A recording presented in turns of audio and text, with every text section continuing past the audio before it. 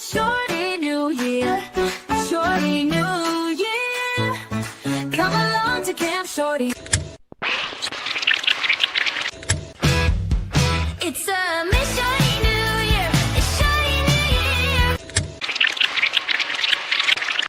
It's a Miss Shorty New Year, a Shorty New Year. Come along to Camp Shorty, we're so glad you're here. It's a Miss Shorty New Year, a Shorty New Year. It's a Miss Shorty New Year, a Shorty New Year. Come along to Camp Shorty, we're so glad you're here.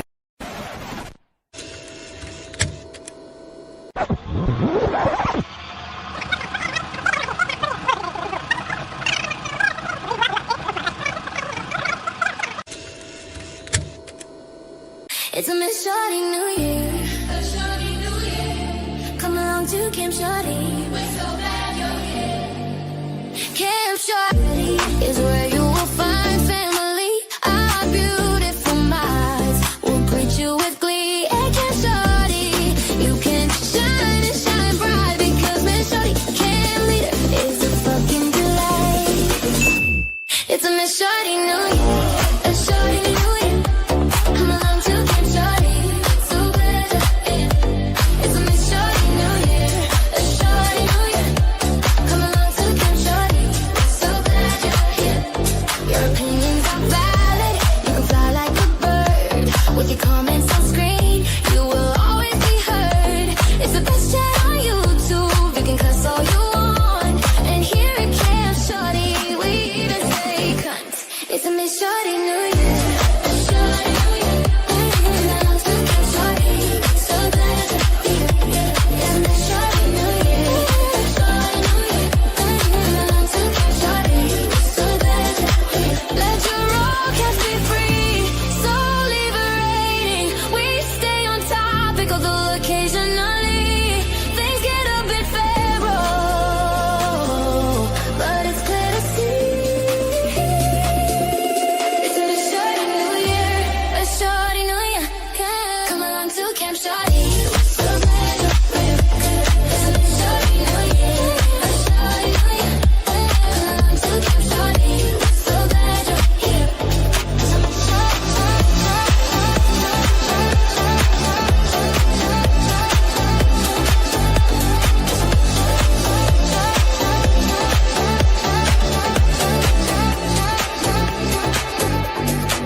Camp Shorty is where you will find family. Our beautiful minds will greet you with glee. At Camp Shorty, you can shine and shine bright because Miss Shorty, camp leader, is a fucking delight.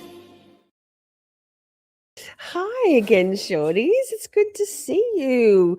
Long time no see. If you missed it, we just did a pre-stream stream, so you can catch that. It'll be in the history, mystery, and all that jazz playlist. I see Kraken's in the house. Sup, Kraken? Good to see you, Miss Stephanie, Simi. I saw Hope was here. Laura. I better put my glasses on. Yikes, you know me. Ha! Oh my God, we're here for Tartaria, part 3. Part 3. Oh my goodness. And we're back. Camp Shorty, where our minds are opened. No, are open-minded. Yes, both. Opened and open-minded. And mindedly open. Hedda, oh my goodness. We've missed you too. Has your tumbler arrived yet? It might not be yet. It should be any minute now. I'll check. But yes, Miss Stephanie, green eyes and thick thighs. Well, that's a handle. I love it. Now, Tartaria part 3. So excited. For starters, this is a commentary channel. So I do pause the video and talk about it, impart my 2 cents along the way. I don't think, or maybe there's some stuff dropped in the description box, but mostly it should be any minute now, Hedda. Amazing. Hello, Teresa, again. Good to see you. Now, so part 3. There is a whole Tartaria playlist where you'll find, obviously, part 1 and part 2. it's the deepest of rabbit holes, and we're here at part 3. And frankly, in my opinion, while I'm gleefully excited about all of the stuff I've got to show you, it's not quite as long a list as last time, but it's quite substantial. I've got a bunch of photos and clips, short clips from the Twitters to share with you all. They're a little bit better organized this time. As I was compiling my list in my notes, I did so with more of a. I was mindful of being more orderly, so that when I went through them in order, they were grouped into some semblance of categorization. So, what decomplexification? Now that's a blast from the past. And I've got a couple of short-ish videos, like half an hour, 40 minutes. We'll see how far we get through them. I think actually those ones are linked in the description box. It's been a minute. I can't remember. I had wine. I scheduled it. You all can tell me if it's there. But if you won't find much on Tartaria on the YouTubes. We are streaming here on YouTube and on Rumble and on Kick and on the Twitters. So shout out to all my friends on the other platforms. I don't think YouTube's going to boot us from here, but if they happen to, we will remain continuous on those other platforms. So fear not. I am paying an exorbitant amount of money each month now to be able to stream to 3+ platforms at the same time, because YouTube doesn't like what we're talking about, i.e. the truth. So I think we've made a fairly good case for the last couple of months that everything we've been talking about is connected. There are no coincidences. And thank you, Simi. And Laura, I'd rather you listened. 100%. I get it. It's a lot to take in.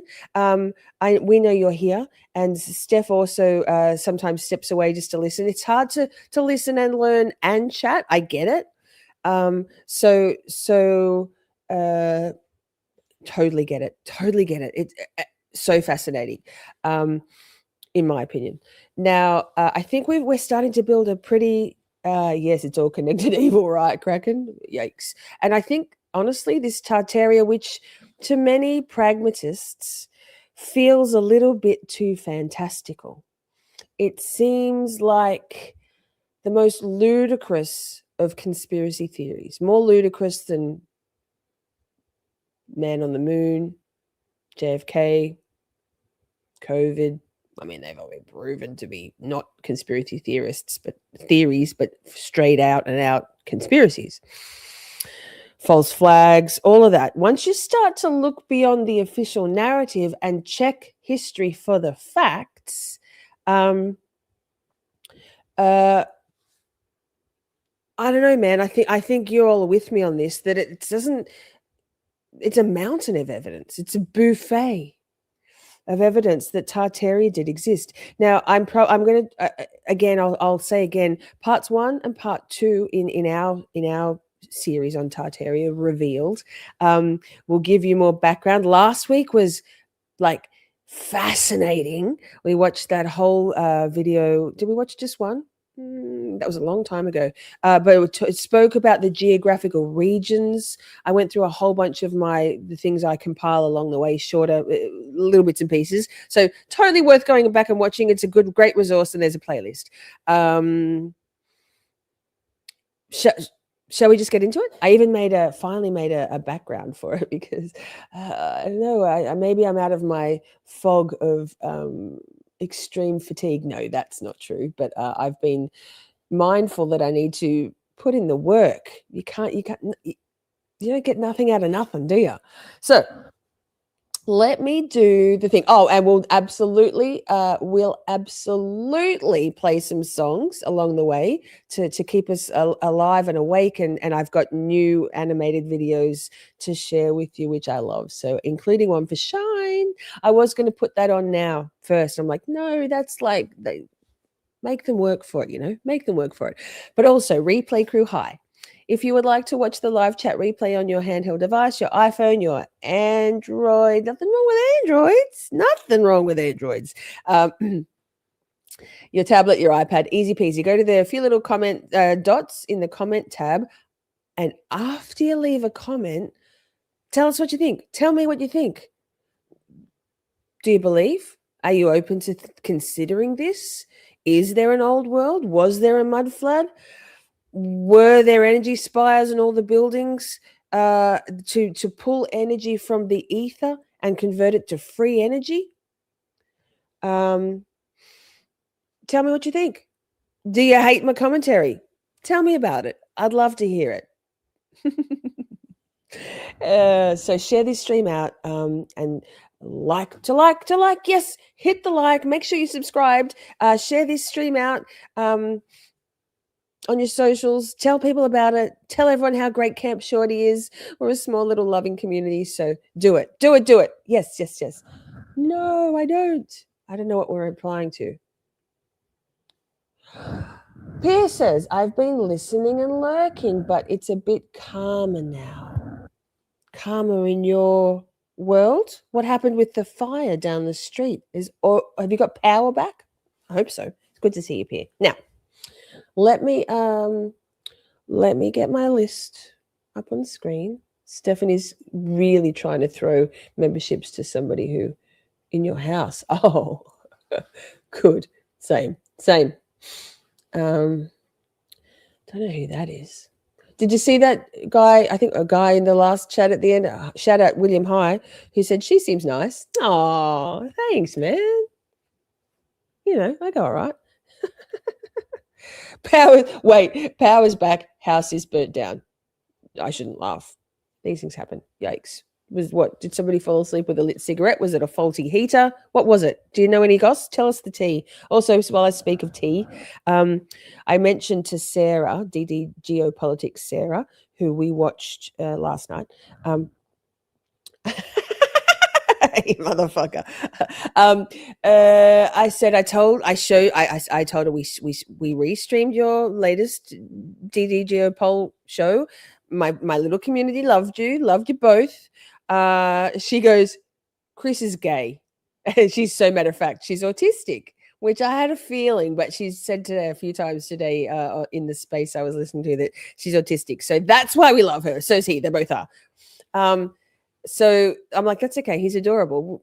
We don't care if he's gay. We can still like love on him and his brain and his beautiful thick hair and his beard. Anyway, all that to say, that was a great show last night. I really loved it. Also, thank you all. Now, what was I doing? Something. Unsure how the fire started. Well, so long as it wasn't you, the pyromaniac, Pierre. I'm joking. I joke. Let me get this up. That's what she said. Now, here I'll show you my list. Now, I don't know what I did here. I somehow turned those. See how those. Anyway, this is inside baseball shit. But am I doing the right thing? Is it this one? Oh, I'm big. Again, that's what she said. Let me make me smaller because that was for that last stream, the Benjamin Friedman speech. I hope you enjoyed that. Interesting, huh? I think we got used to the sound. It was a bit very tinny and a bit reverb. But anyway. Now, here we are. So this is my Tartaria email to myself. It says here, first one says, I'll show you, look. Is it as many as last week? Oh, wow. We'll be here a minute. Some of them are video links, longer videos too. Yeah. So this one says 1776, the end of Tartaria. Read the copy. Okay, Lisa, good. Again, I'll stress how I struggle to find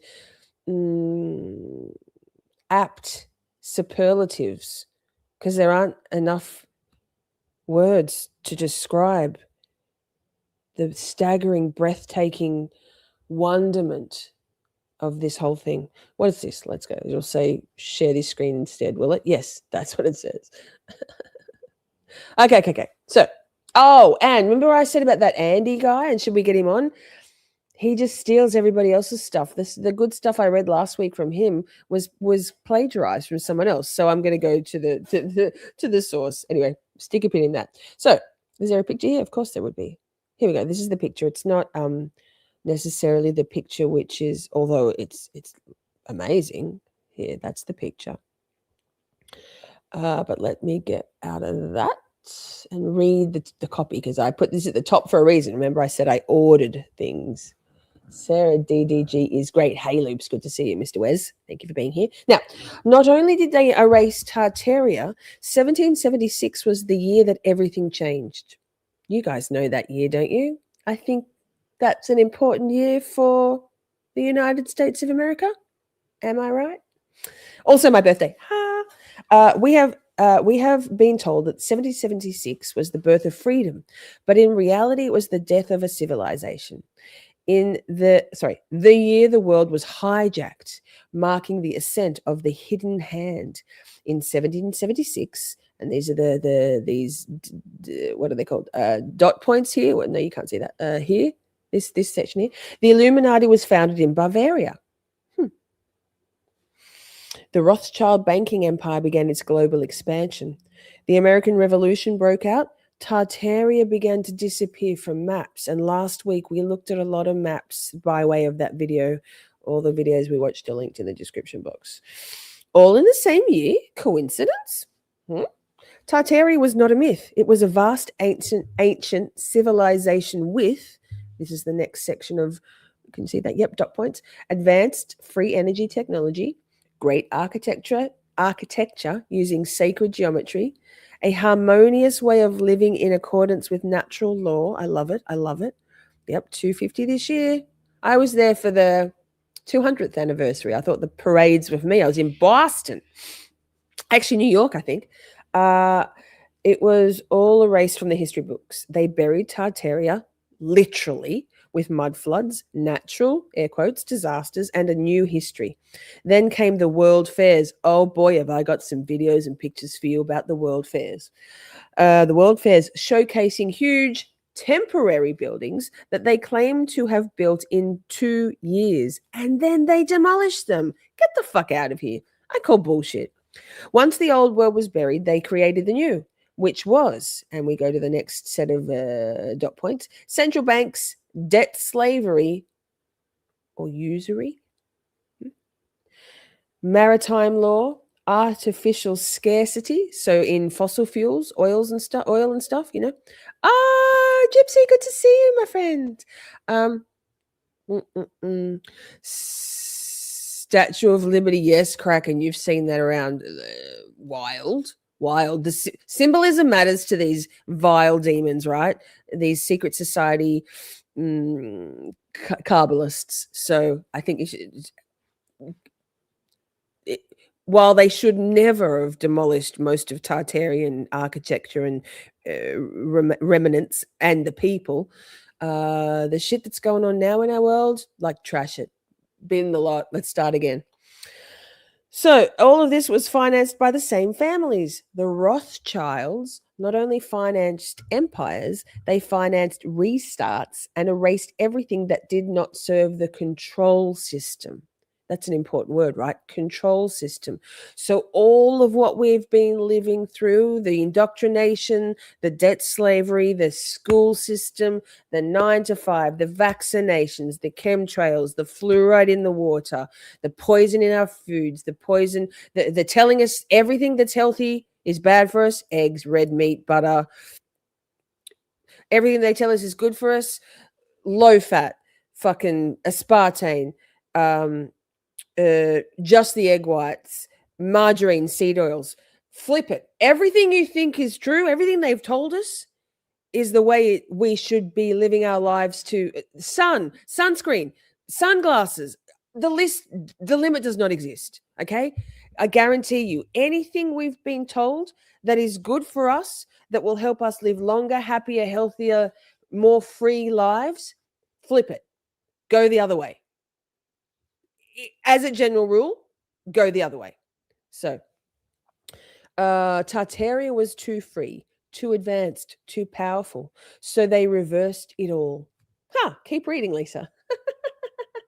I didn't even know that. I spit it out, a sentence. I'm so excited about this. Like, and also I cry all the time about Tartaria. Like, I'm not even shitting. No shit. I'm not shitting you. I cry all the time about this. This is crushing to me that I'm going to start crying now. It's crushing to me that These disgusting demons, not only are they genocidal maniacs who start shit all around the world, co-opt good people, subvert them, and get them to do the killing and the murder on their behalf, but they destroyed this beauty. They destroy everything that's beautiful in the world. I cannot, it's soul destroying for me. And you can't get this stuff back. But we know about it. And there are photos, and we're going to go through it. So they reversed it all. Free energy became fossil fuel. And spoiler alert, there's no scarcity of fossil fuel or oil. There's none. It's something that the planet Earth makes all the time. It's like an all-you-can-eat Pizza Hut, all-you-can-eat. There's no scarcity. The truth became a conspiracy. The spirit became a religion, organized religion. Nature became a resource. Freedom became an illusion. 1776 wasn't the beginning, it was the cover-up. We are the generation that rediscovers what they tried to erase. Oh, shivers. Tartaria was real. The ether is real. And the truth is no longer hidden. Oh, whew. Again, full body chills. Okay, so that. Let's go to the next one. Okay, so World Fair Beauty. Oh no, this is a wait. X. What is this? I'll check it first. Oh, this is this guy, Pilfered. Oh no. Wait. This is to save. Save. This is a video. Remember, you can't see it. Remember, I was talking about.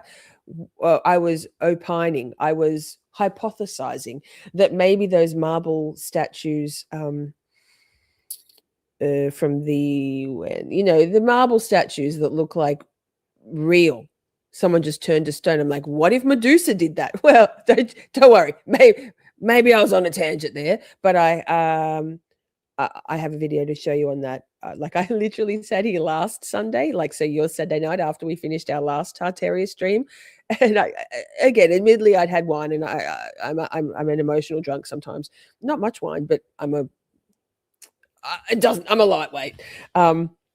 I just sat here crying, watching these videos, not movies, short videos going, oh, I can't believe we've been lied to. It's so devastating. Okay. Now, but so I'm going to hold that thought. Let me find the next. So this one's a video I got to check them because some of them put a weird link in. Okay, so that's also, okay. That's also a video. Okay, 24 minutes, 4-part TikTok. This is a listening one. There are pictures, but it's narration, which is pertinent. Correct, Lisa. History is alive, 43 minutes. Okay. Wow, I've got some long videos here. We might have to split this into another part. Okay. Okay, let's go to the Twitter links because I was ambitious with my compiling of resources.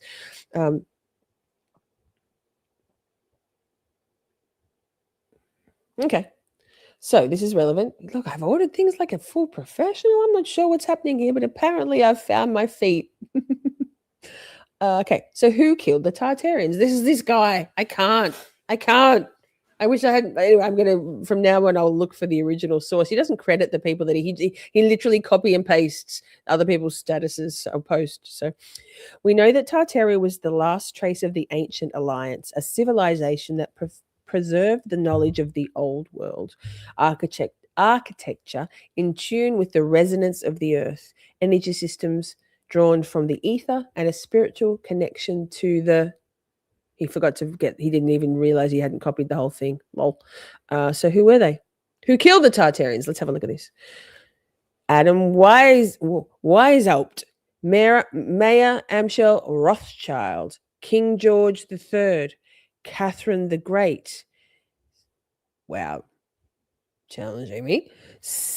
Stanislaus. Whoa. Chernewitz. Sir Francis Dashwood. Thanks for that name. Voltaire, Benjamin Franklin, and Pope Clement the Hex's 14th. I think that's what it says. Now, so that Next one. I'll go to my list. Okay, here's a little clip. It's the last American who remembers. Don't play. No. Share this tab instead. Okay, here we go. So, the last American who remembered the old world Tartaria. This is 5 minutes long, so I can shut up for a minute. Maximize, make it bigger. That's what she said. And we'll go back to the beginning and press play. The last American who remembered the old world. What she told her family before dying 1953. There's a filing cabinet in the Library of Congress that contains the voices of dead Americans, not recordings. Transcriptions. Thousands of pages of handwritten and typed interviews conducted between 1936 and 1940 by government writers who were sent into homes across 24 states with a single instruction: get their stories before they're gone. The program was called the Federal Writers Project, a branch of Roosevelt's New Deal that employed out-of-work journalists, novelists, and researchers to document the lives of ordinary citizens. They collected 2,900 life histories. Then they filed them in the Library of Congress, where they sat mostly unread for nearly 40 years. I found them because I was looking for something else. I was tracing architectural records from the 1870s, trying to understand why so many American courthouses and government buildings from that era feature proportions that don't match the people who supposedly used them. The same question I keep running into. But the deeper I went into those archives, the more I realized the buildings weren't the real story. The people were. Because those 2,900 interviews captured something no textbook ever could. The first-hand memories of Americans who were alive before everything changed, and what they described doesn't match the history we've been taught. Let me explain what I mean by before everything changed. Consider the math. An American born in 1855 who lived to 85, not unusual, would have died in 1940. That means they were alive, speaking, remembering when those government writers knocked on their doors. They would have been children during the 1860s and 1870s. They would have witnessed the most dramatic transition in American history. Not gradually, not over centuries, but within a single lifetime. And their grandchildren, born in the 1920s and 1930s, heard their stories firsthand. Those grandchildren are the last generation that carries the oral history of the old world, and they're almost gone. Mary Kelly was born in 1851 in Southfield, Michigan. She lived to 113 and died in 1964. She was alive before the Civil War and survived long enough to see television in every American home. Maggie Barnes was born to a formerly enslaved woman in the early 1880s and lived to approximately 1115, dying in 1998 in North Carolina. These weren't extraordinary cases. The Gerontology Research Group has verified 16 supercentenarians born in the 1850s alone. Dozens more lived past 100. Hundreds. I'm just going to say the low average life expectancy of the olden days realistically was only because of all the children who died at birth, in childhood for various reasons. People didn't die at that average age. They either died young, generally, or lived a long life like we did, long, healthy life, and nobody was obese. Nobody was obese, okay? Lived past 90. An entire generation of witnesses whose memories spanned two completely different worlds. The government had the chance to record all of them. It recorded 2,900. Then it stopped. The project was defunded in 1939 after congressional hearings, turned over to state control, and effectively shut down. The interviews were boxed up, not published in any accessible form until the 1970s. 30 years of silence around the last first-hand testimony of Americans who remembered what came before. Before what, exactly? That's where October 8, 1871 becomes impossible to ignore. Every American learns about the Great Chicago Fire. Mrs. O'Leary's cow, the wooden city, the rebuilding. What almost no one learns is what happened the same night at the same hour across 3 states simultaneously. In Peshtigo, Wisconsin, a firestorm consumed the entire town in approximately 1 hour. Between 2,000 and 2,500 people perished, making it the deadliest wildfire in American recorded history. The fire burned 1.2 million acres. Survivors describe winds strong enough to lift adults off the ground, flames that moved faster than a person could run, and a heat so intense that people crossing open ground simply burst into flame without being touched by visible fire. That sounds a lot like directed energy weapon shit, doesn't it? Like old world Tartarian, like sorcery technology, destroying the evidence of the old world. Reverend Peter Pernin, the parish priest who survived by submerging himself in the Peshtigo River, published his eyewitness account in 1874. Same as He Maui, described a phenomenon that doesn't match any normal wildfire behavior. The LA. available oxygen was consumed so rapidly that people who showed Alchemy, no thank burns you. were found deceased, as if the air itself had been weaponized. The fire created its own weather system, a vortex of superheated wind that behaved less like a forest fire and more like something detonating from a central point outward. The same night, Holland, Michigan burned. Manistee, Michigan burned. Port Huron, Michigan was threatened. Across 225 million acres of the upper Midwest, fires erupted simultaneously. The National Weather Service confirms these fires broke out across 3 states at the same time on the same evening. The official explanation is drought, lumber debris, and a cold front with high winds. Reasonable, except for one detail that has nagged researchers since 1883, the simultaneity. In 1883, a hypothesis emerged that fragments of Biela's comet had struck the atmosphere and ignited the fires from above. This theory was revisited in a 1997 documentary and investigated again in 2004 by the American Institute of Aeronautics and Astronautics. Witnesses in Chicago reported blue flames burning in basements, a color consistent with unusual chemical combustion, not wood fires. The theory has never been. Oh, bastard. Anyway. The last American. Pause. Sorry, I had my caps lock on. Sorry, I probably didn't mean to scream at you. Okay, so just like in the last stream, we did the Benjamin Friedman speech from 1961, and the title was called History Repeats. Nothing new under the sun. These fires sound a lot like Maui fires. It's interesting, wherever these either fires or like a flash flooding, like 100-year event, once in 100-year event, flash flooding and shit, earthquakes happen. Always, Patagonia, always these days are in places where there's 15-minute cities planned. Agenda 2030, anybody? Globalization, one world government, it's all connected. I'm not sure this runaway train can be stopped, but at least we'll know what's happening while we go down in flames, literal flames. Okay, let me find the next one. I think I've got some more photos. Oh, this is a picture montage clip. Tartaria erased 130 years ago. Let's click on that. Share this tab instead.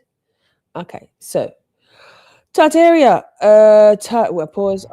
Pause. Tartaria, Tartarian Empire, erased from the history books less than 130 years ago. And we've talked about the insane asylums, right? The gigantic, huge capacity for, we can infer that the people around the turn of the century who were institutionalized were those people who remembered this time. Because what better way to smear and discredit someone than to call them crazy and lock them up? See you, Kraken. Thank you for being here. Okay, so let's watch this. I'll maximize it and press play.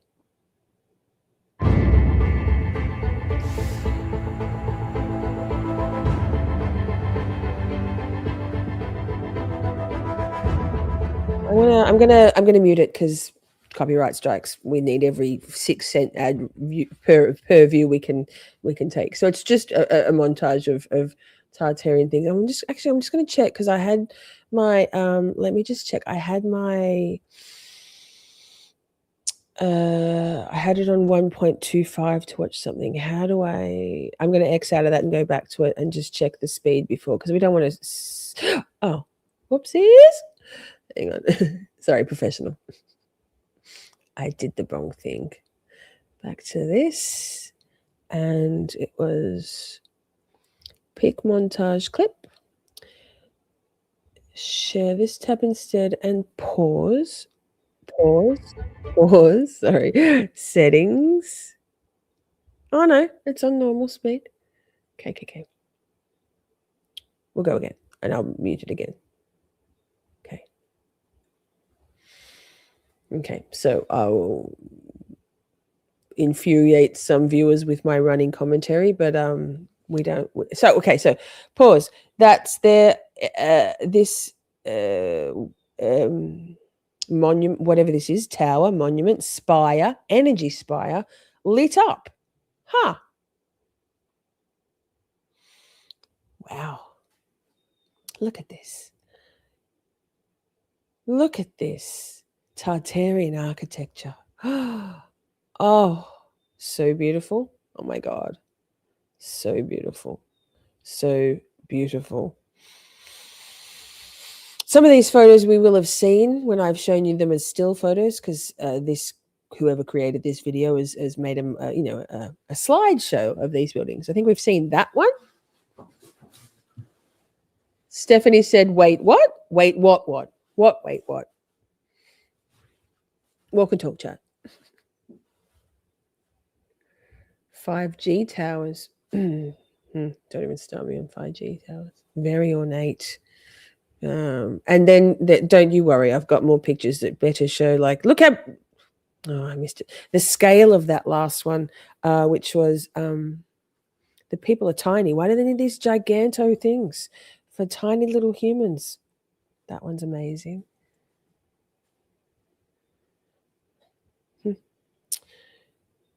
So beautiful. Oh my goodness. Oh my goodness.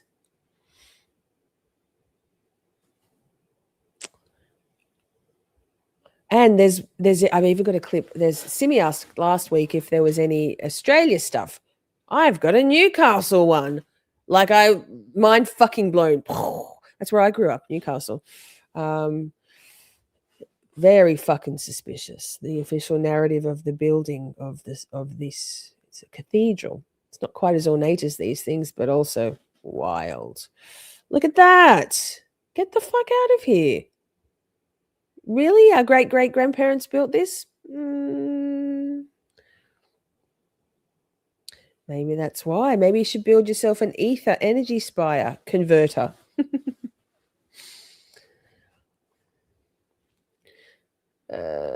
Sorry that I can't have the volume on. It's just my tedium.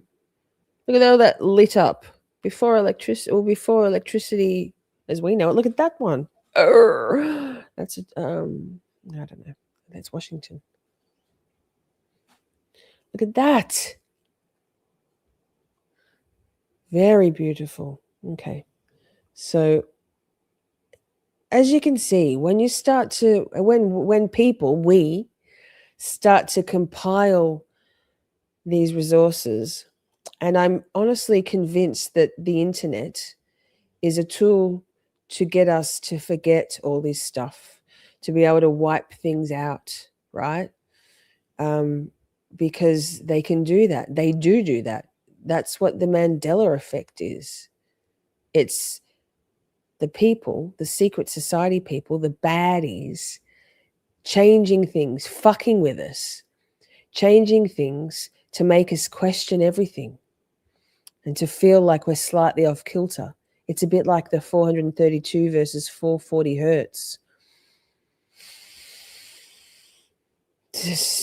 And so we get lost in the absolute. It's like a document dump in a trial, right? Like Coburg or whatever, like just buried in a sea, or like the Epstein files, buried in a sea of information. How are we going to find this? Except people are compiling it. And a lot of the people who are conspiracy theorists with regard to like accounts on Twitter with regards to like COVID or the moon or all of those things, pause, are now on this, flat earthers and stuff. And I don't know, man, the firmament. the guy who founded NASA, NASA, NASA, the man on the moon, lol, on his tombstone, there's a reference to a Bible verse. I believe it's Psalms, but don't quote me on that. You could Google this and have a look. And it references the firmament. So why would the NASA guy be talking about the firmament? Firmament is the end of Earth. I don't know, man. I'm open to anything these days. Anything. Yes, the firmament is in the Bible. Yes, it is.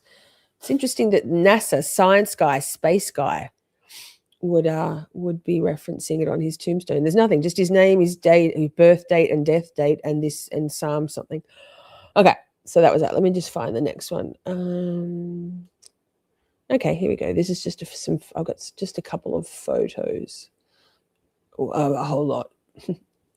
So, what does it say? Oh, look, can you see over there? Wait, can you see this here? That's us. That's us live on X with 16 people watching. My favorite 16 people on the planet. So it says here, my notes said, I just copied theirs. It's in the Ottawa Parliament building. Settlers or / pioneers built this?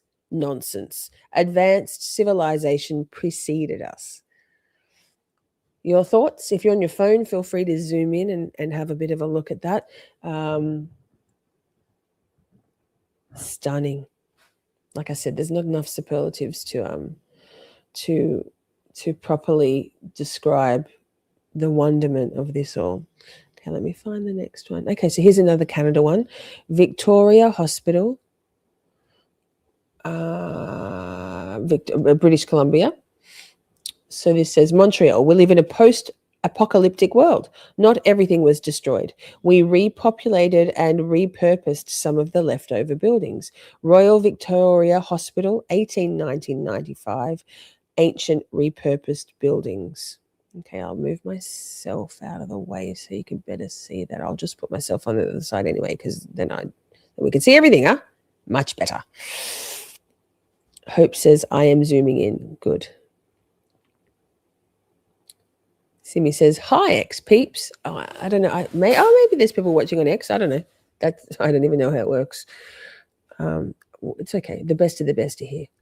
So look at these buildings. So this is settlers built this. Okay. Interesting. Look at those turrets. See, let me get my cursor over this side. See, I've got my mouse going here.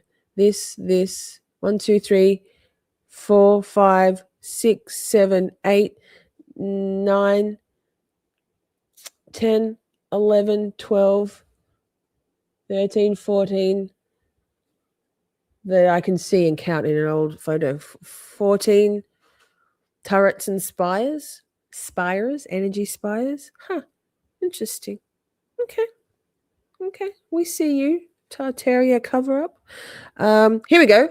Now, remember how I've spoken many times, enough times, about the fact that in most of these historical photos, including the one that's on the screen right now, the sky is whited out. It's been whitewashed, literally whitewashed. So here's a rare historical photo. Oh, no, I'm going to go back up, but there's one to go back up to. Note to self. So the Hindenburg floats over Manhattan Island in New York City on May 6th, 1937, just hours from disaster in nearby New Jersey. Floats equals levitating. Disaster equals execution. Old world city, old world craft. They executed the old world airships that could take off and land anywhere, including, it's hypothesized, a loading dock, a loading bay at the top of the Empire State Building. Wow, I've seen a picture of it. It makes perfect fucking sense. Denmark! Hi, good to see you from Denmark. You guys protect that Greenland at all costs, huh? Thank you so much. Welcome. Okay, so normally it's just white, right? No tonal difference. They literal whitewashing, like photoshopped, olden days Photoshop. So they executed the old world airships that could take off and land anywhere, tops of buildings, fields, and shoved the people right into airplanes and airports using fossil fuels. Let me zoom in. Let me embiggen. How do we do that? Like this. So, and then also, note to self, look at that skyline. Look at those spires. Can you see? Yes, you can. At the top. Zoom in again. I won't skip through yet. The spires where my cursor is underneath where the airship is. They're on top of these other buildings here as well. Many other ones. on top everywhere, on top of every building. Why do we need spires? It can't just be like architectural fashion, right? So that now let me find this now. What was it? Okay, remember when I mentioned the 53 miles of documents secretly stashed, stored under lock and key underneath the Vatican? Yes, here. So here is the Vatican probably has the true history of humanity locked away in its archives. Anybody who poo-poos and disregards the Vatican as being irrelevant and not integral and interwoven in this whole thing, including all of it, Baal worship, Moloch, all of it. Don't even start me. But no, just no. They're the crypt keepers. 53. There are 53 miles of shelving, not just of documents, of shelving, filled with the documents of the public will never see. What do you think they're hiding? That's the Vatican. I've been to the Vatican. Amazing. I wish that I knew then what I know now. I would be going along with a very critical eye. The Vatican has suppressed so much. Energy rods, exactly. If they're like conductors into the ether to grab the energy and then convert that energy, the ether, into free energy, free electricity. No, can't have free. We need control. We need to the myth of scarcity. Remember. So there's that. Now I'll go here. Okay. U.S. Capitol building, 1873, with muddy streets. And I wrote, this is fucking crazy. So, not we are fucking crazy. This is fucking crazy. The U.S. Capitol in 1873. Look at the muddy streets and rubble all along the side of the Capitol building. Looks like an excavation and repair. Let's look at them in full size. Let me get rid of this off the screen so you can have a look. Again, feel free to zoom in if you're on your phone. Horse and cart. We've seen this photo before. Horse and cart with excavated old streets, stone cobble streets. Really? They built this in a time when the horse and cart tram, so it's a horse and cart tram on the tracks, but they don't have the technology because it used to be like there used to be electric trams cordless, like as in no wireless. I don't know. I honestly, I have to stop myself from saving every single fucking thing I see because it's all mind blowing. So, and this is the other photo. She said, there it is. Look at that. As if that's not clean up. Again, zoom in. Okay. Let me find the next thing, what I've got. It says, built with a hammer and chisel, ? Short clip, glorious. This is my commentary. There we go. I'll maximize it.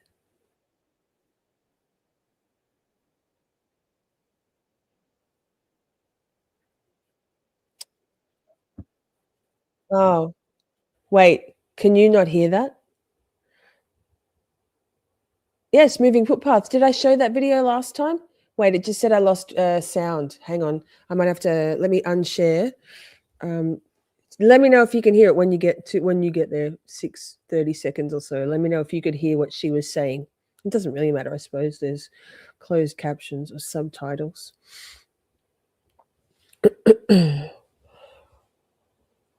I'm gonna just dump it and get it back again because that's the only way to get it back. Where is it? Short clip, glorious. Hopefully you can hear it. Just gave me an error message. St. Peter's Basilica is so massive that it really messes with your perception of size.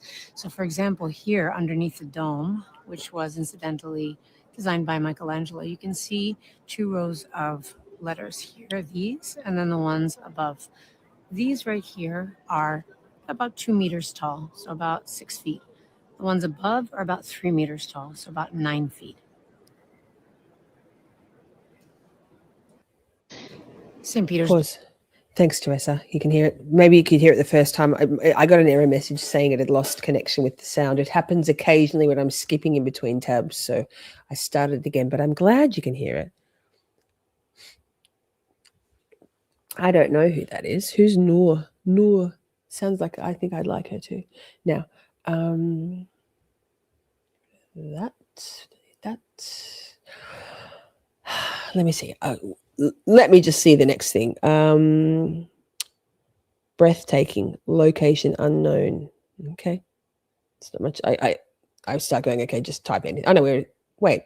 I put the wrong link. Fuck. You can't see that. Why did it do that? I know what I'm doing. I don't really.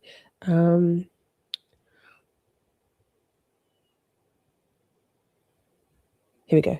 Okay, so it says it's a heavy. This guy's good. This guy's good. This is a flat Earth guy. It's a heavy realization. Yes, it is. Once you put all the pieces together, and the truth becomes clear. The Dark Ages, as we were taught them in school, were a complete lie. We are living in the Dark Ages, a post-apocalyptic wasteland compared to what the world once was. Strongly agree. But a great awakening is underway. We will return. I'm just hoping to present to you. Oh, she sounds fun.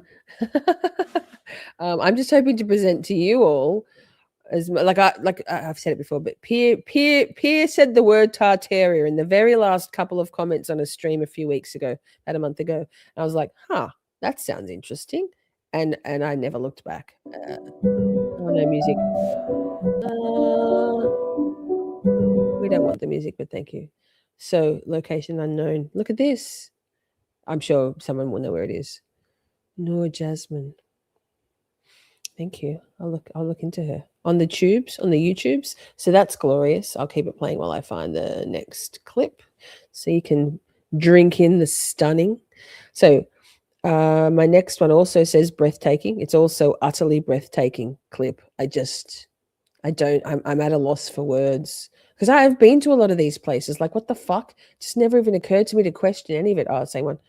Is this the same? Oh, I just did a double up. Same. Mont Saint Michel, France. Behold, Tartaria. Fun fact. It has a tiny permanent population of roughly 24 to 30 residents known as Montois, consisting of a small number of monks and nuns alongside essential staff, business owners, in brackets, hotels / shopkeepers, and their families. Behold, Tartaria.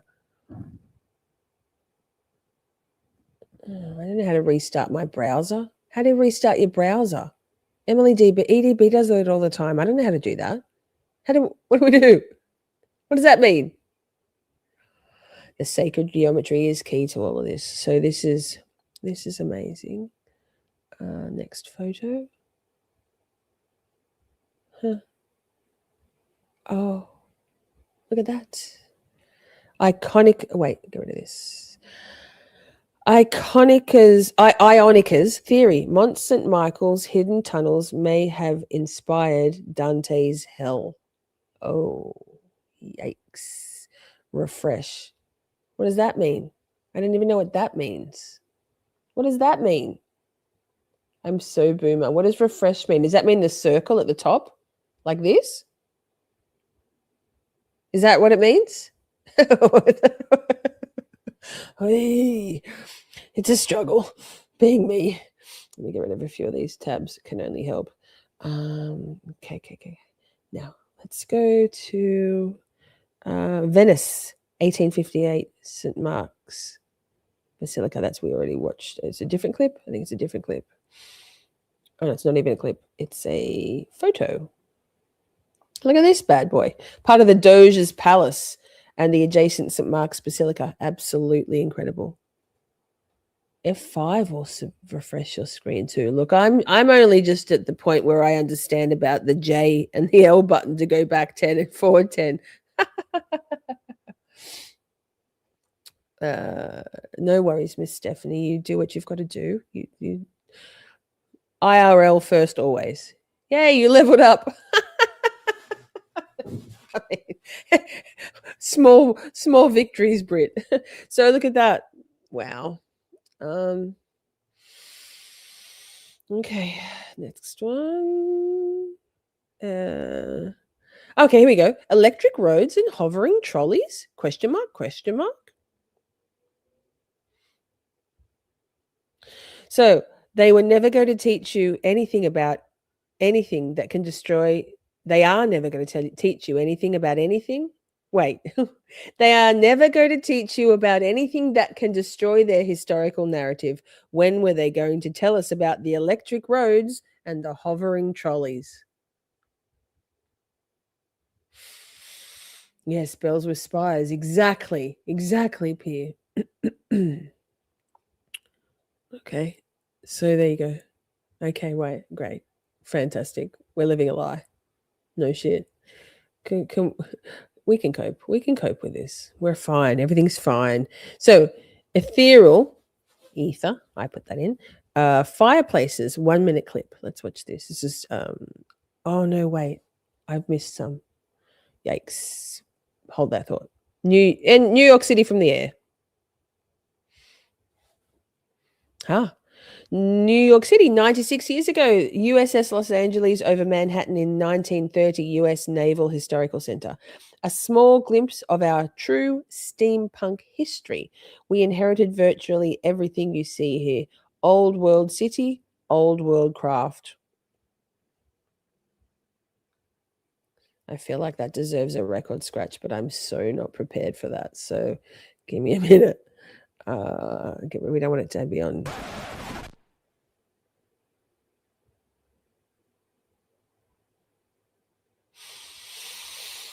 Oh, it's fuck. Like you can see, this is why I spent a lot of time crying about this. It's heavy, amazing, beautiful, heavy, heavy that they just wiped all of this. These disgusting animals. And think about the monsters, demons, evil, evil people. They wiped it all to wipe the beauty uh, and the freedom of the old world to make sure we were conforming slaves marching ever towards globalization. They can't have us knowing stuff. They can't have us knowing stuff. So, Tartary before the last reset, short TikTok. Let's see what this is. Tartary before the last great reset. Pause. Thanks. A world of magnificent architecture, advanced design, and knowledge. Most people were never taught to question. They created a concrete hell, right, Laura? It's awful. Everything's awful. What if the ruins of the old world are not ruins at all, but pieces of a buried chapter of human history? Yeah, you've got me. You're preaching to the converted, friend. Let's go this and this. Mm.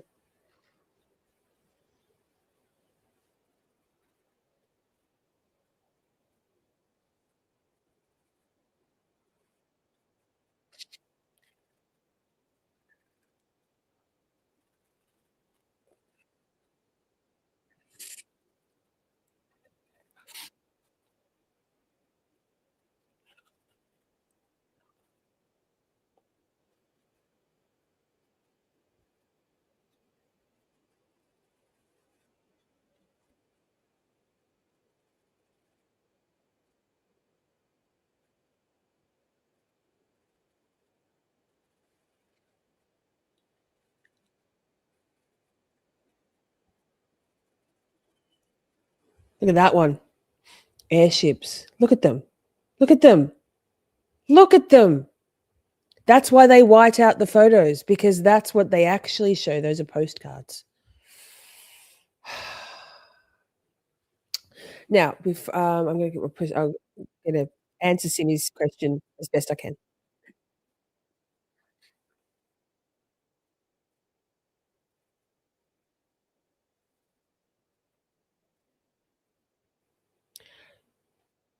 Here, yes, levitation. And actually, I've seen, I don't know if it's fake, but I've seen something where they've got that Stonehenge is actually only from the 1950s. I think that's a bridge too far for me. But now, Simi said, I want to know the turning point. What the fuck happened? So remember at the start, I read you that one that talked about 1776 when the Rothschilds, who are part of those 13 bloodlines, the secret societies. Now think of the word Freemasons. It's along the lines, in my opinion, as founded, cities founded, buildings founded. I believe those 1776 people who started central banking, all of the things that we read in that very first one, when the New World, America, 1776, the Freemasons are called that, in my opinion, because they got access to Freemasonry, things that they found them and they appropriated them themselves. So when the Rothschilds, who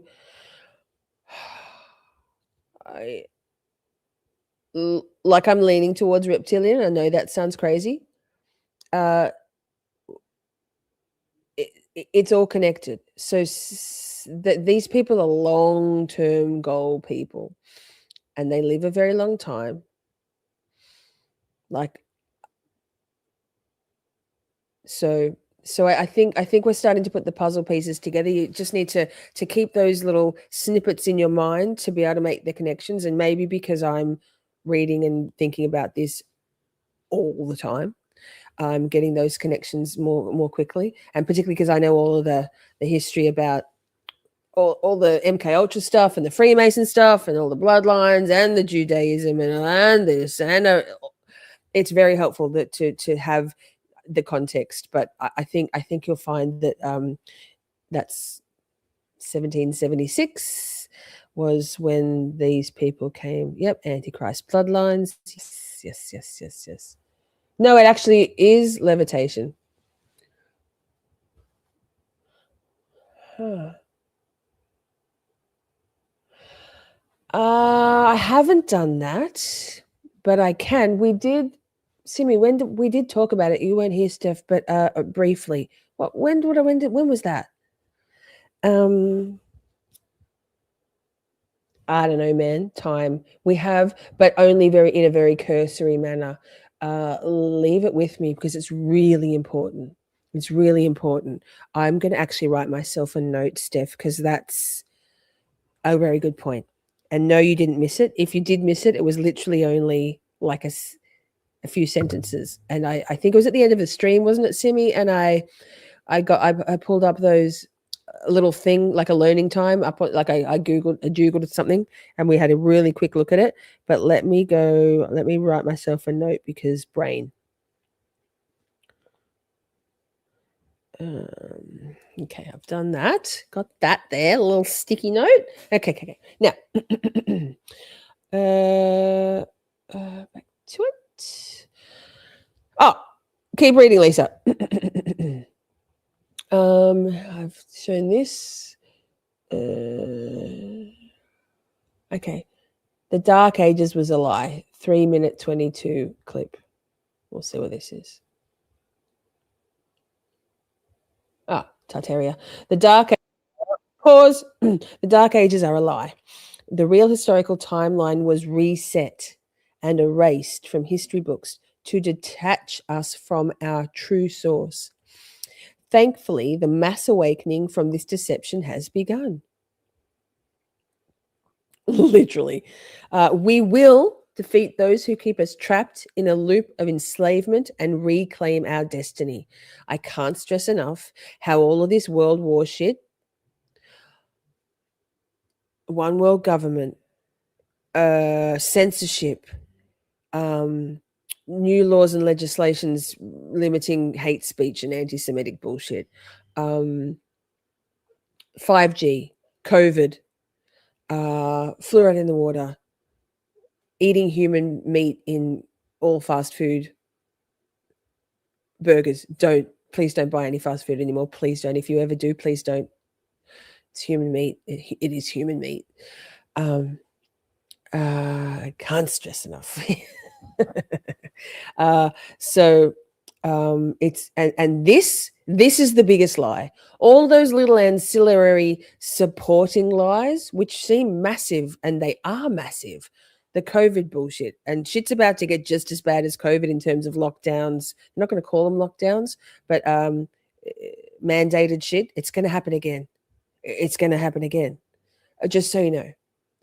And this is a highly volatile, very quickly evolving situation that we are facing around the world because of these motherfuckers, the Rothschilds, the secret societies, the supremacists, the globalists, the oligarchs.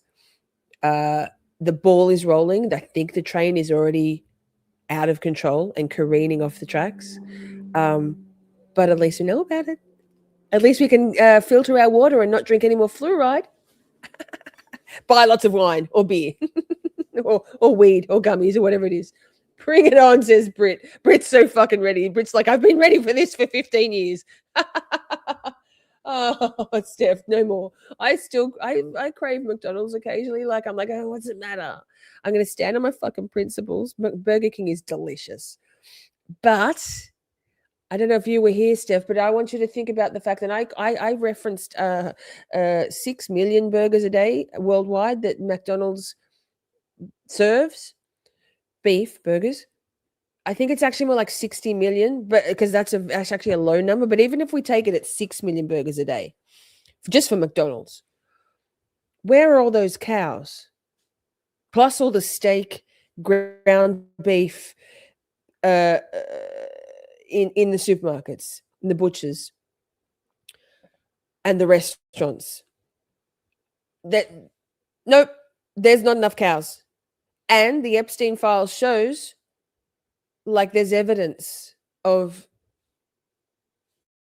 in the Epstein files, and I can't remember, but there's receipts that they process human meat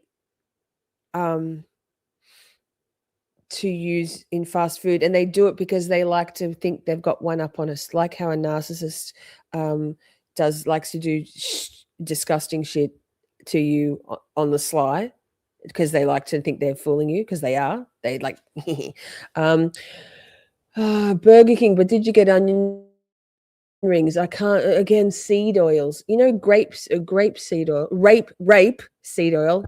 I'm talking about oils, YouTube, not that. Rapeseed oils are byproduct of petrol. They're carcinogenic. So what all the fast food joints and almost all the restaurants and all processed packaged foods, what they cook with and use as their oil ingredient is carcinogenic and toxic. It's killing you.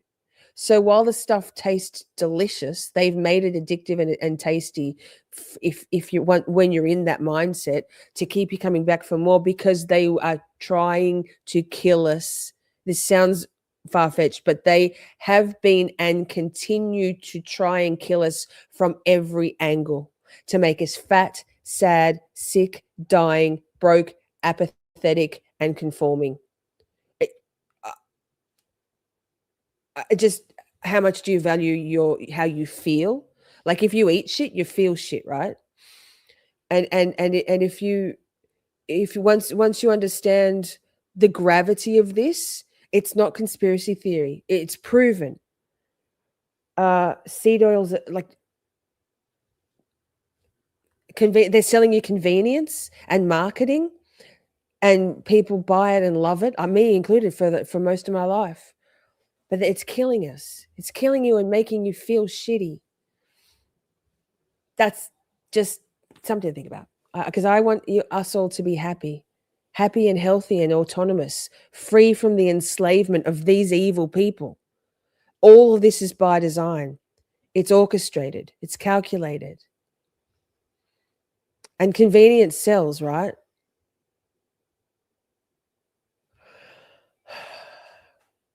It's not even sick, and also particularly in America, with the lunacy of your medical, your Medicaid, the cost of medicines, right? So it's big farm. It's all connected. And when if like I don't really ever like I'm sad and feeling heavy about all of this and about the world and about the genocide in Gaza and all this stuff. But since I've totally changed, like I don't buy any shit. I don't buy any food. I don't eat anything prepackaged. Nothing. I filter my water. I drink wine. That's probably the worst. And vapes. Obviously, vapes are good for you. Um, I feel good all the time. I might be tired because I work very hard, and I might be frustrated with finances or with interpersonal things, but I can't stress how good you feel and look about yourself and within yourself and about the world when you're only ingesting things that are as close to nature as possible. Well, that's what they want, Simi. They want everybody to be dead. I'm still putting snacks in your glory box. Yes, I've got snacks in your glory box too. I've even got Christmas. I got Christmas sprinkles, so you could do some Christmas baking. Well, you know, time. What is time, Steph? Anyway, carry on. But so that's the thing. Like one illness can render an American homeless in a very short time. So why? That's a really good point. And Steph, you like me have got fairly we have some instability in our finances and our employment. Like I'm just a casual employee. I don't have any savings. I presume you're the same, Steph. I don't own a home. I rent. I don't own a car. So if you're allowing yourself or succumbing to the convenience and the marketing pull and the addiction of the shit they put in that food, thanks, Laura. I love you. Then Michael, but also that Michael Moore thing was a psyop, just so you know. So wouldn't it make sense to do everything in your power to? Yeah, exactly. I've got none either. Take back your autonomy and your health and your future. Why would we give that to these people, these people that are responsible for all of this? Anyway, back on track. So the Dark Ages is a lie. The real historical timeline was a reset, erased from the history books to detach us from our true source. Thankfully, the mass awakening from this deception has begun. We will defeat those who keep us trapped in the loop of enslavement and reclaim our destiny. I did already read that. Yikes. I forgot. Let's watch it. Oh, Australia.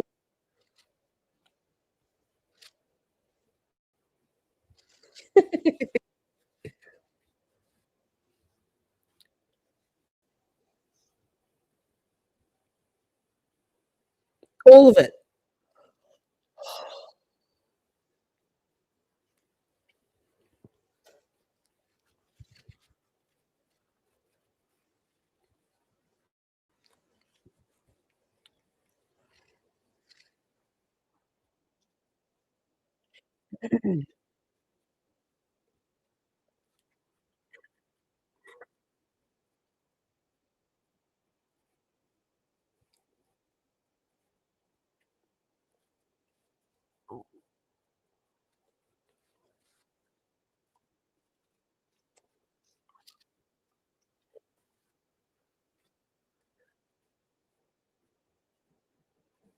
Ha.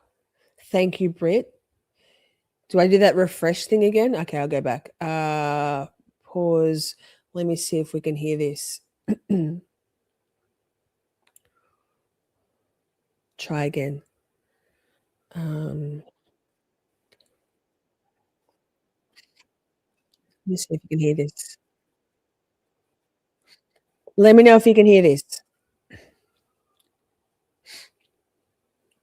Could you hear that second time round?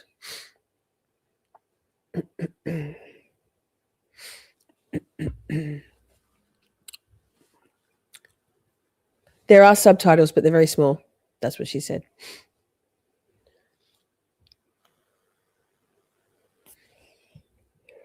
The next thing I'm going to try to give up is this. Man, obviously it's not good for you. I'm going to assume you can hear it. Wait, I'll read the subtitles. I can't tell if anybody can hear it because you haven't told me. And we realize you see, and we realize, yes, some of history might be wrong, but no, it's all fabricated. No, you can't hear it. Okay, that's weird. What does refresh your browser mean? Maybe I have to X out completely. Can't hear. Thank you, P. I'll read it to you and you can watch because the photos are flicking by anyway. The whole lot is fabricated. An interesting thing is the architecture we find all around the world in all of our cities, that old Gothic style architecture. Maybe I'll do it like this because it's in my ear and it's distracting me. Like Gothic old style architecture, incredibly intricate design, and people. Oh God, that's fast. And people look at something that's just the way they did things in the olden days. A lot of these buildings, like they're so beautiful. The design of those buildings is so beautiful. And think about it. If we lived in a feudal culture, if we lived in a culture where you had to go out and work for a living and and earn a wage in order to pay to be alive, you would never have the time or the inclination, good point, to construct buildings that look like that and function in the way that they did. These buildings were created as artistic statements. Yes. No, the Gothic. This is true. I think we're getting there, Steph. Yes. None of it. Every little explanation they've given us, every little catchphrase, every little thing is a cover up. Like I said, the Freemasons founded Gothic revival. No. Those buildings were already there. We don't. How do we know that history's a lie? They've written, these powerful people that are in charge of everything, right down to writing our textbooks, controlling our media, and what we can say on the internet these days. And in the same people, it's the same people. So the Rothschilds were Ashkenazi Jews, right? Jews. They're the connections. So everything's a lie. This is what's so mind-boggling, and I'm really struggling to come to terms with. I can cope with all the other ones, and I have been coping with all the other ones daily. It's slowed down a little bit now because my initial awakening was like a kick in the face with a boot every day, many times a day, while I just had these mind-blowing realizations as every door was being opened to me. But this is the hardest one because it's not just a story. It's not just a narrative. It's not just a little niche, isolated conspiracy theory. It's like it's everything. And I cry about it quite a bit. Probably need a hug, frankly. It's been a minute. These buildings were created as artistic statements. They are functional. They were power sources. They were generators. They used to generate their own free electricity or all sorts of things.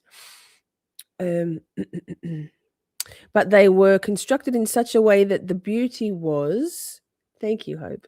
Was part of it. You just wanted to celebrate what you were creating. Doesn't that make sense? Thank you, everybody, for the cuddles. Yes, Steph. This rabbit hole could really take your mind off the IRL stuff, Miss Stephanie. Because you just wanted to celebrate what you were creating. We don't do that sort of stuff anymore. Look at that one. Just the beauty of those buildings. Look at those energy spires. What else could it be? And the incredible complexity of the buildings is a great indication that we didn't live in this pay to be alive society. That makes sense, doesn't it? Who's got the time for this shit? So beautiful. And I love beauty so much. Beautiful things make life be worth living for me. Because I don't like you, my beautiful friends, learning, my beautiful doggos and Timmy, bless. And Steph, I told Timmy yesterday afternoon, he was sitting out in the driveway and I looked at it, I said, Stephanie loves you. So I do tell him you love him. Beauty makes existence beautiful. They don't want us to be happy and content and free to create and maintain beauty. They want us to be marching along in the grayness, the drudgery of slavery and conformity, apathetic, too tired, too sick, too poor, too time poor, too overwhelmed, too busy watching stupid shit on Netflix and stupid shit on our phones, get engaging in stupid, divisive, cyclic interactions with people on the internet. And we're fighting about things that the division has been installed by these same people. For example, black, white, red, blue, like left, right, Dem, Republic, Muslim, Christian, fucking the haves and the have-nots in our society, striving to get the new pair of sneakers, striving to have the best look on social media, striving, chasing a carrot that's not even worth eating, that's we're never going to catch. That's what they want. And that's devastating to me. Devastating. That we're living in now. Tartaria was all over the world. It was look at that. Oh my God. It was an advanced culture that had free energy. Look at that. And oh my God. I'm like, look at that. Sorry, I just screamed into the microphone. Was based on etheric energy. About 200 to 250 years ago. We think we even like us, the earliest would be about the mid 1700s. Oh my God, look at that one. If it maybe was destroyed. Pierre says, I may be showing my German heritage, but I love the efficiency and practicality of power generation. Here's my thing. I've always had this thing, functional and aesthetic. Things have to be beautiful as well as functional. But I agree. All this stuff is energy spires. Sorry, I'm starting to all my words are getting jumbled in together. Possibly even a little bit later than that. And around about us, 1880, the late 1800s, they repopulated the world with children. Here we go. Are these the orphan children? And then they taught them whatever history they wanted. Hey, that makes sense about the orphan children, doesn't it? If the orphans were orphaned, we haven't even got there yet with why were there so many orphans? And placed, well, probably because all of their Tartarian knowledgeable parents were placed in mental asylums and or killed, right? And then placed them with people who were happy to either happy to perpetuate the lies, this rewriting of history, and the incubator babies, yes, Brit, yes, who didn't know anything about this. It's like a genocide of history, of the truth, of the past.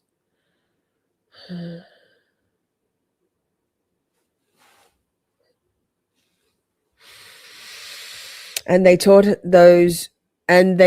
them whatever history they wanted, right? And look at those foundling homes and foundlings in orphan trains. Keep reading, Lisa. Some of these I haven't watched. I've just known they're going to be good, so I've saved them. Across Europe, sorry, they were everywhere. Children everywhere. A couple of years ago, I was reporting on all this sort of stuff. And then Cabbage Patch Kids, can you see that down the bottom there? And then the fires broke out. Okay, so the fires. Yes, that makes sense. Are we making some connections? I am.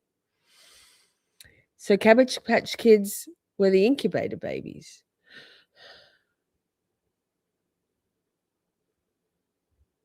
This is too much. It's very overwhelming. And I had to kind of leave the topic because this is the shit they kill you for. Put you in a mental asylum, into an insane asylum. If I had to leave the kind of topic and get on the more important things that we are dealing with, that are dealing with us now, I think this is very important. It's because if we don't understand this, then how can we understand how serious now is.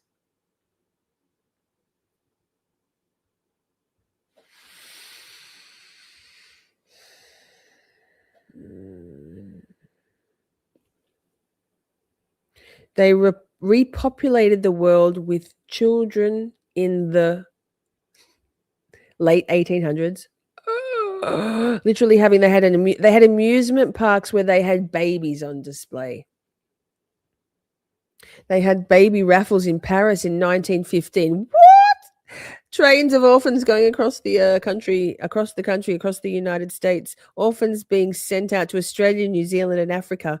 Just repopulated the whole world with children and taught them whatever history they wanted. They were basically harvesting all the souls of those people. It's like they,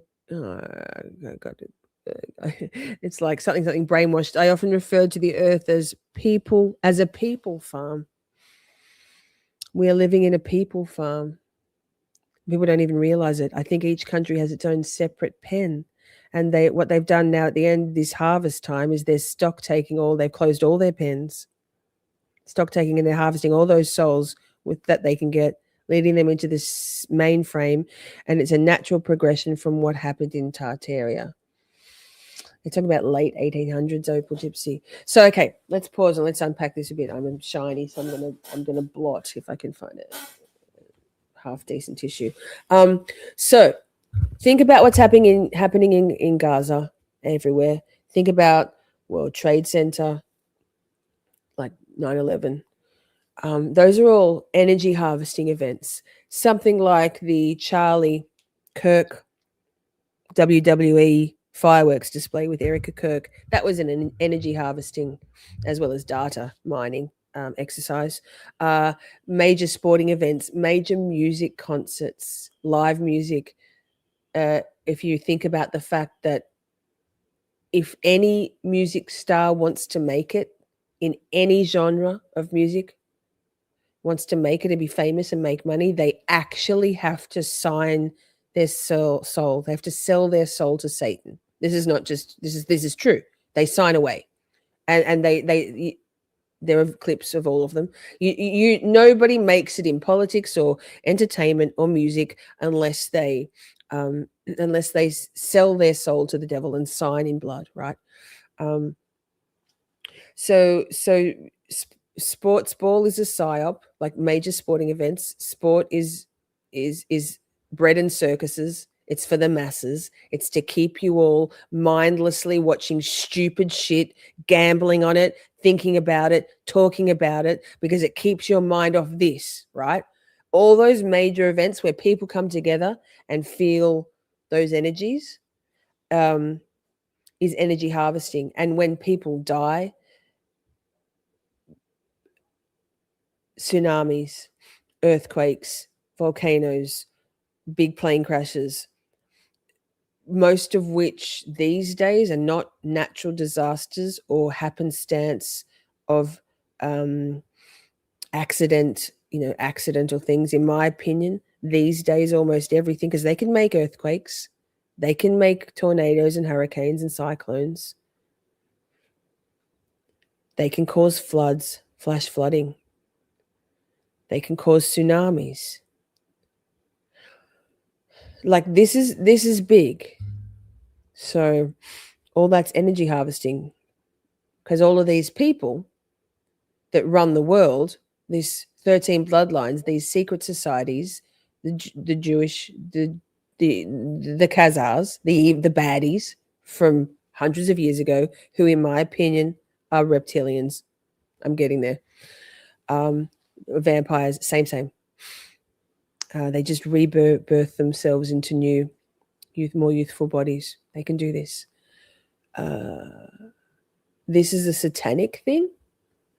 This is Moloch, Baal, and Tartaria, the old world, was everything that was good and beautiful and all about freedom of information, freedom of soul and spirit. So organized religion, shut that shit down. Conformity. Taxes, shut that shit down. Conformity.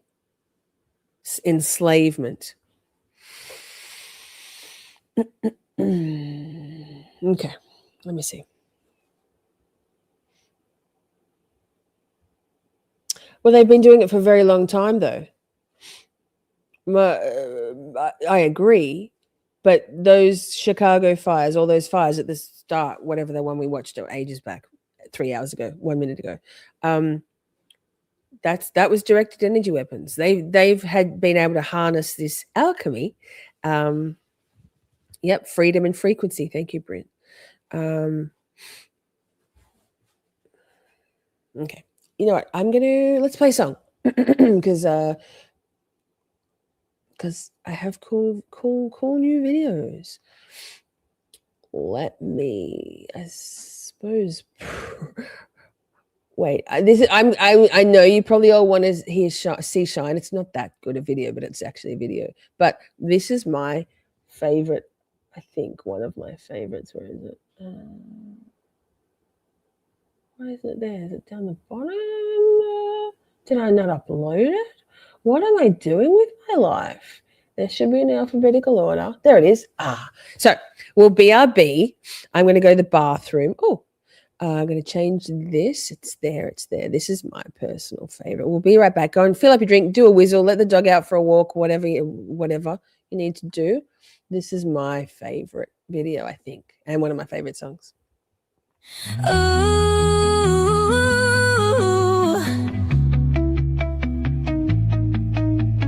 Disappointment drags you down every time it comes around. Pick you up and dust you off. You know the drill, done this a lot. Big feels, deep breath. Don't worry about it, just take another step. 1 foot front of the goddamn other. Shake it off, don't even bother. Give it up, suck it up, chin right up, and toughen up. Stupid really love song bullshit. On the ropes, another hit. Do not engage, emotional raincoat, Teflon coated, deep mode.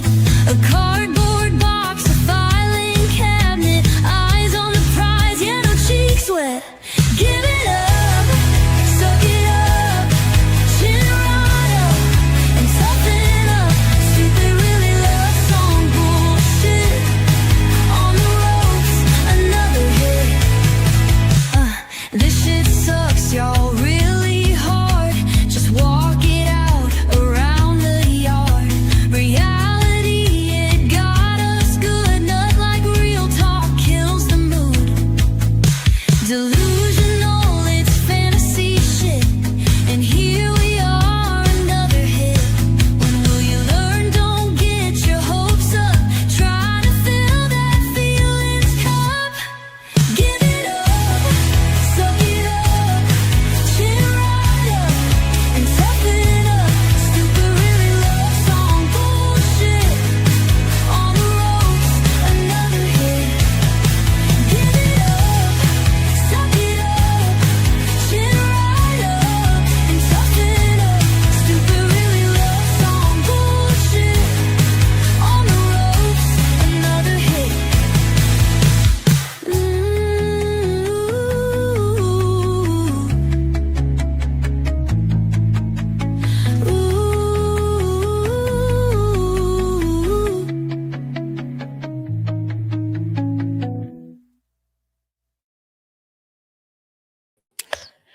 We're back.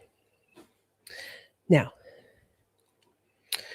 I think I might put on a longer video. I think I might, because Pierre mentioned, I think it was Pierre, levitation,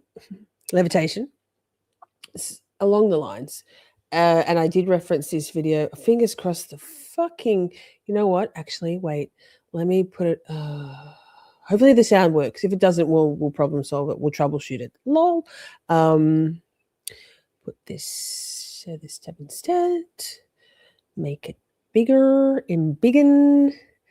So we're going to talk about I'm going to watch. Pause. We're going to watch It's 24 minutes long about the, you can't see that. This. Oh, this. Okay, but it's quiet. Why is there quiet? Why is it quiet? Great. Now I'm going to cry. Pause. Now I can't even hear it. Pause. Okay, let me walk and talk chat. Get rid of that. That's disastrous. I'm going to open up a tab here. Walk and talk. Walk and talk. Rumble. Rumble. It's called, what's it called? Minimize. Stone soft as cloth. Search. Oh, drop my pen. Walk and talk. Talk amongst yourself. More dad jokes. More corny dad jokes. Stone soft as cloth.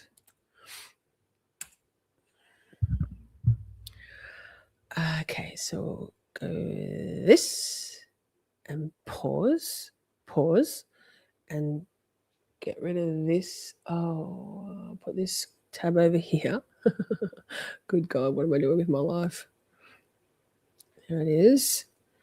Drag this over here. Excuse me, clearing my throaticle. Go to this. Go to this. Fingers crossed we get volume now. Huh? Maybe it's on mute. No, it wouldn't be. Oh, yeah, it is. Oh, it doesn't have an X through it on Rumble. God damn it. It's so rude. Now, tell me you can hear this.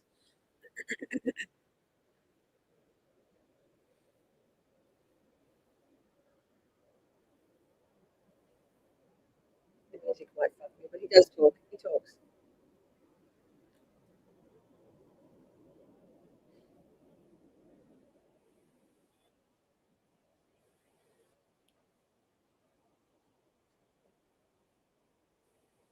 Let me know if you can hear it.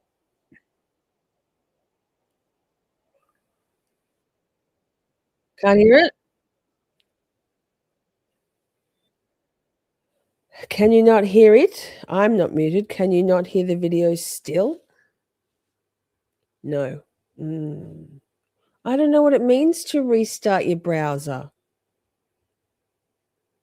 Maybe it's this whole tab. Okay, fine. Wait. Hang on. Let me see if I can. You know I'm not real technological. I'm going to go pull this back over here. You can't see what I'm doing. I'm going to refresh because you guys told me that's what it was. And then what about this?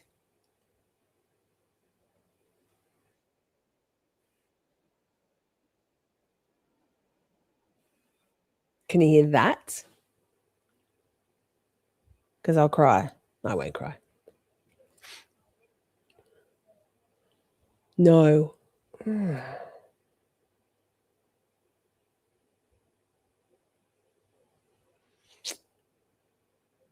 No, I can't narrate this one. Pause. Okay, I'm going to do that thing that what's her name? Melanie Little does accidentally sometimes. I'm going to leave the studio and come back in. I don't know. What does refresh your browser mean? What does that mean?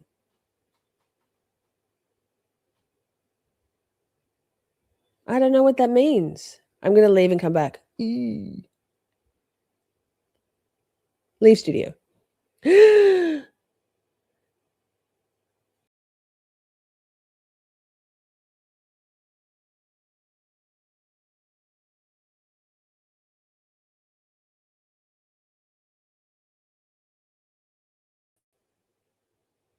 Okay, I'm back.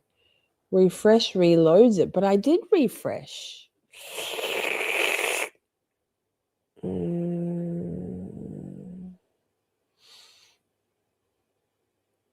Now let me try this again. Share screen.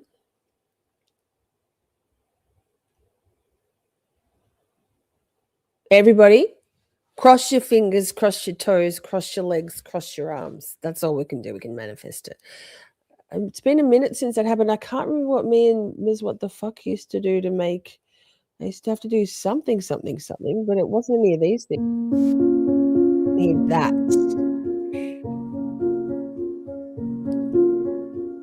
Maybe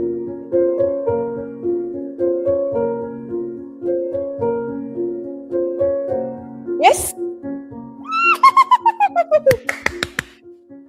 Yay! We did it. I did wasn't it. looking for this. I was researching classical sculpture techniques, the standard academic fare, marble carving, chisel marks, the slow, patient work of Renaissance masters. But then I found a photograph from the Marble Palace in St. Petersburg, a stone veil, not carved to look like fabric, but draped like fabric, folded, creased, with a thinness that made it translucent when backlit. And I stopped. Because you can't carve marble that thin. You can't chisel stone into sheets so delicate they ripple like silk. The material would fracture, crumble, disintegrate under the slightest pressure.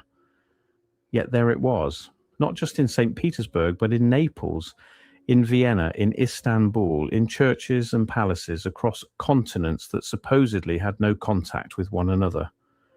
The official explanation? Masterful artistry, painstaking technique, generations of craftsmen perfecting their skills. But the official explanation collapses the moment you examine the physics. Let me show you what I mean. The Veiled Christ in Naples, created with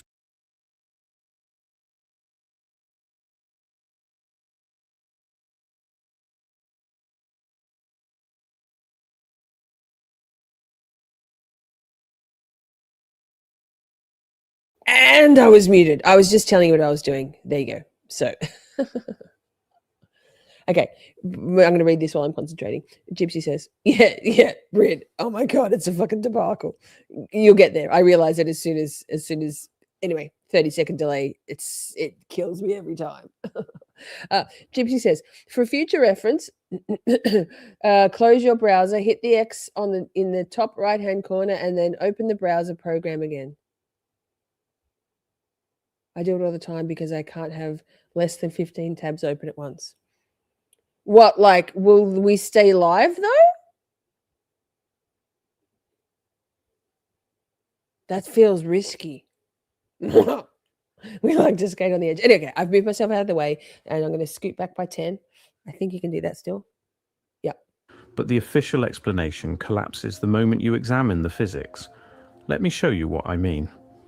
The Veiled Christ in Naples, created, we're told, in 1753 by Giuseppe San Martino.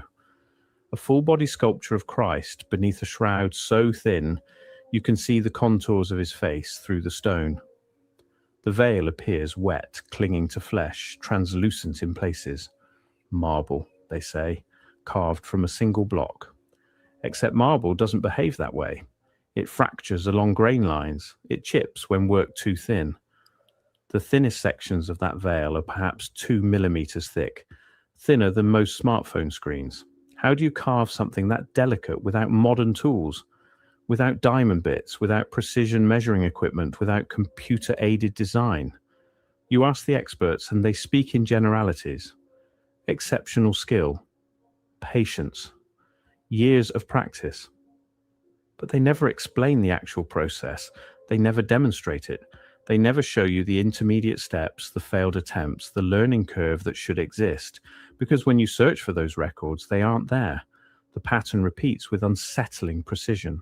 The veiled Vestal Virgin in Rome, the veiled Rebecca in Milan, the bust of Modesty in Naples, the veiled Truth statue in Vienna. All created within the same narrow window of time. Wait. I'm going to go back to give you all the opportunity, if you have access to it, to either type, use the boobs emote, or type make boobs. There it is. Stephanie's all over it. Steph's all over the boobs. And the bust of Modesty in Naples, the veiled Truth statue in Vienna. All created within the same narrow window of time, 1717 to 1768. All exhibiting the same impossible thinness. All draped, folded, gathered as if the stone had been soft when shaped. And here's what makes it stranger. Many of these works were attributed to the Corradini family or their immediate circle. Antonio Corradini created several. His student Giuseppe San Martino created others. The technique appeared suddenly, flourished for 50 years, then vanished almost completely. No gradual development, no crude early attempts, no learning period where the veils were thicker, less refined, more obviously carved.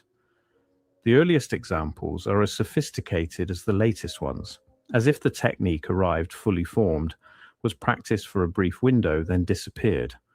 Ask yourself, why? Why would such a revolutionary sculpting method, one that produced work so breathtaking they still draw crowds centuries later, simply stop being used? Why wouldn't every sculptor in Europe learn it? Why wouldn't it spread, evolve, become standard practice, unless it wasn't a carving technique at all? The deeper I looked, the more I found references to something else entirely, something the official histories mention briefly, then dismiss. Stone softening. Alchemical texts from the medieval period describe processes for mollifying stone, making it pliable, workable, temporary soft. These weren't poetic metaphors, they were recipes, instructions, formulas involving specific plants, acids, mineral compounds. The Incas were said to possess such knowledge, the Egyptians, the builders of Gothic cathedrals. But when you search for documentation, for chemical analysis, for serious scholarly investigation of these claims, you find silence, not debunking, not thorough refutation, just silence. As if the question itself is inappropriate to ask. I found a 19th century account from a Colonel Percy Fawcett describing how he witnessed indigenous peoples in South America using a plant extract to soften stone, allowing them to mold it by hand before it rehardened. He took samples. He promised further investigation. He disappeared in the Amazon in 1925. The samples, if they ever existed, were never catalogued. I found references to a vitriol-based process in Jesuit records from the 1600s described as a method for rendering stone briefly plastic. Okay, so I'm going to double check this because I don't want to spread misinformation and lies, but I believe the Jesuits. Wait, I'm not going to say it. I'm going to Google it and then say it because it was so stupid shit. Wait, what am I doing? Play. Records were fragmentary, incomplete, as if pages had been removed. I found patents from the early 1900s, briefly filed, never pursued, describing chemical compounds that could temporarily alter crystalline matrices in calcium-based stone. Filed, noted, then I'm glad forgotten. I didn't say it. So the Jesuits is the Catholic Church. Okay. So, so the Catholics knew about this. The Catholics with the Vatican, with the 53 miles of receipts hidden away from us, 53 miles worth of shelving. Imagine how much actual physical hard copy, like paper documentation, that is, if it's stored on 53 miles. That's mind-boggling worth of shelving.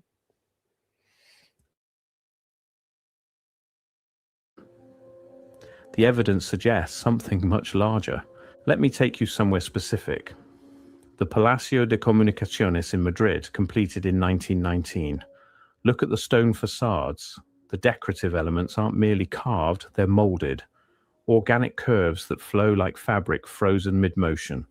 Impossible undercuts that would require removing surrounding stone that isn't missing. Continuous patterns that wrap around corners without seams. The official record says these were carved by hand.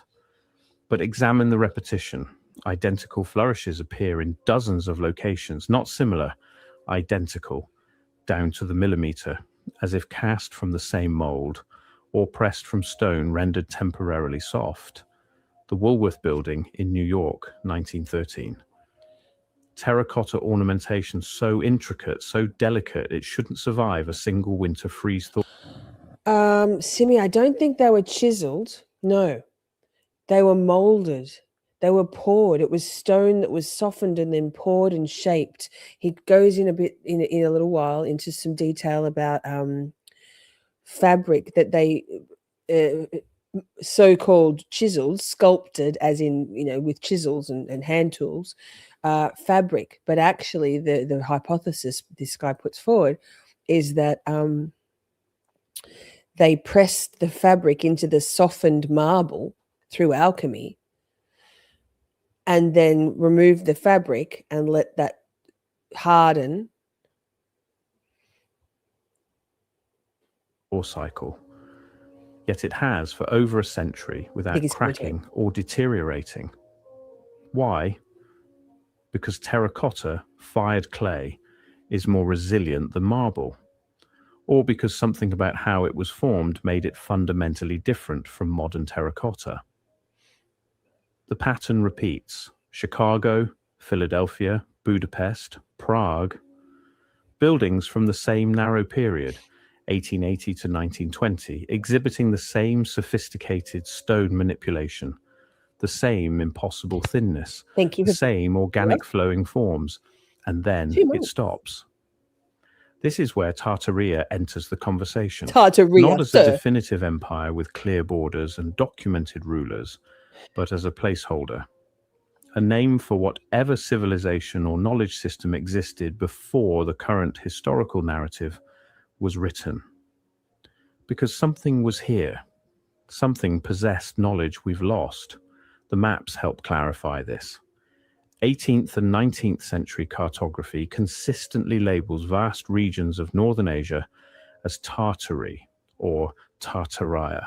Tartaria. These aren't speculative maps, they're official documents, French, British, German, Russian, all agreeing on the nomenclature.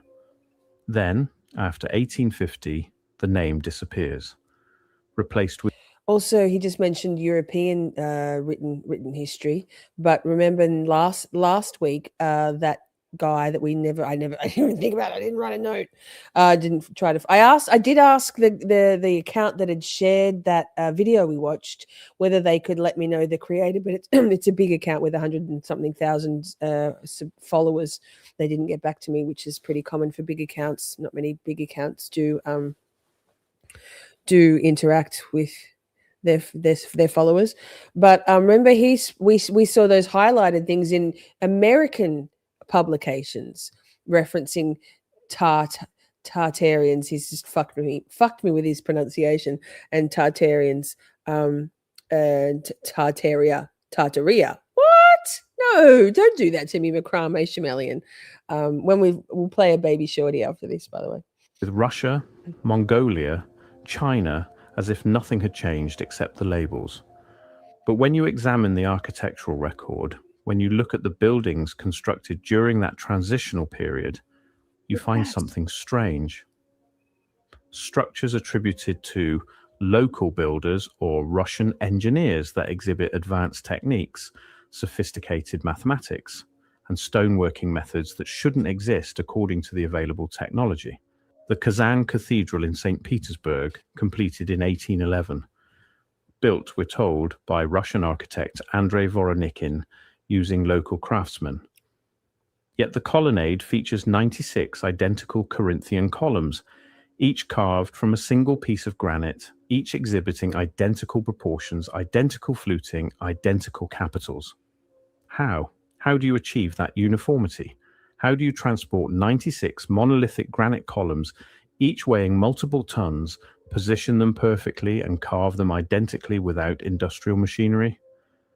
The official answer: patience and skill. But patience doesn't explain precision, and skill doesn't explain coordination at this scale. Let me show you the coordination problem. The technique of stone veiling appears simultaneously in Italy, Austria, Russia, and France.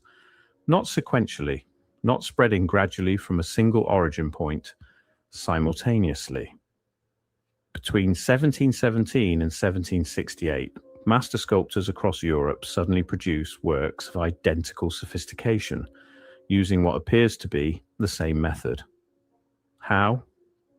No trade guilds documented sharing the technique. No apprentices traveling between cities to spread the knowledge. No Pause. I was just getting some Ventolin inhaler. Steph said, but how do you soften marble though? Well, alchemy, a, a, a, a, a process which is now secret, erased because they don't want us to know. So the guy talked before about that fellow that disappeared into the Amazon, South American rainforest, with research into this process. Apparently, the South Americans were using some sort of plant type, which suggests to me they were probably doing magic spell type things, alchemy. So like magic, but they don't want us to know because we can't know this stuff. So it's lost to us by design, intentionally. published treatises explaining the process, just simultaneous mastery, as if everyone received the same instructions at the same time. Now expand that pattern. The neoclassical architectural movement of the late 1700s and early 1800s sees virtually identical government buildings, museums, banks, and opera houses appear in cities across Europe and America.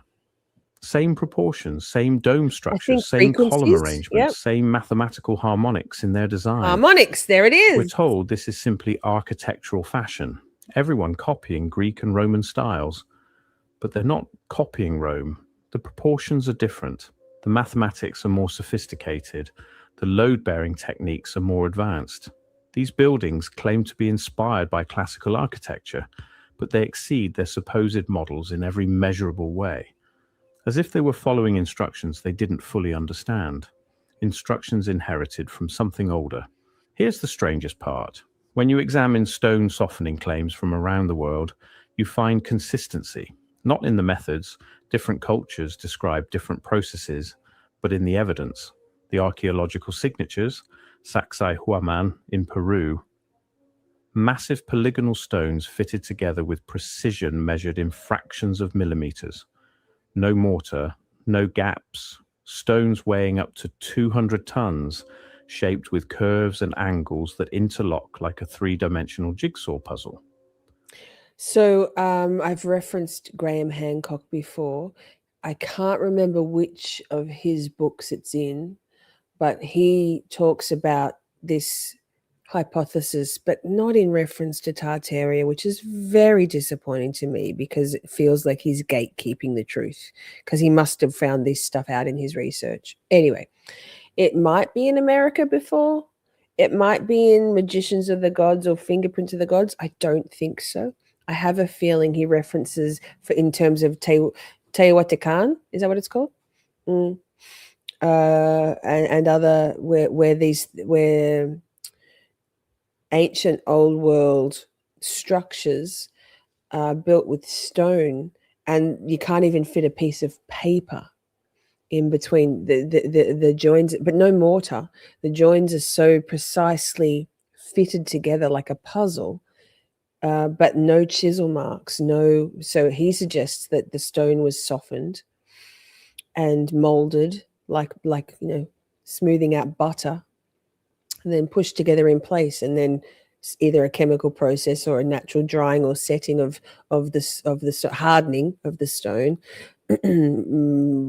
forever and ever, amen. So again, if you want some more context and some more pieces of this puzzle, a deeper dig away the size of the rabbit hole, make it bigger. I really do strongly recommend any and all of Graham Hancock's books. Amazing. The official explanation, but I'm a bit disappointed. They used harder stones to pound softer stones into shape. Except when you examine the stones, you find no percussion marks, no evidence of hammering or grinding.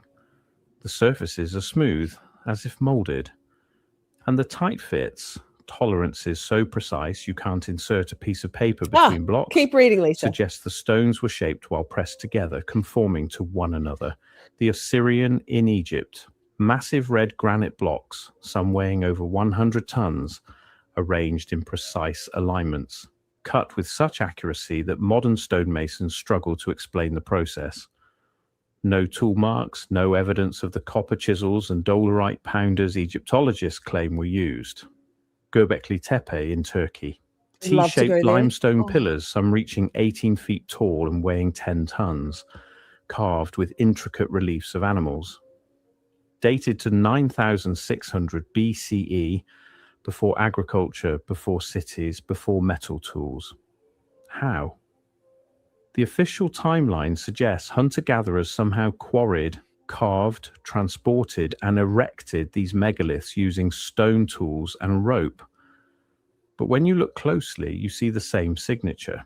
Smooth surfaces, precise angles, organic curves that suggest plasticity rather than percussion. Let me take you back to the Vales. I started examining them under different lighting conditions. What I found changed everything. The veiled Christ in Naples, when photographed with raking light at specific angles, you can see something beneath the veil. Not carved detail, not tooling marks, but compression lines, as if the fabric had been pressed into the stone while both were soft, leaving an impression that hardened into permanence.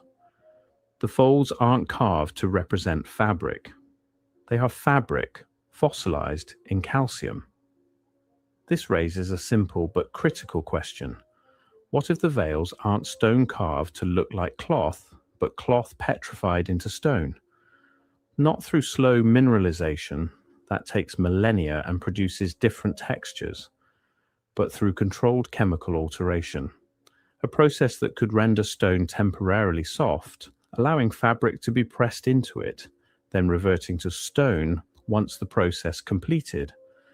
That would explain the translucence, the thinness, the perfect draping, the impossible delicacy. It would also explain why the technique disappeared. Because it wasn't a carving technique, it was a chemical process.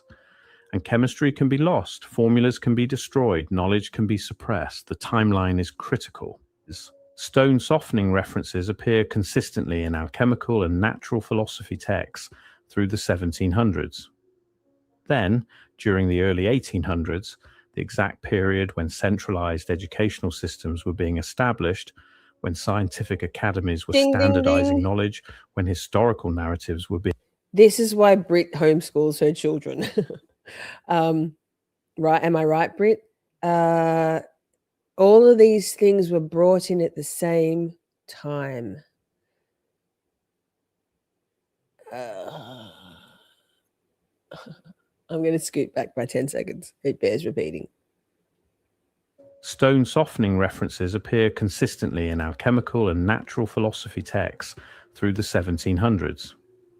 Then, during the early 1800s, the exact period when centralized educational systems were being established, when scientific academies were standardizing knowledge, when historical narratives were being codified, these references begin disappearing. Not refuted, not disproven, simply removed. Academic curricula that once included alchemical studies shifted entirely to modern chemistry. Libraries were reorganized, their collections updated. Universities purged their holdings of pre-scientific texts as superstitious or outdated. By 1850, the idea of stone softening had been relegated to folklore, treated as primitive misunderstanding, rather than... Sorry, I just should have paused it when he said it, but I go back to my comment before at the start of this stream, I think it was, that I'm fully convinced that the convenience and wow razzmatazz of the internet, everything within reach, with a press of a button in your palm of your hand, is about a deluge of information that makes things very, very, very hard to find. However, it also means they can more easily rewrite history. I mentioned the Mandela effect, right? And I can't remember the book. It might have been Wuthering Heights or Handmaid's Tale. One of those.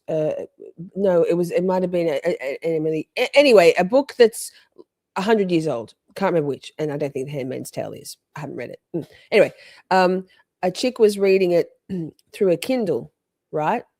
Or similar, like an ebook of some description. And she posted a picture of a set of text, and it references the main character, the female protagonist, logging in, like hopping onto TikTok to watch a few TikToks. It was a classic book. I can't remember the book. So if everything's digital rather than hard copy, and that's why they burn books. That's why they burned the Alexandria Library. These same fucking monsters, these evil, sinister secret society reptilians.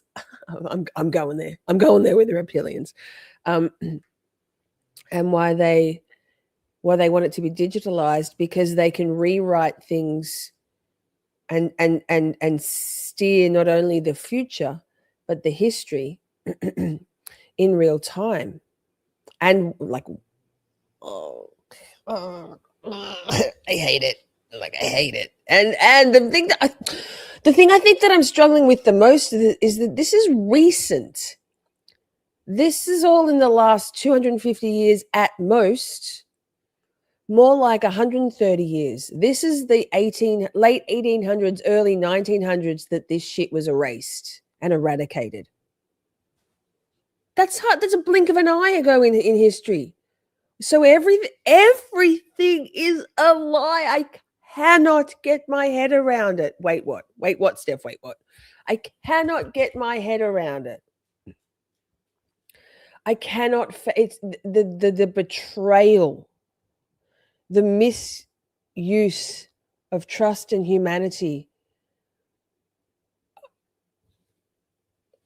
Like, I can't. It's breaking my brain. Excuse me. Documented practice. How good's this video? But the buildings remained, the sculptures streaming down my remained, face. the physical evidence of techniques we're told never existed. Okay. And that's where the documented practice. By 1850, the idea of stone softening had been relegated to folklore, treated as primitive misunderstanding rather than documented practice. But the buildings remained, the sculptures remained, the physical evidence of techniques we're told never existed. Don't believe your lying eyes. And that's where the silence becomes deafening. Modern stonemasons don't know how the veils were made. They can approximate the effect with modern tools, diamond bits, precision grinders, computer-aided carving. But the results are thicker, less refined, obviously mechanical. The originals remain superior to anything we can produce today with vastly better technology. How is that possible? How do 18th century sculptors using hand tools exceed the capabilities of 21st century artisans using power equipment? Unless they had something we don't, not better tools, different knowledge. I started looking for the missing records, the gaps in documentation, the places where history should speak but remain silent. The Great Fire of 1812 in Moscow destroyed 3/4 of the city. Records burned, libraries lost, architectural documentation vanished. What survived? The buildings themselves, structures that required advanced stoneworking, sophisticated engineering, mathematical precision beyond what the available tools should allow. The Chicago Fire of 1871, similar story, widespread destruction, records lost. But certain buildings survived, the ones built with pre-fire techniques that subsequent construction couldn't replicate. The San Francisco earthquake of 1906, records destroyed, city archives burned, yet photographs from before the disaster show buildings exhibiting that same sophisticated stonework. Frankly, Simi, I would feel more comfortable with Medusa doing it, because mythology and like fairy tales, like supernatural cool stuff, I can get into that.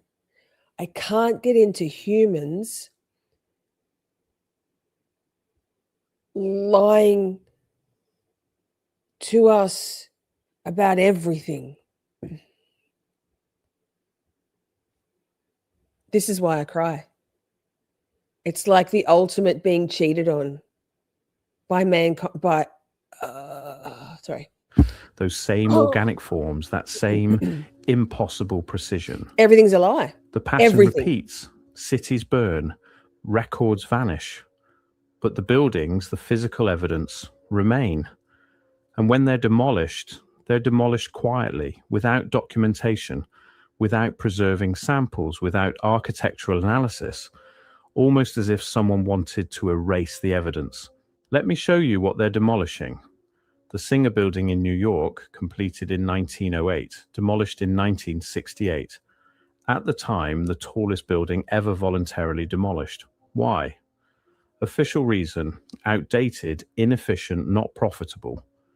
But examine photographs of its stonework, intricate terracotta facades, impossibly delicate ornamentation, organic flowing designs that modern architects admit they couldn't reproduce.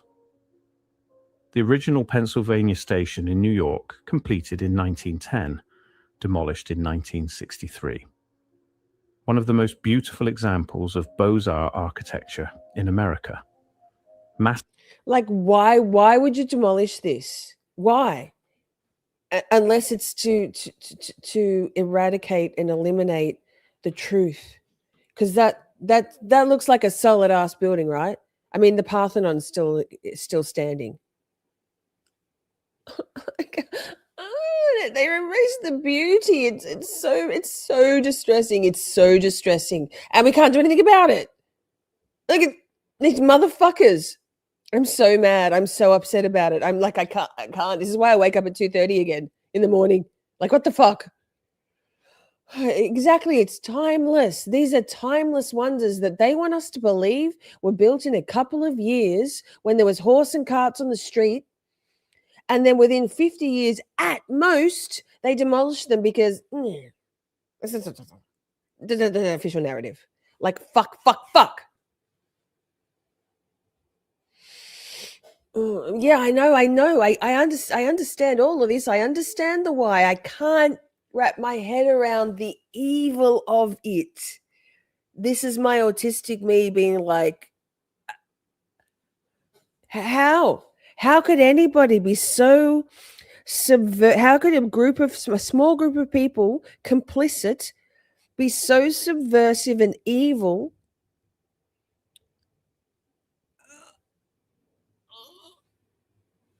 It breaks my brain. It's breaking my brain daily.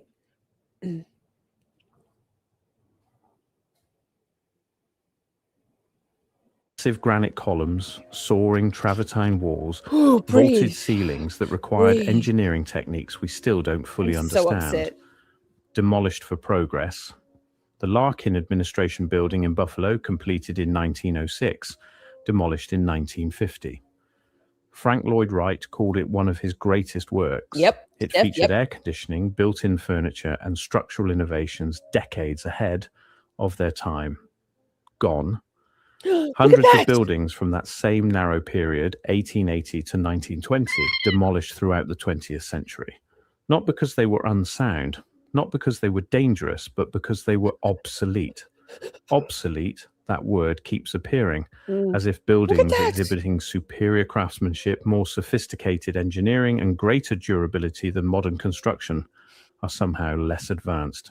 Unless obsolete means something else, unless it means evidence of something we're supposed to have forgotten.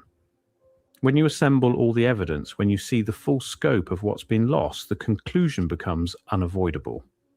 There was a technology, a process for manipulating stone, for rendering it temporarily plastic, for shaping it in ways our current methods cannot replicate.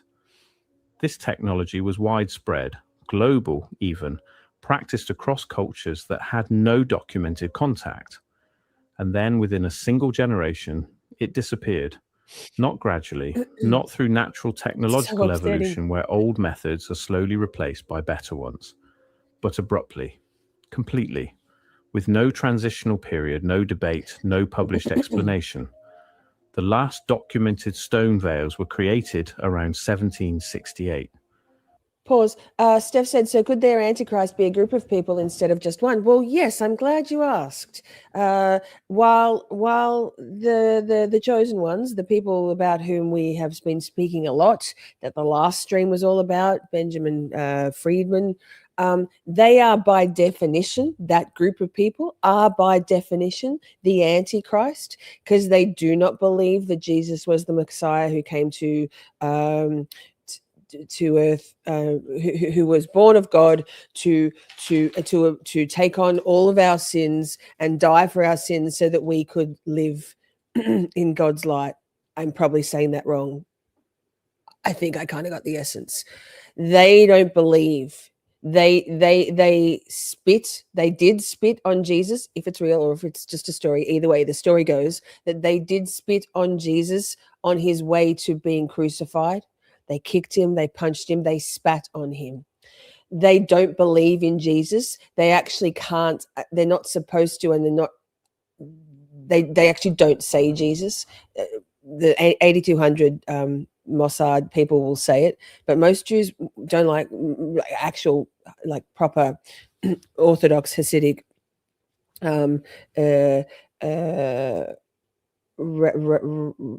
rabbinic. Oh, I can't. That one's not in my brain. They can't say it. So they are the antithesis of Christian. They are the synagogue of Satan. They are the Antichrist by definition. And so it's an oxymoron to say Judaic Christian. They're not compatible. They're polar opposites. So that's a really good question. Yes. By 1800, no one was making them. By 1850, the technique was considered lost. By 1900, historians were treating it as impossible, attributing the surviving examples to exceptional carving skill, rather than acknowledging what the evidence clearly shows. Why? Yes. Why would we lose a technology that produced... But the Messiah that the Jews believe in is an earthly man. They're messianic delusions, and an earthly man, because they don't believe in the afterlife. They and Satanists, same. But Satanism, Judaism, Talmudic Judaism, it's very similar. same. Different, tarred with the same fucking blood. They believe it'll be. I have a feeling it might be Jared Kushner that they're going to call the Messiah.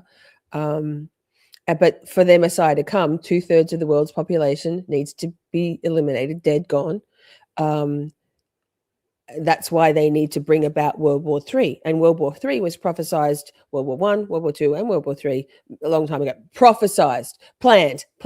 They call it prophesized, but it's planned. They need for that to happen for their Messiah to come, who will rule over us, us, all of us, the global population, as one world government, globalist, right? And we will be enslaved completely. That's the plan. This is why it's so important what Iran is doing at the moment, to try and stop that. It's truly biblical, whether or not it's biblical or just biblical in proportions, the effect is the same. Superior results. Why would knowledge that took generations to develop simply vanish without trace? Why would the entire global community of stonemasons, sculptors, architects, and builders simultaneously forget how to do something they've been doing for centuries? Unless they didn't forget, unless they were told to stop, look at that. Unless the knowledge was deliberately suppressed. I want you to look at one final image. The Veiled Truth from Vienna, created by Antonio Corradini around 1750. A female figure, entirely shrouded, the stone veil so thin it's translucent in places. You can see the suggestion of features beneath, her face, shoulders, the curve of her body, rendered in stone so delicate it seems impossible. Please, a close-up. Oh, now ask yourself, her. What secret was worth erasing? Look at her. Veiled truth. Right? Fuck. I keep getting shivers. Oh, goosebumps. Look at that. Why has it still got the line on there? Look at that. See why I run out of superlatives to in my little comments in my list? Handmaid's Tale. Yep. I've got to read that. I've got it in my library. I'm going to read it. God, I need a second brain and more hours in the day. Using this knowledge, what truth did they veil, not in stone, but in silence? Because the buildings remain, the sculptures remain. The physical evidence of techniques we've been told never existed surrounds us, if we're willing to see it. These aren't primitive attempts at artistry. They're remnants of a sophisticated civilization, a global knowledge system, a technological understanding that exceeded our own. We didn't invent progress. We inherited ruins. And then we forgot how to read them. The question isn't whether stone softening technology existed. The evidence answers that. The question is, why were we taught it didn't? What else have we been told never happened? What other knowledge was erased, buried, paved over in the rush toward modernity? And most unsettling, who decided what we were allowed to remember? Exactly! I can't answer those questions. I can. Not definitively, but I can show you the evidence. Makes me feel I can sick. point to the gaps, the silences, the impossible artifacts we're told to ignore. The rest, the conclusions you draw, the questions you ask, those are yours. Just remember, once you see the veils, you can't unsee them. Once you recognize the pattern, you'll find it everywhere. In every city, every museum, every history book that explains without explaining. The cloth of stone remains delicate, translucent, impossible. A technology we've been told never existed. But look closely at the folds, at the way light passes through them, at the precision no chisel could achieve. And ask yourself, what else are they hiding in plain sight? I'm going to cry. Pause. What are we doing? No, thank you. Oh. One Oh. more question. Just Wait, one more pause. question. No, whatever that is. Good God. Autoplay. Fuck off. It's so distressing. Like, it's so distressing. It's really... It's all right. It's okay. We can... Everything's fine. Everything is A-okay. We're fine. Hey, let's play Shine. Let's play Shine. It's got a new video. It's better than just a graphic. It's still the same. It's same, but different. And I'm going to take Swapperoozies Lizzie. And let's pep it, but it's fine. Everything's fine. Time, mine. Walk that line until the end of time, because good people shine brightest in the darkest times. Good people shine the brightest in the darkest times. And wishes are like beauty, they are vain, vain things. Expect nothing at all, girl, but never lose hope. Walk a fine, fine line, give me just enough rope. Shine, shine, it's gonna be fine. Time is all mine. Fine lines, hard times make you who you are. Quitting ain't no option, girl, already come this far. Time is but a shadow in the construct of your mind. A lie unchecked becomes the truth, you know, time after time. Ephemeral and fleeting, fortunes always meet and run in circles. Water level things, gonna be just fine. Shine, shine, it's gonna be fine. Time is all mine. Fine lines, hard times make you who you are. But it ain't no option, girl, already come this far.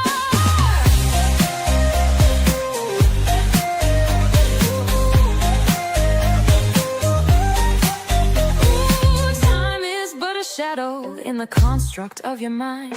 A lie unchecked becomes the truth, you know, time after time. Ephemeral and fleeting, fortunes always meeting, run in circles, water level things, gonna be just fine. Shine, shine, it's gonna be fine.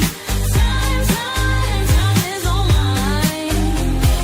Fine lines, hard times make you who you are. Quitting ain't no option, girl, already come this far. Whoa, now slow down, watch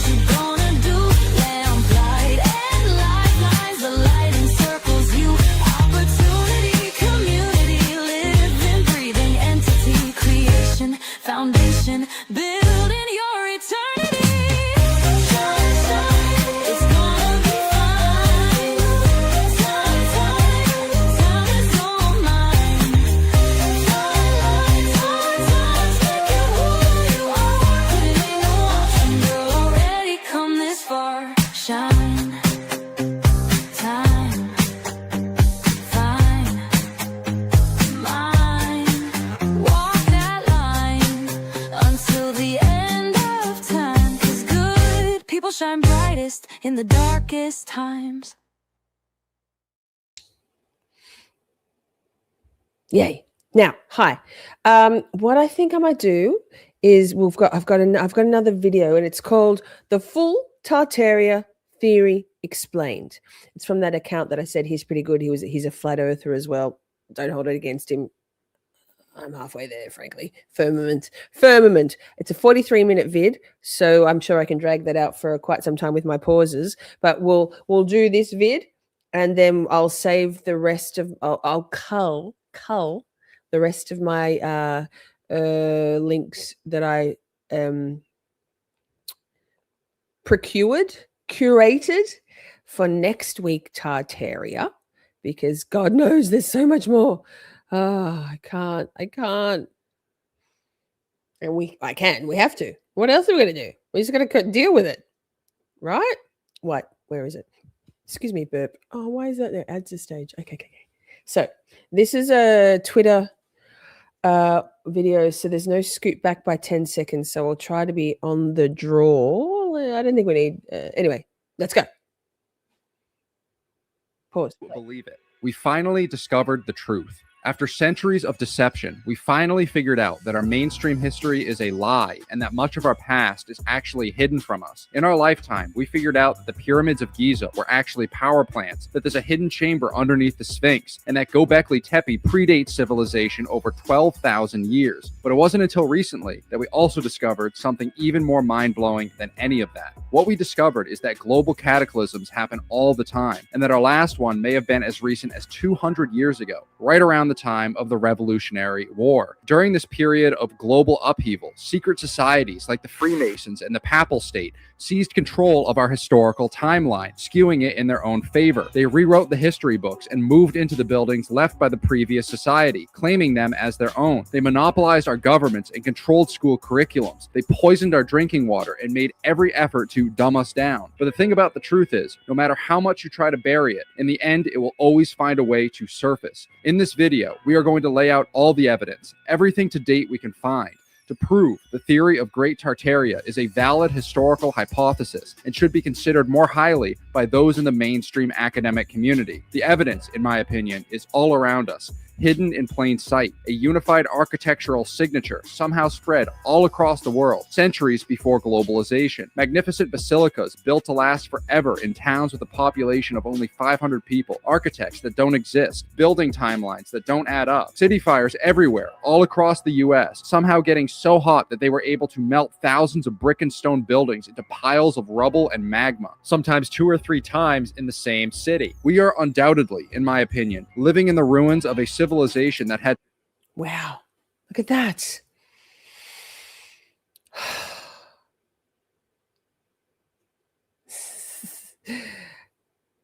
Thank you, my beautiful wife.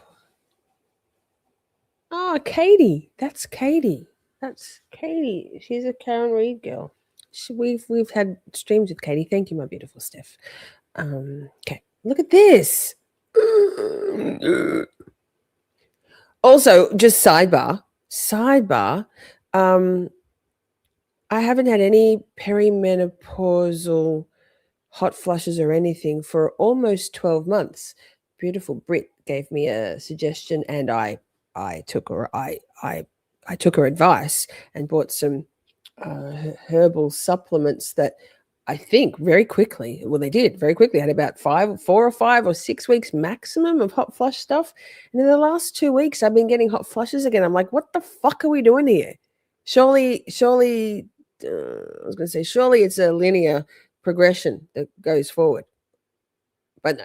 Anyway, so I'm sitting here sweating. Let's go. Technology beyond our comprehension. And in this video, I am going to do my absolute best to prove it to you. Prepare yourselves for the Tartarian Empire, full theory explained. So annoying, especially after a fucking almost a year of nothing. Before we begin, shout out to our sponsors on Patreon. You're all awesome and make this kind of content possible. I appreciate your support very much. I'm also on X, formerly known as Twitter, and we'll be on Rumble very, very soon. I also need to give a shout out in no particular order to some of the channels that inspired me. You can do written, you can do spoken advertisements. Hang on, I'll press play, but I'll mute it while he short just does his documentary. speak. Lucius Sorry, man. Yeah, no, anyway, I could do live reads and make like I think so far I'm up to 25 cents of revenue from Rumble. So lol. Here we go. Wait, not mute. Where is it? This. The orphan operation. Oh. Is it still silent? Or is it not playing? Press play. The fan's on. Yikes. It'll pass. No biggie. No biggie. It's just annoying. Buffalo, 1901. My biggest annoyance is that I had a full year. I was like, man, I fucking coasted through that shit. Yes. 40 years of menstruation and 4 weeks of perimenopause, living it. And then the Mother Nature said, girl, pride cometh before a fall. Live babies are on display in incubators at the Pan American Exposition, one of America's many World's Fair events. These infants were also on display in St. Louis in 1904, the World's Fair of Chicago of 1934, as well as many other locations. What is going on here? Why were these newborn children taken away from their mothers at birth, shipped in from hospitals all around the country to be displayed to complete strangers? What mother would agree to this?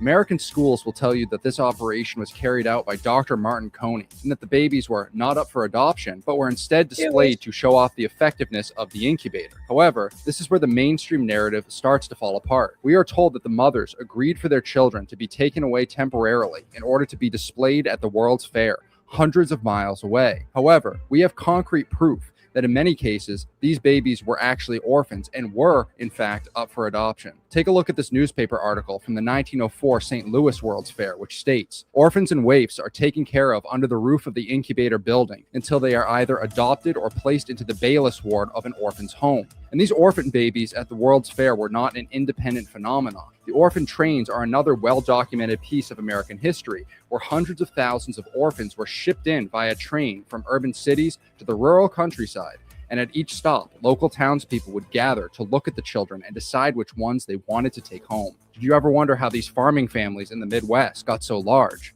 So where are all these orphans coming from? And what happened to their parents? Again, this is where the mainstream narrative starts to fall apart. We are told that the orphan train movement was an... Look at that building.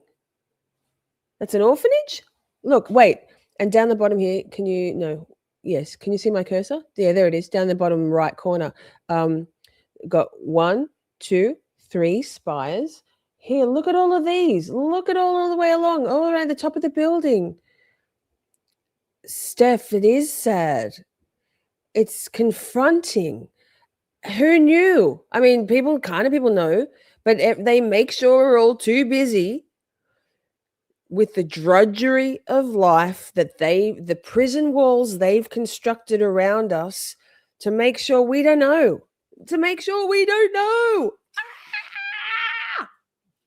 I think these babies were created. A literal baby making factory. Response to the increasing number of orphaned, abandoned, and homeless children living in cities due to war and immigration. But this doesn't make any sense. Immigrating to a new country does not make you just suddenly abandon your children. And men dying in wars still doesn't explain what happened to the mothers and the rest of the families. So why was there actually such a spike in orphans at the turn of the century, to the point where they were auctioning them off like cattle at fairs and train stops? The Tartarian theory posits that these children were orphaned as the result of a reset, and their parents were either Look at those spires. Pia, are you getting your fill of energy spires? Because, girl, killed, manipulated, or declared mentally insane. While that may sound far-fetched at first, consider all the wars and chaos that was going on in the 17 and 1800s. There were some massive power vacuums created during this time frame, with the Napoleonic Wars going on in Europe and the Civil War going on in the US, to name a few. Is it really so far-fetched to think that history could have been manipulated by the victors of these conflicts, capitalizing on the intense socio-political turmoil caused by these wars? Also consider... yes, and who orchestrates all the wars? Who? Whether they're revolutions, civil wars, regional wars, world wars, who? I think you know. We're getting there. It's getting to the point where I don't need to say, but you know who. Those who shall not be named. To the fact that insane asylums were popping out of nowhere at the turn of the century. At their peak, over 500,000 Americans were admitted to these asylums concurrently. 500,000 people. Wonder what the population was of the US at that time. Let me Google that. What did he say at the turn of the century? I'll Google what the population of the United States was at the turn of the century and keep that, stick a pin in it. 500,000 people.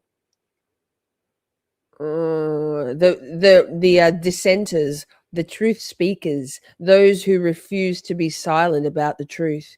Call them crazy, lock them up. I knew you'd love it. Peer frothing. Okay, I'll Google that. That's over 1% of the total US population at the time. Why were so many people losing their minds all at once? Could it have really been that we went through a reset and these asylums were made for those who remembered the truth about our past or refused to comply with the new timeline?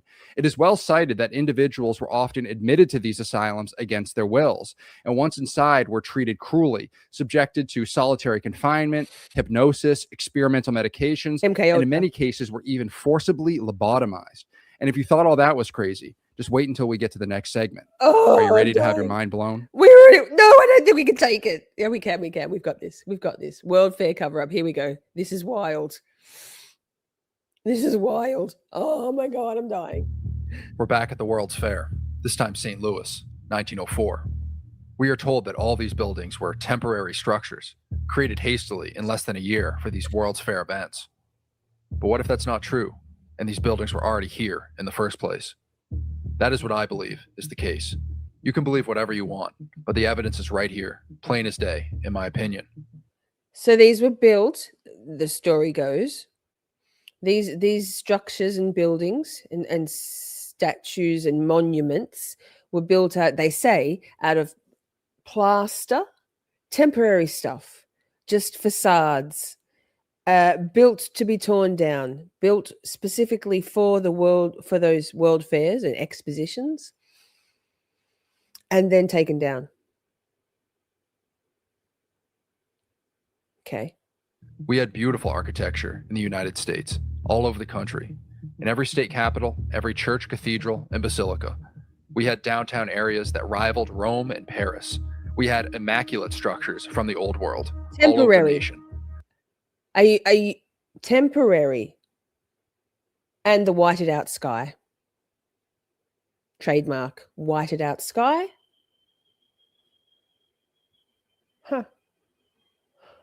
But they didn't fit in with the timeline our controllers wanted to impose, so they destroyed them, replaced their cornerstones, or adjusted their dates of construction to better fit the narrative they sought to establish. They took over the school systems through the Rockefeller initiatives and taught us only the history they wanted us to know. They knew that if they could embed their narrative in us young enough, that we wouldn't question it when we get older.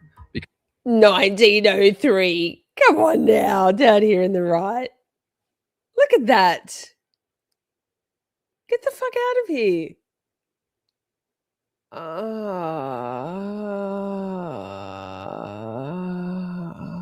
Because it would be too mind-shattering to comprehend. Yes. But there is an awakening coming. You, the viewer, who are brave enough to consider these ideas and to spread them. The tides will shift, and the controllers will inevitably lose their grip. When the time comes... Friends, temporary. Look at this. I feel sick. Will you be ready to embrace virtue and enlightenment? Here we are again, this time in Chicago, 1893, the Columbian Exposition. We are again told that these buildings were temporary structures and were knocked down shortly after the fair ended. But this is not the case. These structures were here before. This entire downtown area had been around for thousands of years. We had glory in old Chicago, and our controllers destroyed it to enrich themselves. And we know that these buildings... It's whitewashed in could be both a vapor canopy, but there are the occasional. I think I've shown you a couple. There aren't many photos or postcards where the sky appears as a sky would appear in a black and white photo, and there are airships in them. But when they are whited out, that's an editing of the image to not show. I believe it could be all of the above. Were not actually temporary, because some of them still stand today. But many of these buildings were purged, making way for a new era of deception and control. But why, one might ask, would such a grand past be hidden? I wanted to missed it. Hang on, let me see if I can. I want to go back because look at all these spires on this. Was it there? Did I go back or forward? I went back. I went forward. There we go. Pause. Look at those. Look at the top of that building on everything. All the way. Can you see my cursor? All the way on the far right of the screen, there are spires there. If you want to zoom in, we're paused at the moment, so you can zoom in. Spires on the top of the that turret. This turret. 1, 2, 3, 4, 5, 6. All the way along. This one, everywhere. Temporary. Okay. Making way for a new era of deception and control. But why, one might ask, would such a grand past be hidden? Well, it's very simple, actually. He who controls the past controls the future. By rewriting history, those in power can create a narrative that serves their own interests, one that downplays. More spires. Here at the top. Everywhere. There's no need for those spires, both sides on the building. There's no need. That's not even particularly aesthetic. That's functional. Am I right? Or erases the achievements of previous eras to make the present seem more advanced, more enlightened. Oh my God, look at that. But this theory is not just about buildings. It's about the very essence of history itself. It's about who gets to write that history and what they choose to include or exclude. It's about understanding that history as we know it is often a story told by the victors, by those who have the power to influence what is remembered, and most importantly, what is forgotten.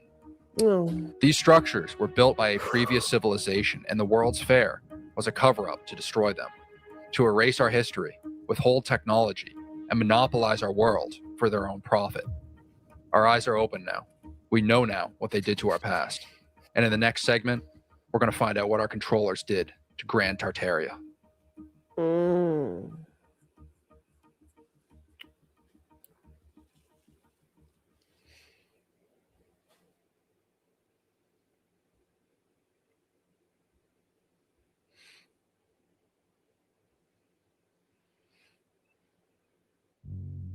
Have you ever seen these old maps? Yes, we have. Tartaria, but thank you.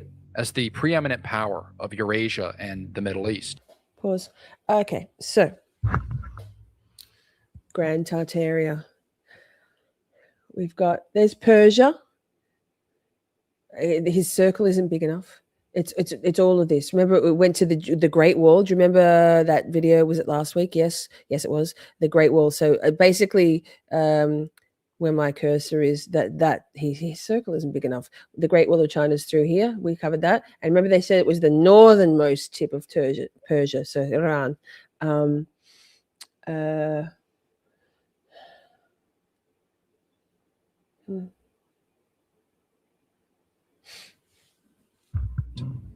Have you ever seen this book by Henry Kissinger that has Tartaria right on the cover, directly in the center of the main page? Bad man. Bad man. He'd probably like to think he's a chosen one, if you're picking up what I'm putting down. What about this declassified CIA document, which discusses Tartaria and the manipulation of... We watched this last week. We know this document, remember? Yes. See? of its history. Tartars, yes. Can you believe that they tried to erase the history of an entire civilization, one that undoubtedly had significant influence on global society, an entire empire covered up by our controllers? Where was our lesson about Tartaria in grade school? Well, we didn't have one.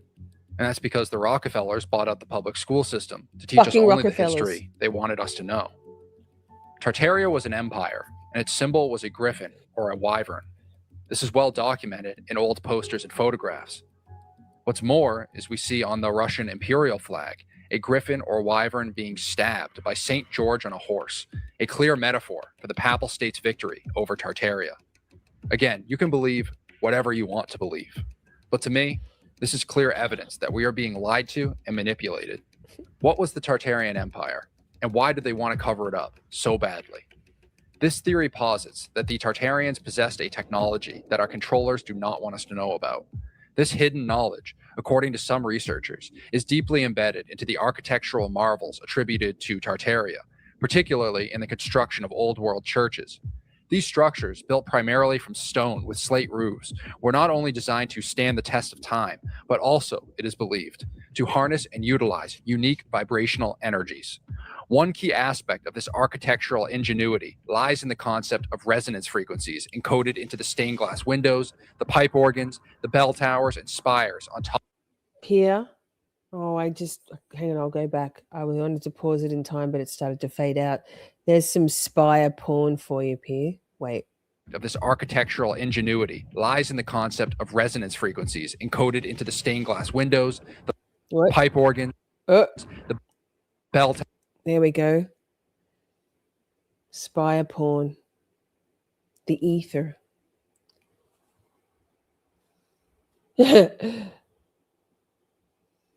Yes. Dinosaurs are dragons.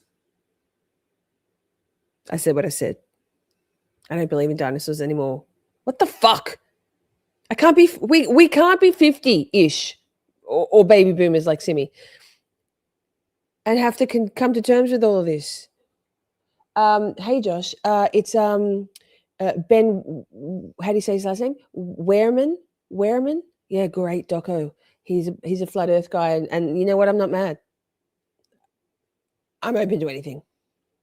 Towers and spires on top of these churches and cathedrals. It is theorized that these builders had an advanced understanding of how sound frequencies could influence both matter and consciousness. Bell towers of these churches, often seen as mere religious symbols. Okay, so we've got up the top there antenna, resonator. That's the second one down from the top. Antenna, resonator, the primary and the secondary. Red mercury in the container, capacitor, frequency amplifier.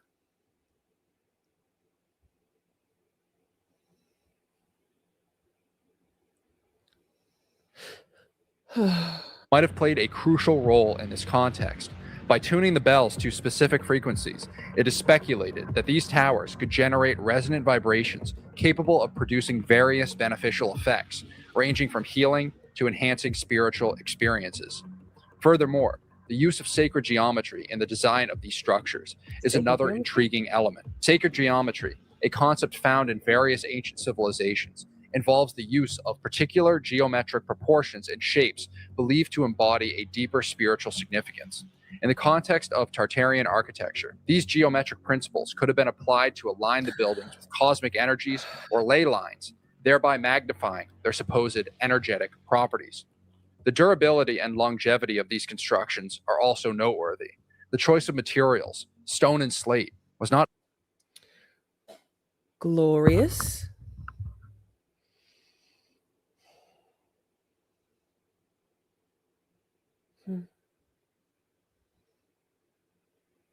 Yep, church windows. I'll save it for next week. The Newcastle stuff, or the Australia stuff. We've had a very comprehensive. I don't think I can go much more. Yes, of course, it's very intuitive, but it's putting all the pieces together. Like rather than being fragmented in sort of just fleeting ideas and acknowledgements, even at a subconscious or a conscious level. Like some of this stuff I've kind of either known or read about and forgotten, or not really thought twice about. It's when you think twice, thrice, quadruple, day and night, it gets it creates a picture in my brain, and I'm arbitrary. Stone, with its dense and stable structure, is an excellent medium for conducting and storing vibrational energies. Meanwhile, slate roofs, beyond their practical weather-resistant qualities, might have been chosen for their potential to interact with electromagnetic fields, a concept not fully understood in modern times. In piecing together this puzzle, one cannot help but wonder about the true extent of the knowledge possessed by the Tartarians. If indeed these theories hold any truth, the implications are profound. Not only would it mean that our understanding of history is incomplete, but it also points to the existence of a forgotten technology, one that harmonized architectural mastery with the subtle energies of the natural world. The suppression of such knowledge could be seen as an attempt to maintain control over technological narratives and, by extension, over society itself. As we continue to unravel the mysteries of the past, it becomes increasingly clear that history is not always as straightforward as it is presented. The legacy of the Tartarian Empire, shrouded in obscurity and speculation, challenges us to look beyond conventional narratives and consider the possibilities of a lost, advanced civilization.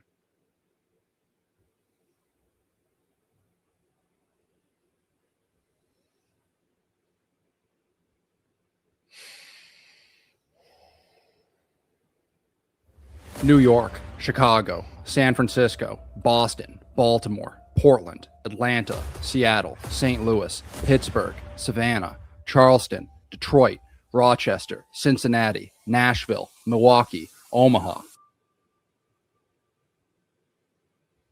How did every single city across America manage to burn to the ground within 1 century? This makes no sense at all.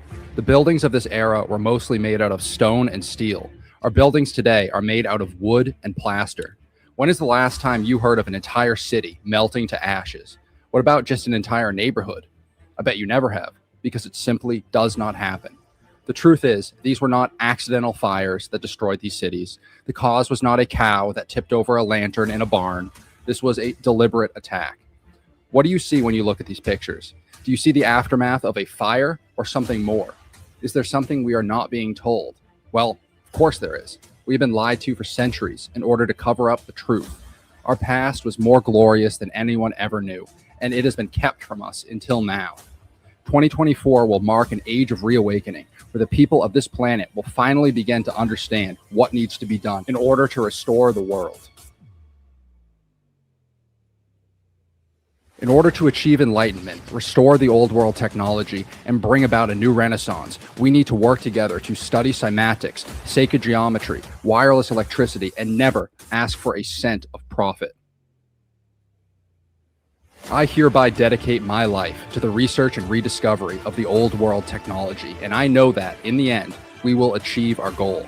We will study the Egyptians, the Tartarians, the ancient Sumerians, and others who have been given the seeds of knowledge in the past, and we will, once again, cast off our chains. Pause. Humanity will no longer be held. So he had circled the pine cone, which is symbolic of the pineal gland, which is what fluoride calcifies and stops us from having intuition and deep thinking. And I'm sure Pierre or Britt can articulate that better, any one of you, than I just have. But yeah.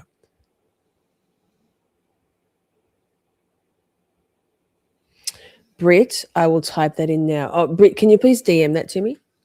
Backed by controllers who wish to profit at our expense. We will no longer be slaves to a system of deception and greed. See the pine cone? We will restore the world to a state of enlightenment and virtue, and we will ascend to heights never before dreamed. The controllers want us to believe that these immaculate structures were built in less than a year in towns with a population under a... Okay, so look at these populations. One of my links that I had in my resources was like, I think it was Cincinnati, and the population was 8,300. New York, Josh, Rochester, New York, upstate New York. Why do tiny little cities, towns with dirt roads and horse and carts need to, what would be the need, the necessity, the utility of building palaces with spires like this? Does it make sense? 1,000. These are just a few examples. Find any cathedral in America that was supposedly built in the 1800s. You will find the fire narrative in every single one of them.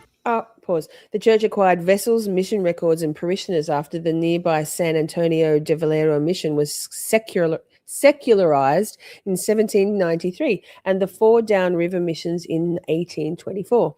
The church suffered setbacks in the early 19th century. However, it was damaged by a flood in 1819 and a fire in 1828. What was that last one? I wasn't quick enough on the pause game. Cathedral in America that was supposedly built in the 1800s. You will find the fire and Construction began in 1866 under the supervision of New York architect Patrick Keeley. Construction of the church was interrupted by Portland's Great 1866 fire, and it was not completed until September 8, 1869. The cathedral has undergone restorations in 1921, 1969, and 2000. That's in Maine. narrative in every single one of them. You will Right Reverend Thomas A. Becker completed the cathedral or Basilica of St. John the Baptist in the Diocese of Savannah. With the building of the spires, apparently in 1896, the brick structure was also stuccoed and whitewashed. A devastating fire in February 6, 1898. So 2 years later, destroyed all of the cathedral, but the outside walls and the 2 spires.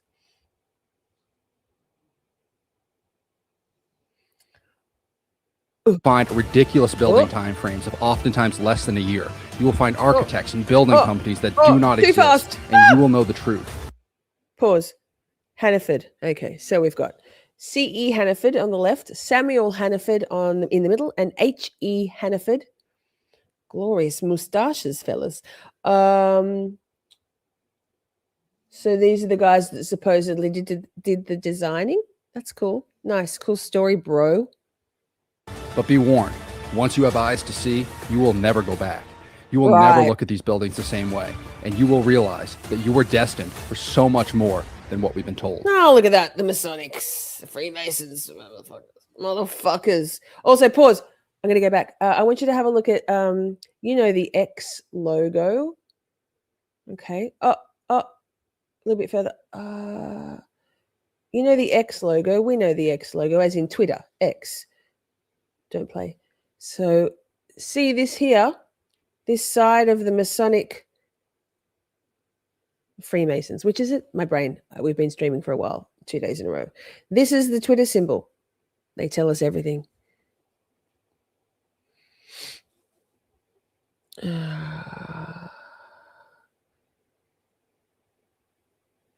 Just gonna thanks. No thanks. We don't need trolls. We're trying to save humanity, for fuck's sake. Starforts, keyholes, and the mud flood. Okay, let's do it.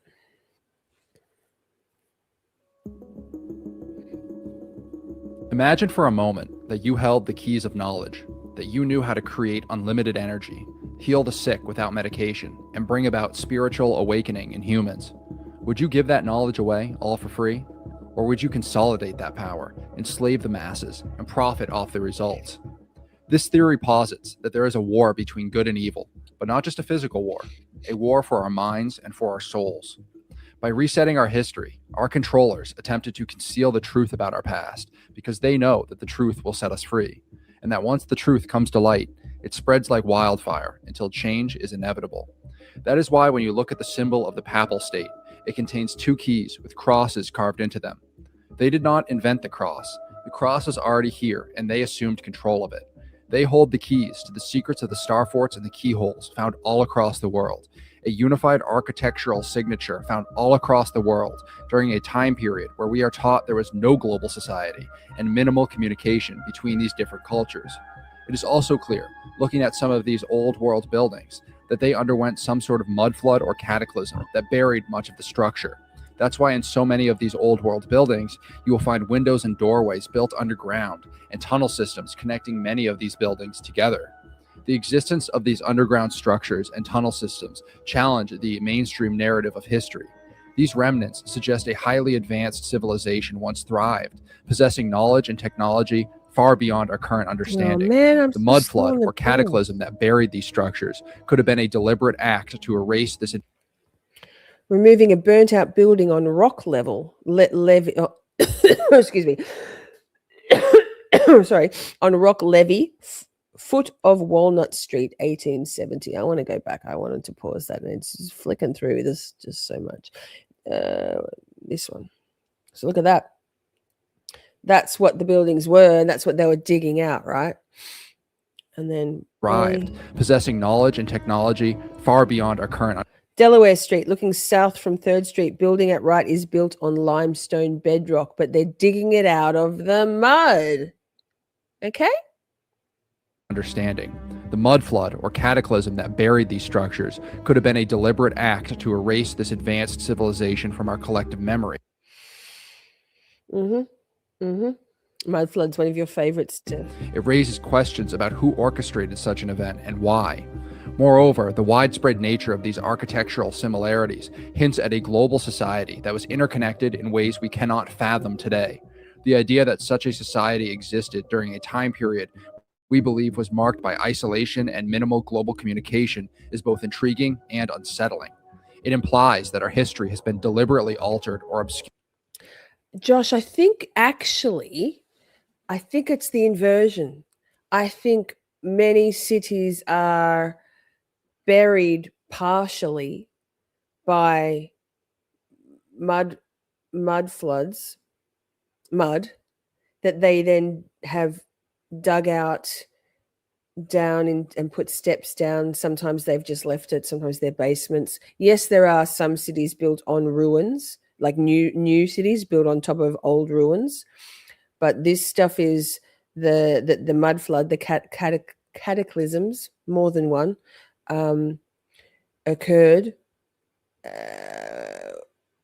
for the express purpose of wiping out the Tartarians, for the Great Reset, and the colonizers, the settlers to those areas, like the New World, America, and all around the world, found those buildings, those existing old world buildings, some buried in mud, others not, and then dug them away as best they could with their limited resources, horses and buggies and carts, hand tools, pieces of canvas stuck on tent pegs in the middle of these squares of these wondrous buildings, and these people who, that's why on buildings they say founded, because they were found, they weren't built. And Freemasons, the Freemasons came upon these buildings and these stunning masonry stone buildings and structures and appropriated them for free. That's the vibe I'm getting. Leading us to underestimate the capabilities and achievements of our ancestors. If indeed there was a global society with advanced technology and knowledge, what happened to it? Did it fall victim to natural disasters, or was there a more sinister force at play? And what about the knowledge and technology they possessed? It's plausible that this knowledge was not completely lost, but rather hoarded and hidden by a select few. These gatekeepers, symbolized by the keys of the papal state, could have been the ones who decided the fate of this knowledge, whether to use it for the betterment of humanity or for controlling and subjugating the masses. The truth about our past is not just a matter of historical interest.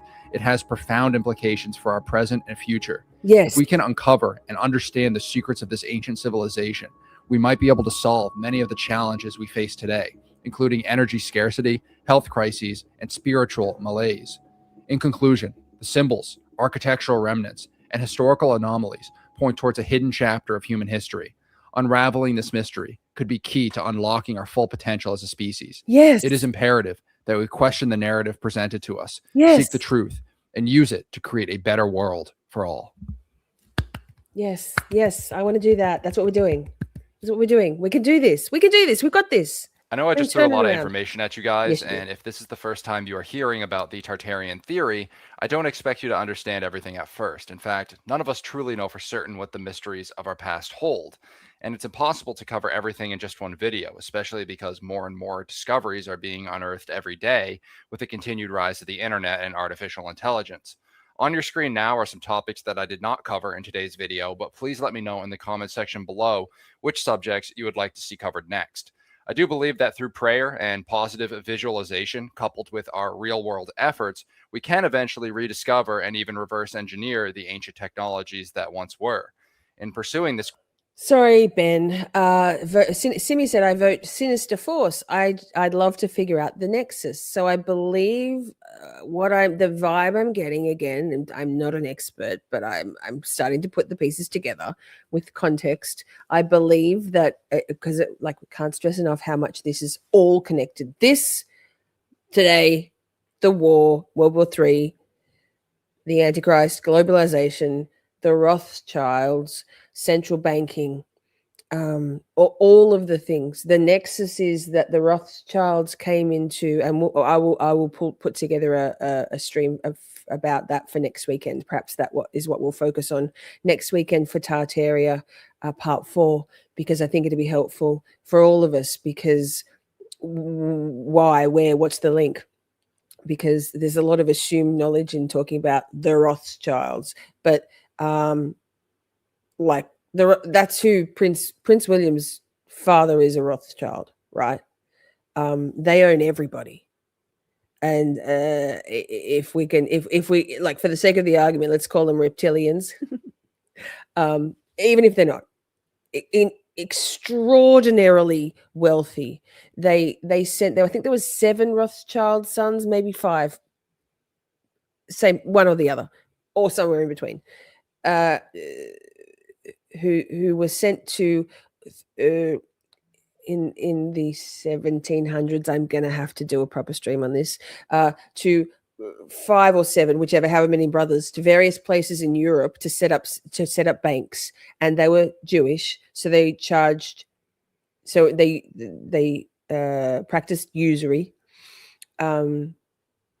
which is charging interest for loans, which Jesus hated, right?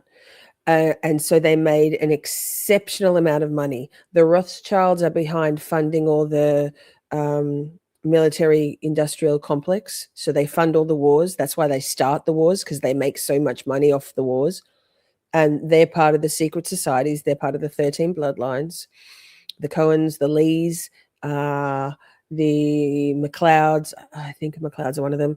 Rothschild, there's another R word, Rockefellers, and so on and so on. That's the nexus. The megalomaniac, hegemonic aspirations of this particular family / set of families, 13 bloodlines, who are Satanists, worshipping Moloch, Baal, synagogue of Satan. They're all Ashkenazi Jews, so Eastern European Jews, who are responsible for the Bolshevik revolution. I think that's why I keep saying it's all connected. I think you'll find that's the nexus. And it was just psychopathic, pure psychopathic, bloodline psychopathy, aspirations to own, control, rule, dominate the world, and destroy, like full villainous stuff, destroy everybody else, perpetuate the bloodlines, enslave just for the sake of their own enjoyment and money making, profiteering. And here we are now. I think maybe that's where I'm going with it. So I'll see whether I can pull together something decent on the Rothschild that's actually factual for next week. quest, we must proceed with caution and awareness, recognizing the immense power of this knowledge. It's akin to a double-edged sword, capable of being wielded for benevolent purposes or malevolent ends alike. This is why it's imperative that we maintain a balance of wonder and responsibility, ensuring that our discoveries are harnessed for the greater good of humanity in mind, and that we conduct ourselves with integrity and wisdom in this pursuit. Sorry, one more thing. War is very profitable for some. Yes, the military-industrial complex is why they initiate, and perpetuate forever wars, because those people who own all of that, which are those oligarchs who are the Freemasons of the world, the Jesuits, the Druids, the Freemasons, my brain, they make the money, so they perpetuate the wars, and so it's all connected. It's big, it's massive. That's what she said. Dude. In light of this, the remainder of this video will serve as a repository for the Tartaria subreddit. I've noticed an increasing influx of skeptics on the site, and there's a growing concern that this rich collection of theories and discussions might one day face permanent closure. I hope I am wrong, but I do feel that our days on this subreddit may be numbered. Contribute while you can. Of course it will. Thank you for watching, everybody. Thanks. God What's bless. next? We're only halfway through. I don't know. IDK. It's been a minute. Okay. Oh, he's just putting down all of the Reddit stuff as a placeholder. 400-year-old maps to. Okay. I don't know if we.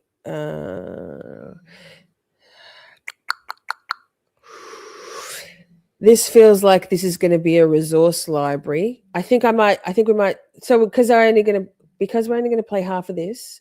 And if you want to watch the rest of this, I can give you the link. It's on X. And probably on Rumble also, but we just watched it through X, through Twitter. Let me see what other ones I saved here. World Fair Beauty, Mercury Lighting. Let's see. Oh no, that's right. I accidentally saved that. Well, let me. Wait. I saved the wrong link. I get in a bit of a frenzy sometimes. It'll be in my watch history. Let me just see if I can find it. What I actually wanted to play. Walk and talk chat. Oh, okay. No. It's the same gentleman that did the stone soft as cloth, and train stations that shouldn't exist in the 1800s. I watched the whole thing, but it feels like it's half. Wait, let me just. I know you can't see what I'm doing. Let me see. Where's the train station bit? How long was that first one that we watched? Okay. Pause. The first one we watched was 2407. So if I scroll through to that point, we should be at this train stations that shouldn't exist. How exciting, with the same lovely narration from that chap with the stone soft as cloth. And so we've got about 25 minutes left, minus my commentary. I'm just queuing it up for y'all, all y'all. Oh, you can't see that. Oy vey. Maximize. So that's the end of the stone one, and we go into train stations. I love trains. I caught a train from Paris to Geneva. Amazing. When I was 10.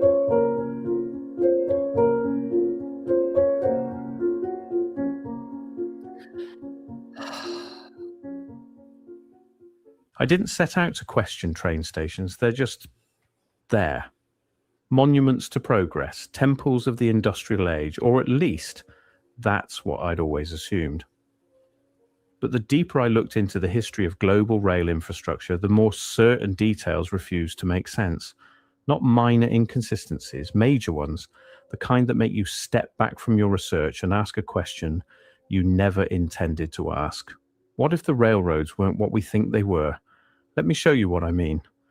Grand Central Terminal in New York, completed 1913. Look at the ceiling, an astronomical mural spanning 12,000 square feet, painted in reverse, showing the Mediterranean sky with 2,500 stars rendered in gold leaf against a teal-green firmament. The main concourse, 275 feet long, 120 feet wide, 125 feet high at its peak.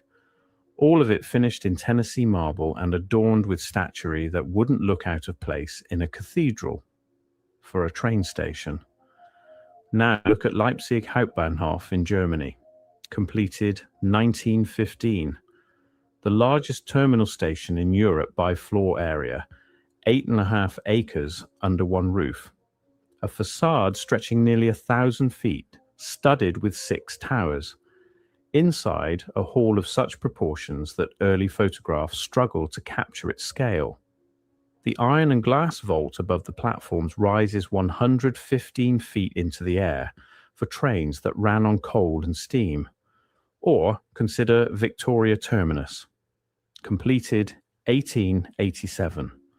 They called it a cathedral to steam. Sure, Jan. Gothic revival architecture blended with Indian palace motifs featuring domes, spires, pointed arches, Steph, there's your Gothic revival. and stained glass windows. The central dome rises to 225 feet. Stone carvings depicting flora and fauna cover nearly every surface. Gargoyles, flying buttresses, an ornate entrance that could serve as the gateway to a royal palace. To move people between trains, the official explanation is clear. These were statements of national pride, monuments to industrial achievement, symbols of progress and power. The Gilded Age loved grandeur. Empires competed through architecture. Money was no object when prestige was at stake. And yet, why did every major city do this? Not some, not many. Every single one. Paris, Milan, Antwerp, Madrid, Sao Paulo, Melbourne, Tokyo, Calcutta, Cape Town, cities across 6 continents representing vastly different cultures and economic circumstances. Flinders Street Station, friends. My Australian friends, my Melbourne friends, Brit, Opal, Opal Gypsy. If Laura was still here, she'd be familiar. I've got photos when I did the Free Karen Reid standout. That was there at Flinders Street Station. It is glorious. I'll pull up a picture. I'll show you at the end. All decided simultaneously, within a span of roughly 60 years, to build train stations that resembled power plants, temples, or palaces far more than they resembled transportation hubs. The pattern repeats with unsettling precision. Here's where it... Actually, no, I'm going to show you now because it's relevant, and he just mentioned and Melbourne. So let me just see whether I can get it to come up. So Flinders Street Station. Oh, hey. Oh my God. Why did it do that? Hang on. I just did a dumb thing. I want to show you. I hate navigating images on the Googles. Oh, share this tab instead. Oh, I'm in the way. Stupid ads. Can we? Oh, go away. Let me see if I can find a. This one's pretty cool. I think I tried to do this one already. Share this tab instead. Look at that. How about that there, Flinders Street Station?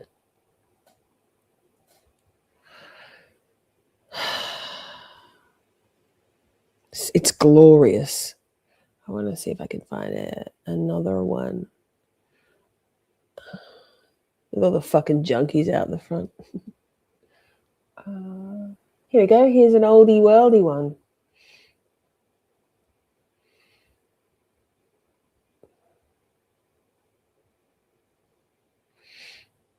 Let me get rid of that. I just don't understand why I'm no good at this. Coburg, that's the next suburb to me. It says it was the 1960s and I was meeting a friend in town. We lived in Coburg, so it wasn't a long journey. That's where I live, in the next suburb over. Oh, don't dox yourself, Lisa. Lol. Under the clocks, so there's clocks there.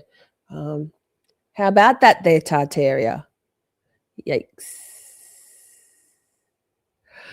Anyway, Thank you for your attention to this matter. Jokes, lol. Oh, wow, it looks exactly the same. Where it gets stranger. In the United States alone, between 1850 and 1920, over 1,000 substantial train stations were constructed. Not simple platforms or wooden shelters.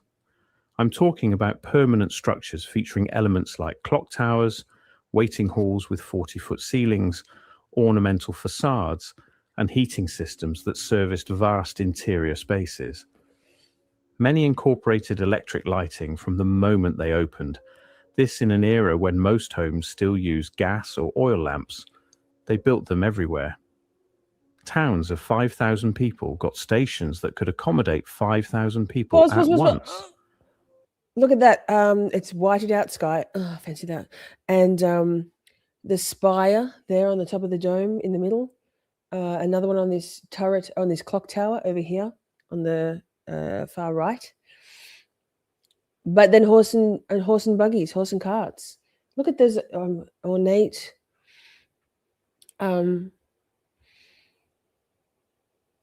stonework. Or wild. Wow, they really had some foresight, didn't they, to build this, knowing that their cities would grow to have more than 5,000 to 8,000 people, residents. God damn. Rural stops featured architectural flourishes. Arched windows, decorative brickwork, copper roofing, granite foundations, elaborate ventilation systems. Why? The official answer: optimism, rapid expansion, speculation about future growth, competition between railroad companies creating a building arms race. But here's what that explanation requires you to accept: that hundreds of independent railroad companies operating in economic competition with one another somehow coordinated to build structures of remarkably similar design, using comparable materials and methods, often completing them within years of each other, all while following architectural principles that suggest what? A shared blueprint, common instructions, access to the same technical knowledge. And here's the strangest part. Many of these stations feature identical architectural elements despite being separated by thousands of miles and constructed by entirely different organizations. The same style of clock tower, the same proportions in the waiting halls, the same type of brick, the same window arrangements, the same roof angles, as if they were following instructions they didn't fully understand. If you're still with me, hit that subscribe button. We want to know what your channel is. Significantly more difficult to explain. Let me ask a simple question. What powered these buildings? Look at the standard answer is steam. Coal-fired boilers producing steam for heating, sometimes supplemented by gas lighting, later by electricity generated off-site. Staggering. Basic industrial-age technology, nothing mysterious. Except when you actually examine the infrastructure, that answer collapses. Consider the heating systems alone. Many grand terminals featured radiant heating capable of maintaining comfortable temperatures throughout spaces, measuring hundreds of thousands of cubic feet. The Gare du Nord in Paris, Union Station in Washington, D.C., King's Cross in London. These weren't small buildings with a few radiators. We're talking about climate control for cathedral-sized volumes, requiring thousands of BTUs per hour, and somehow accomplishing this efficiently enough that the stations remained in continuous operation year-round. The fuel costs alone should have been astronomical. The labor required to maintain coal-fired boilers of sufficient size should have necessitated dozens of workers per shift. The soot and smoke should have blackened these buildings beyond recognition within years. And yet, photographs from the 1890s, 1900s, 1910s show pristine white marble, clean glass interiors that look barely used despite hosting thousands of passengers daily. Where's the coal smoke residue? Where are the massive boiler rooms these systems would have required? Where are the coal delivery systems, the ash removal operations, the ventilation infrastructure to prevent carbon monoxide? Actually, Pierre, fun fact, gaslighting comes from a play that was written about 100 years ago, maybe the 40s, called Gaslight, and it was about a husband who wanted to send his wife crazy. So it was in the days before electricity, well, when they used gaslighting in homes. So he would he would turn the gas lights down a little bit, down, and change the levels. And when she'd ask him, like, did you turn the lighting down? Is it dark in here? Is it dim in here? Or is it bright in here? And he'd say, no, I don't know what you're talking about. Huh? And then became a movie. So that's where the term gaslighting came from. So, but thanks for letting me like spurg out on my my little snippet of fun fact. Poisoning. They're not there. Or rather, they're not there in sufficient scale to match the demands these buildings would have placed on 19th century steam beautiful. technology. This raises a simple but critical question. When did these stations get electricity? Official records say most major terminals were electrified in phases. Lighting first, then machinery, then entire operational systems. Oh, Often this occurred decades. See, so there's a regular skyline with clouds. You can see it's white, it's overexposed. So God knows what was under here in where around near the spires, the energy spires. But you can see at least some evidence of clouds there. After initial construction. Grand Central, for instance, supposedly operated on gaslighting until its major renovation in 1913. But when you look at the original architectural drawings, the ones that survived, many show electrical conduit systems built into the foundations, not added later, built in from the beginning.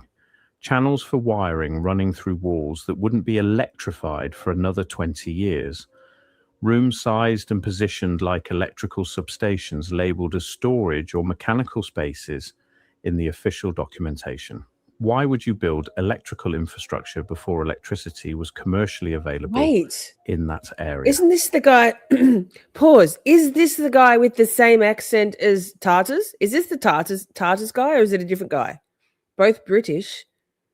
No, but this guy says Tartaria. The other guy didn't say Tartaria, did he? I was going to say, hang on, can't we just subscribe? Union Station in Los Angeles. Construction began 1914. The building incorporated electrical systems from day one. This in a city where large-scale electrical distribution was still being established, where most residential areas wouldn't get reliable power for another decade. The station had it immediately.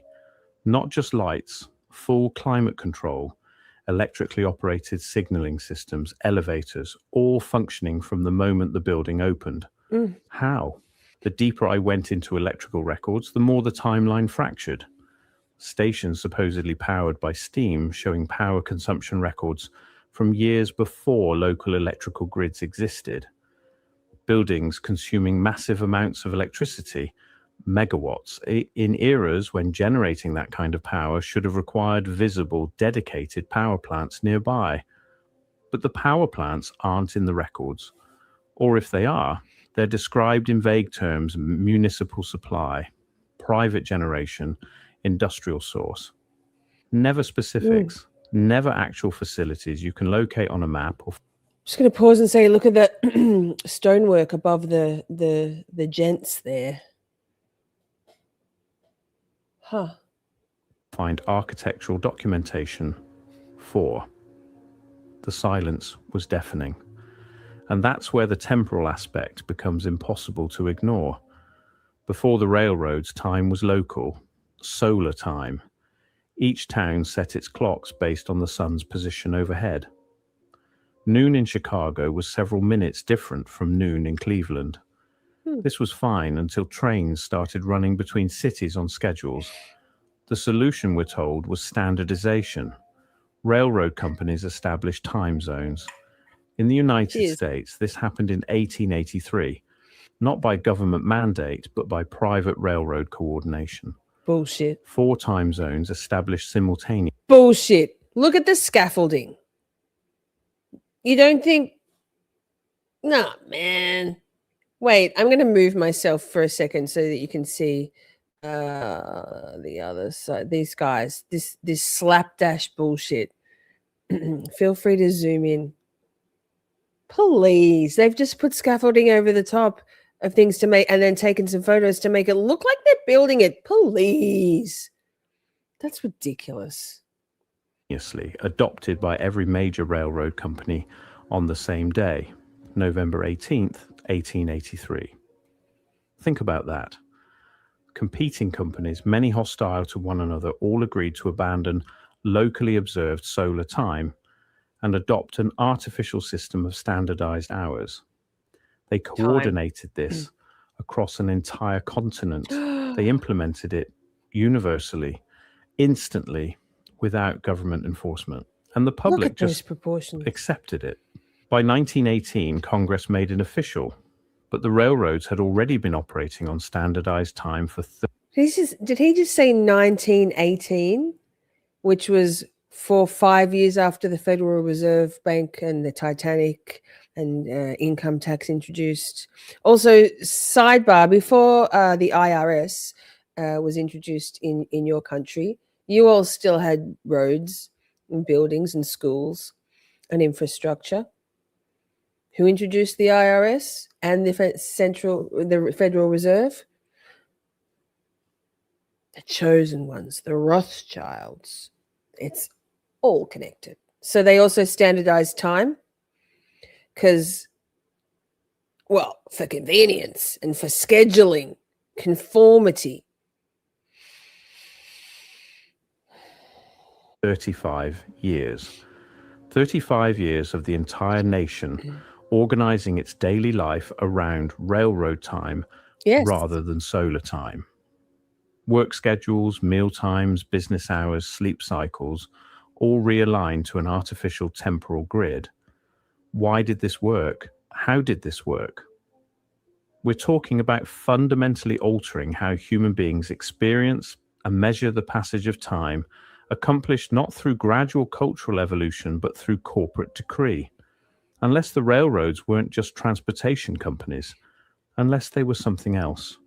Consider the physical layout of railroad networks. Tracks spreading outward from central hubs, the grand terminals like spokes on a wheel, or like distribution lines from a generating station. It's just a euphemism, Brit, so I don't have to always say the Jews, the Jews, the Jews. Yeah. The rails themselves, parallel metal conductors separated by wooden ties stretching for thousands of miles, connecting every major population center and countless minor ones. A perfect electrical grid. Now consider what we know about the early electrical system. Edison's DC power could only transmit effectively over short distances. He's a fraud. Tesla's AC system could go farther but required substantial infrastructure. The electrical grid, as we know it today, the one powering your home right now, didn't fully materialize until the 1920s and 30s. But the railroad network was complete by 1890. Every major city connected, most minor ones too. Millions of miles of parallel metal rails with elaborate terminal buildings positioned at regular intervals, all constructed within roughly 60 years. What if the railroads weren't primarily about moving people? What if they were about moving power? Look at the architectural evidence again with this in mind. Those enormous halls aren't just for passengers, they're for housing equipment. Those towers aren't just decorative, they're for transformers or receivers. Those copper roofs aren't ornamental, they're conductive. Those foundations aren't over-engineered, they're grounding systems. The ventilation systems aren't for air. The mechanical rooms aren't for steam. The storage spaces aren't for luggage. Once you see it, you can't unsee it. But here's what breaks the conventional narrative completely. This happened everywhere, all at once.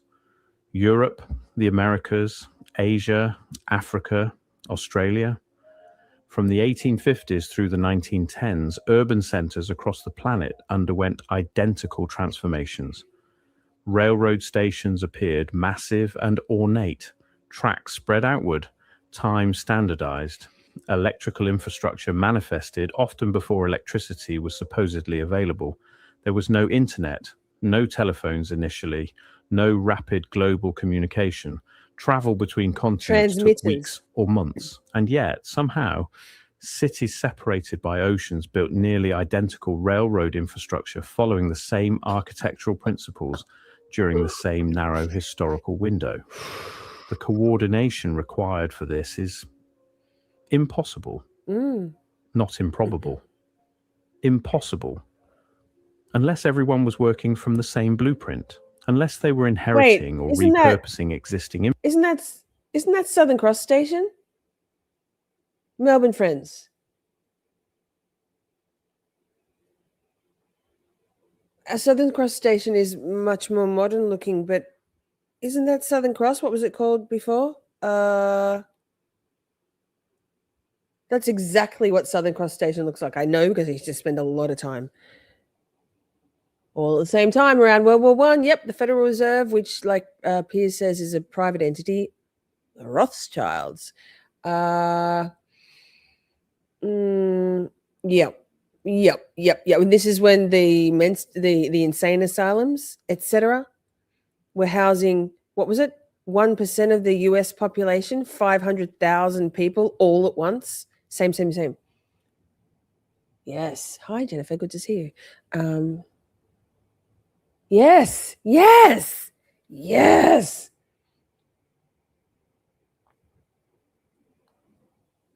Look at us learning. Wait, give me a minute. It doesn't it, Britt? Doesn't it?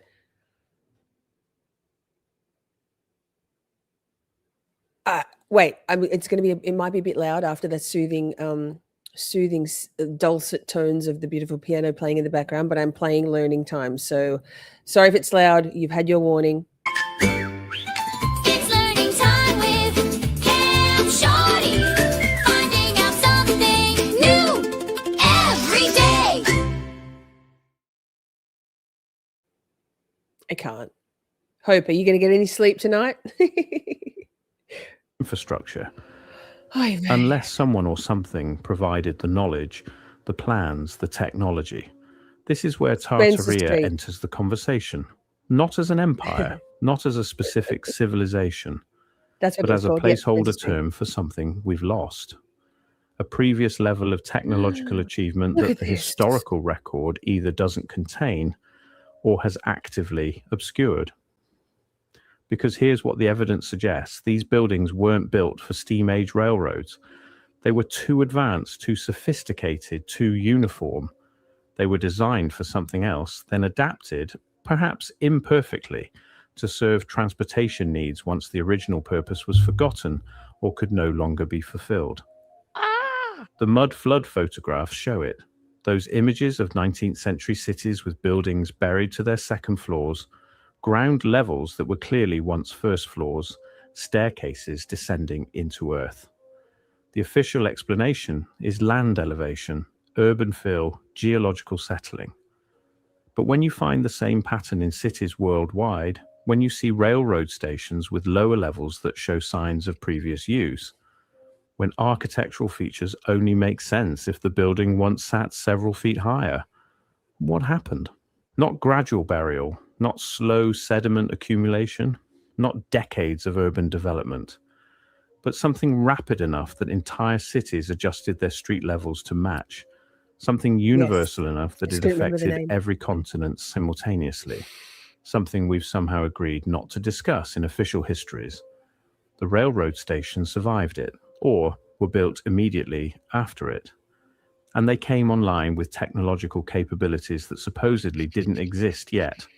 Powered by energy systems we're told were still decades away from development, all coordinated across a planet that lacked the communication infrastructure to coordinate anything. And then, suddenly, they stopped. By 1920, the era of grand terminal construction was over.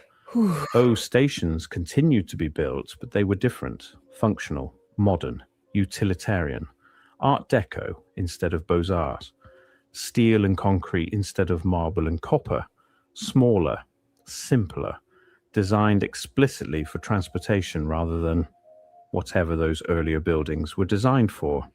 The old ones were often demolished. Penn Station in New York, destroyed in 1963. A building so magnificent that its loss sparked the historic preservation movement. Chicago's Grand Central Station, Look at that. demolished 1969. Broad Street Station in Philadelphia, demolished 1952. Dozens of others gone. Not deteriorated beyond repair, not outdated, demolished on purpose. The ones that survived were often converted to other uses or allowed to decay, or they were renovated in ways that gutted their internal infrastructure, replacing original systems with modern equivalents, removing the very elements that might tell us what they actually were, as if someone was erasing evidence. So, what were they? Energy receivers, distribution hubs, resonance chambers, something utilizing the rails themselves as a transmission system, drawing on power we no longer know how to access or acknowledge. Why did railroad time replace natural time? Was it really just scheduling convenience, or was temporal synchronization necessary for the system to function? Why did construction stop so abruptly in the 1920s? What changed? What was lost? What did we Didn't we work out the Great Depression was 1929? So that's a good way to shut people the fuck up, isn't it? To rug them and make them live in poverty so that all they're thinking about is surviving the ultimate drudgery of life. And can I bring us back around to what we're looking down the barrel of right now, which is a recession worse than the one in 2008. What was that called? Can't remember. Brain, not an economist. Because they want to have us by the fucking balls, right? Because there's a great reset coming again. That's what Agenda 2030 is. It's the next great reset.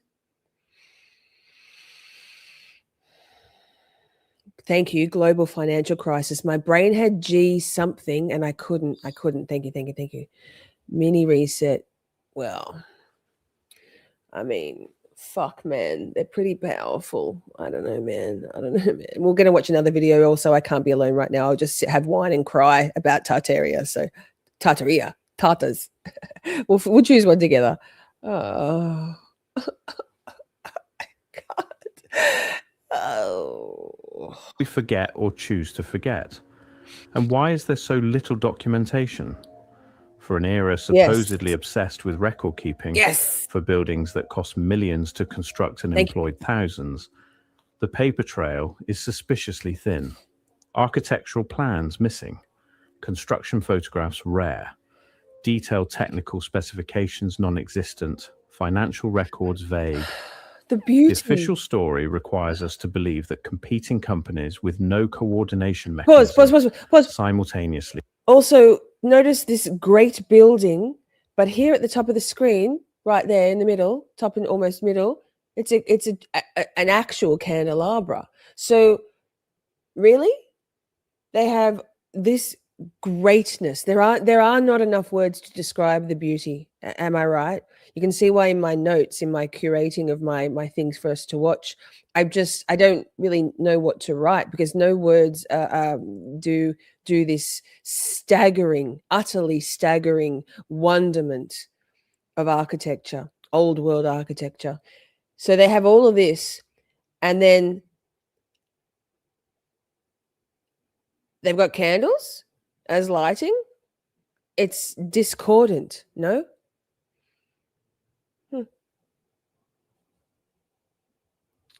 A huge Steph and a huge wait.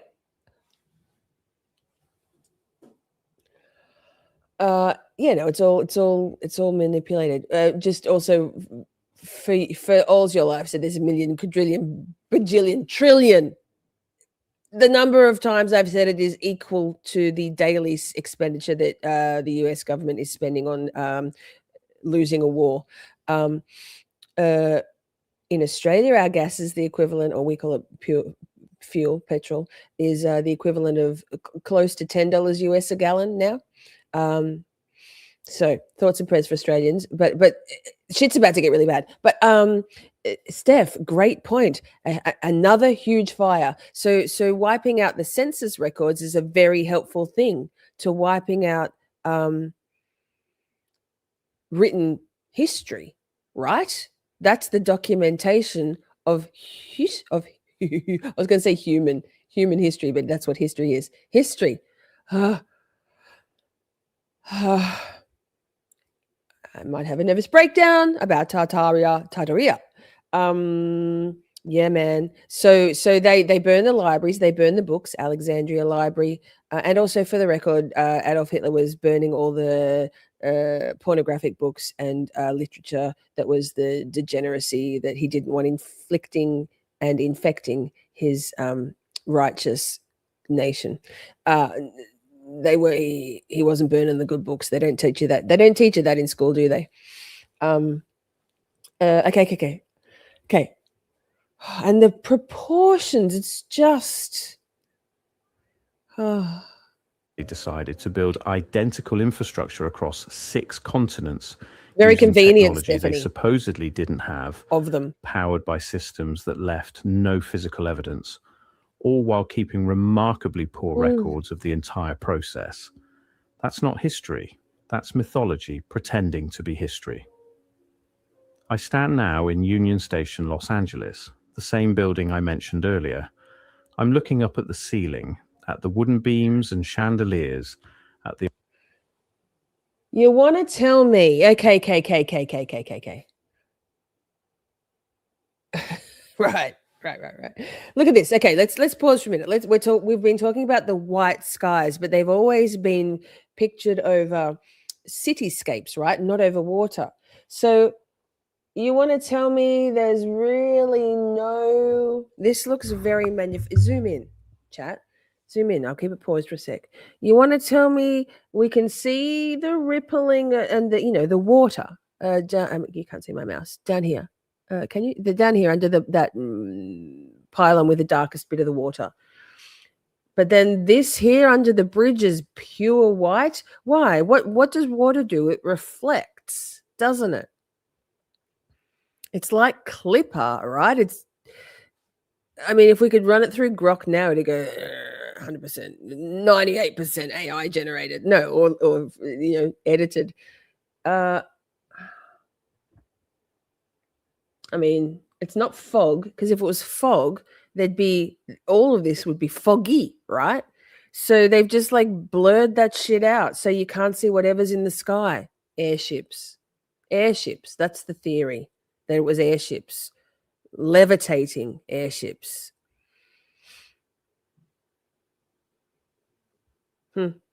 Motherfuckers. The architectural details that supposedly serve no purpose beyond aesthetics. And the spires also. But I'm seeing something else now.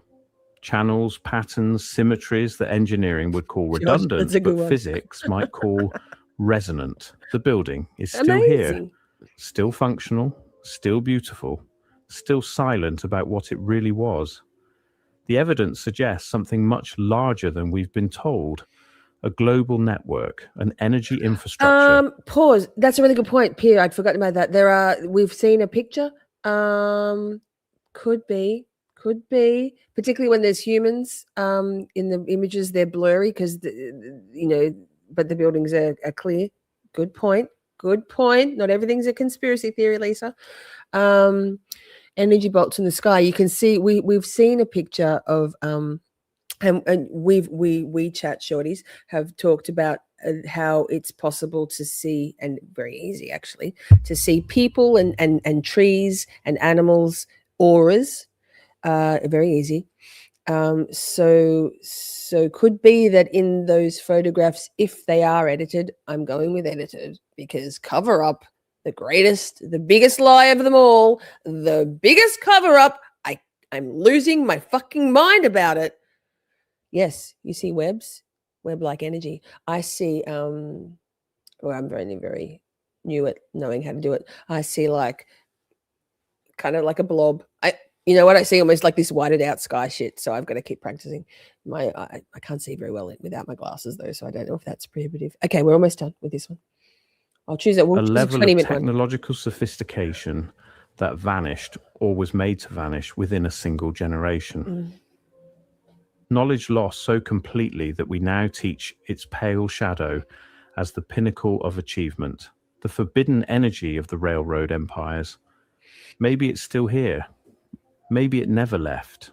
Maybe we're standing in the middle of it right now, using 5% of its capability, calling it progress, and wondering why the buildings our great-grandparents casually Yes, constructed like a- still dwarf anything we make today. The stations remain, the rails remain, the towers still stand, but the power, the real power, is gone. Or is it? That's the question that keeps me up at night. Same. Because once you see the pattern, once you recognize the impossibility of the official explanation, you can't return to comfortable certainty. You're left with something far more unsettling, the knowledge that we might be living in the ruins of a world we don't remember, using tools we don't understand, following maps to a destination we've forgotten. The forbidden energy of Tartaria, if you want to call it that, or call it something else. Name it however you want. The mystery Tartaria. remains the same. Tartars. What did they know that we don't? And why don't we know it? Okay, so whatever's coming up next. No, stop. Why? Stop. Oh my God, Father. Pause. Oh, what's this? Okay. No, and that's not, I mean, it looks very interesting. I'll watch it later, but let's have a look.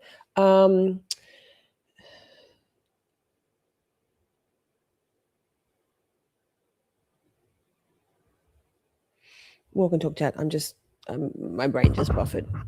Let me type in. Do you want to Tata? Shall we look up? Let's see if we can find. We'll just type in Tartaria because that's what I do, and then I go and cry for hours. I wonder if this is the guy. Let's see. No, that's different. They're ugly thumbnails. We don't like anybody that does ugly thumbnails. I'm sorry. We can't. Let's go back.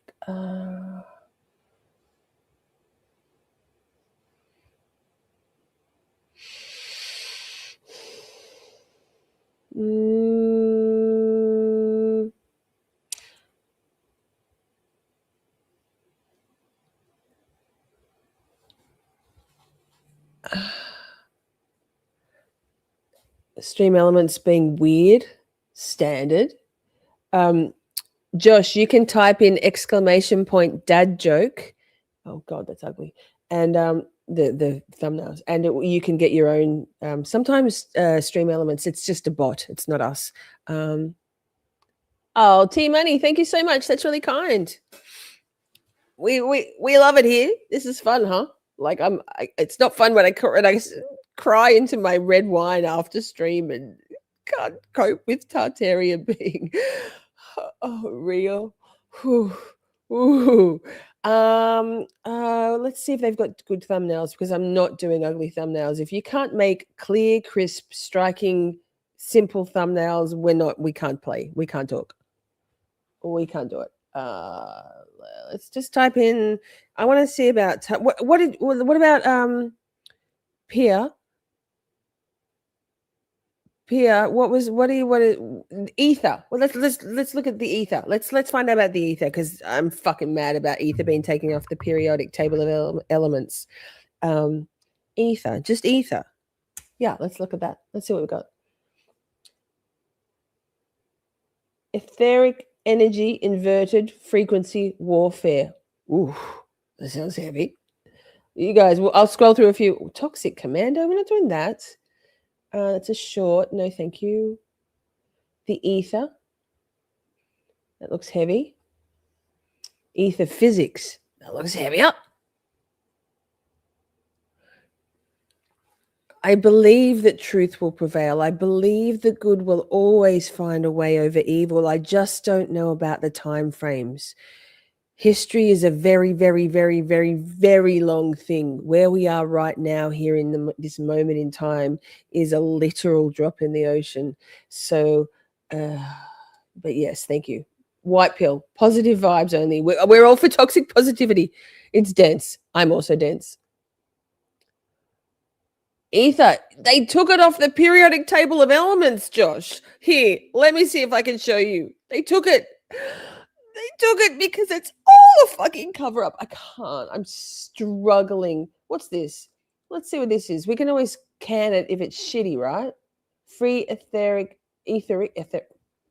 I don't like the thumbnail, but it's okay. I think it's okay. Exactly, Pierre. It might not be in our lifetime, though, right? Let's watch this one. I'm voting. I voted for you, shorties. Work. Imagine if it's the same guy and we actually find his channel. How do we do this? Maximize. Where is it? Why? Why do you hate me? Play. There we go. Oh, snazzy music. Wake up. It used to be a soft kill where they wanted you to die penniless in a pauper in the old folks' home because the last thing they want you to do is pass any of your wealth on to your family and your children. But now, brother, this is end game. They know now. They've always looked at us as being useless feeders, but now their infrastructure is built, Sean. They don't need you anymore. And that's why they want you dead. 5G isn't just synthetic ether. Okay. It's an inversion of the real etheric grid. It's not about improving communication. It's about controlling frequency. Well, if you thought that was good, you ain't seen nothing yet. That was Christopher Key, a.k.a. Vaccine Police, a truth teller who's ready to drop bombs. Thanks so much for tuning in, friends. Before we start, just a quick word about a valued sponsor. No, thank you. Everybody wants to the your best for their sponsors. dog. No offense. You want them to feel happy, playful, and active. Only whistleblower. You get your 23 cents. Go Foods. You also include .com. No. One heck of a show lined up for you today. Outbreak in Texas, which is and his ilk on Wake. All share in. Towers are kind of like synthetic ether because I was noticing that they have repeaters freaking everywhere. There's no way that you would ever need like a repeater for a 5G tower every other block in a city. I noticed. Correct. I'll say it again. If we all believe that the powers that be just want us to have faster internet, 5G, 6G, 6G is a fucking disaster. I hope they go into this. Like, I don't have Wi-Fi anymore. I know that my Wi-Fi fucked up. I think that was the universe helping me out. Get rid of your Wi-Fi, run off your mobile data. I don't know, or get corded, cabled, like old school. It's about nanoparticles, the COVID vaccine, and they're killing us. They're killing us. That it makes the freaking flower of life, dude. Actually, wait. I'm going to play a song just really quickly. It's only very short. I think it's necessary. We've played it before.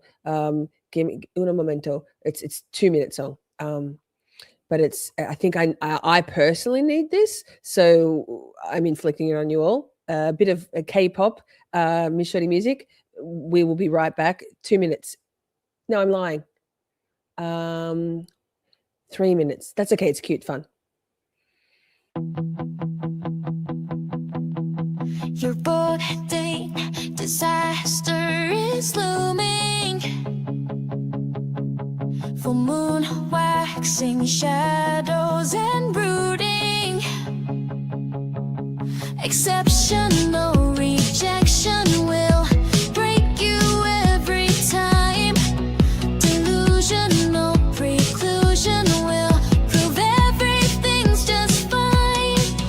The best of us, the rest of us, places everyone. Astro matrix, we can turn this deep gloom to shining sun.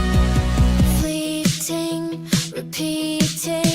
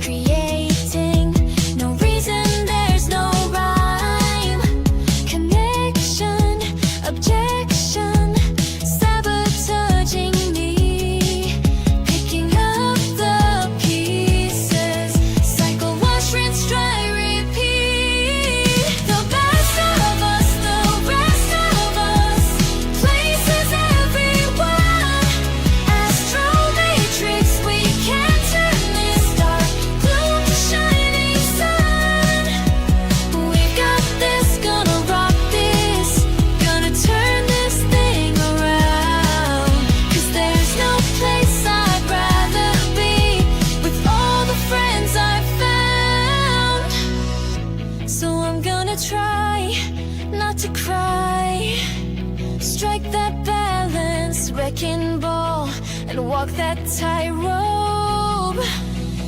Will not fall.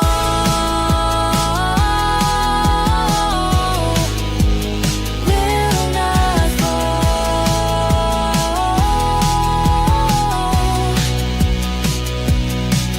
The best of us, the rest of us, places everyone. Astral matrix, we can turn this heavy gloom to shining sun. So I'm gonna try not to cry. Strike that balance, wrecking ball, and walk that tightrope. Will not fall.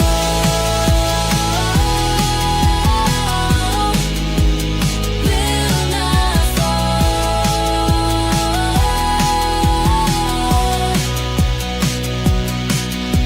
The rest of us, the rest of us, places everyone.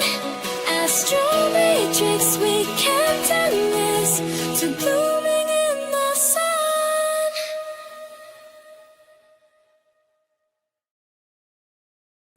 Okay. Back to it. Let's find out why we're going to all die from the ether. No. The way that the CIA and Verizon and everyone has it set up. So it's literally like they're replacing the ether with synthetic ether, which is 5G. And I bet that lets them do weird stuff to our bodies, right? What do you think, bud? It's pretty out. Bro, you just nailed it. 5G isn't just synthetic ether, it's an inversion of the real etheric grid. It's not about improving communication, it's about controlling frequency. TAR 5G equals the synthetic flower of life grid. The fact that the repeaters are placed in a flower of life pattern, that's not random. That's Yes, intentional Josh, mimicry nice. of the old world's etheric energy system. In the Tartarian days, the flower of life wasn't just a symbol, it was a map, a blueprint for how to place resonators, cathedrals, and power nodes to distribute free energy and consciousness-enhancing frequencies. Now, they're using the same pattern, but instead of amplifying life force, they're hijacking it. What 5G really does to the body, it's not just radiation, it's frequency manipulation. Your body, your mind, even your emotions operate on specific bioelectrical frequencies. 5G interferes with that tuning, keeping people locked in low vibrational states. It affects Yes. your nervous system, Yes. blood, Yes. DNA. Yes. The same way the right frequency can heal you, Yes. the wrong one can weaken you. Yes. It makes you Get more rid of your Wi-Fi, programmable. please. Why do you think brain fog, anxiety, and sleep disruption are at all-time highs? It's because people are literally being hit with an artificial non-stop frequency that scrambles their natural rhythm. Why they need 5G towers everywhere. Real etheric energy doesn't need repeaters.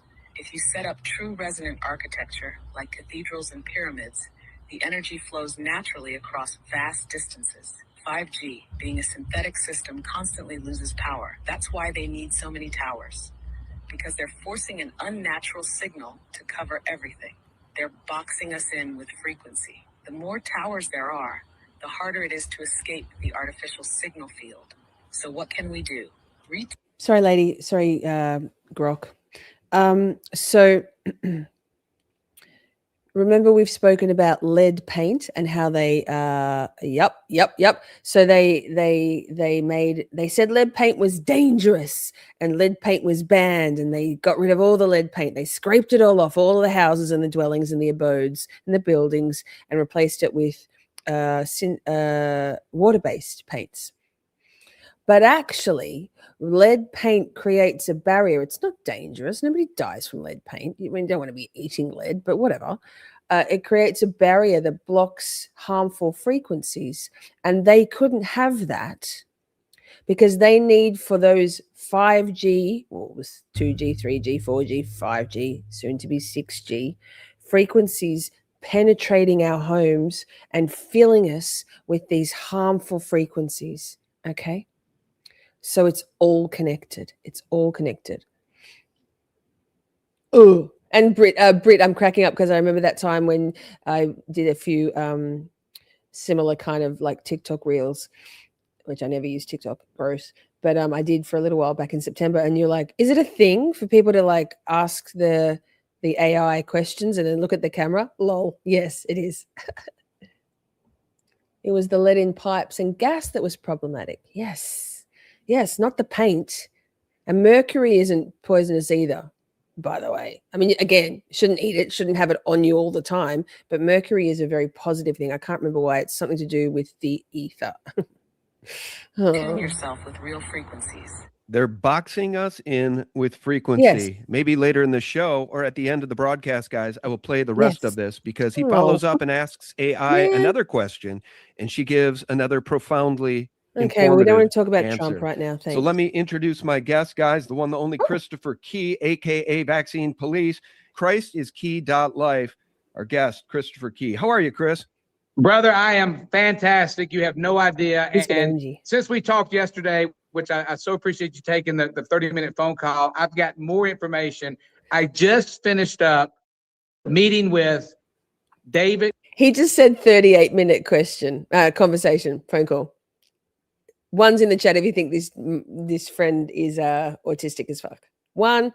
Koresh, half brother. Now, here's the thing, guys. Yesterday when Christopher and I talked, it was Sunday, we talked for about a half an hour. This man was unloading so much truth on me, I had to take 2 pages of notes. And I know one of the things we're going to get into today at some point, maybe right from the start, is the siege on Waco that started in February 28th, 1993, under the watch of Janet Reno and the ATF, the terrorist organization called the ATF, which, by the way, Donald J. Trump may just dismantle. And let me say one other thing about Donald J. Trump. The pardons that Sleepy Joe Biden gave to the Unselect Committee of political thugs and many others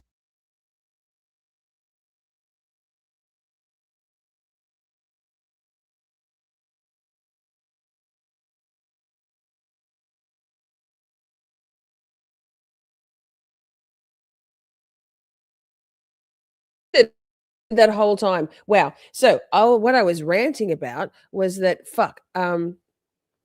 we're not going to watch any of this Donald Trump stuff. I don't if you still subscribe to the left-right paradigm, we'll get there. I was muted because I was coughing, and then I started ranting because of this. Two wings of the same bird. It's a constructed paradigm that is nonsensical, proven objectively nonsensical. So okay, we're going to scoot through this, man. And if you're going to keep going with Trump shit, wait, what am I doing? We're not. I don't care either way. I don't care about Sleepy Joe. I don't care about Demented Don. Let's just move on. They're going to down. There's going to be Nuremberg 2.0, and it's very possible and probable they will all be hung. Plain and simple, brother. And I so appreciate you bringing that up because I didn't know how you could pardon somebody like Ferret Fauci. Okay, we're not doing politics. I mean, not tonight. This is a Tartaria show. Let me see what else. I like that stuff about ether, though. Let me see. If I can't find anything. Crown ethers? Oh, it's very short. Live stream ether physics. That sounds heavy for late on a Saturday night. Maybe I need to do more. I don't like it. Okay. We're going away. We're getting out of there. Let me go back to this. I'm going to type in. Let me type in Tartarian. Because we're on a train station, right? Let's see if there's anything on Tartarian trains.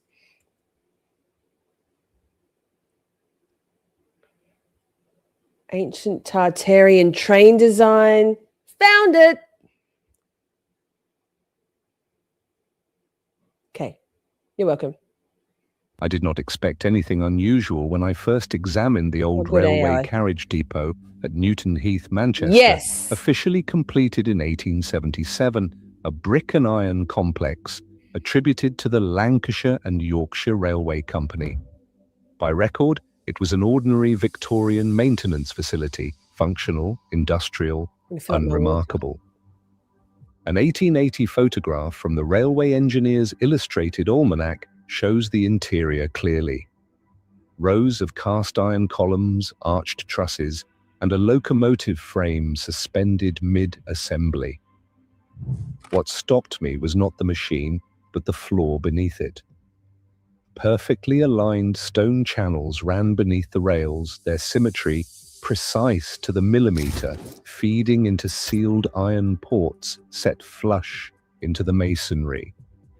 Hydraulic infrastructure, too refined, too integrated, embedded into a building supposedly erected in under 2 years. As I compared the image with late 18th century maps that labeled this region part of what earlier cartographers broadly called Tartaria, I felt the first discomfort. This depot was not merely built, it appeared inherited. I began to look closer. When I first reviewed the construction documents for Newton Heath in the Manchester City archives, the narrative seemed straightforward.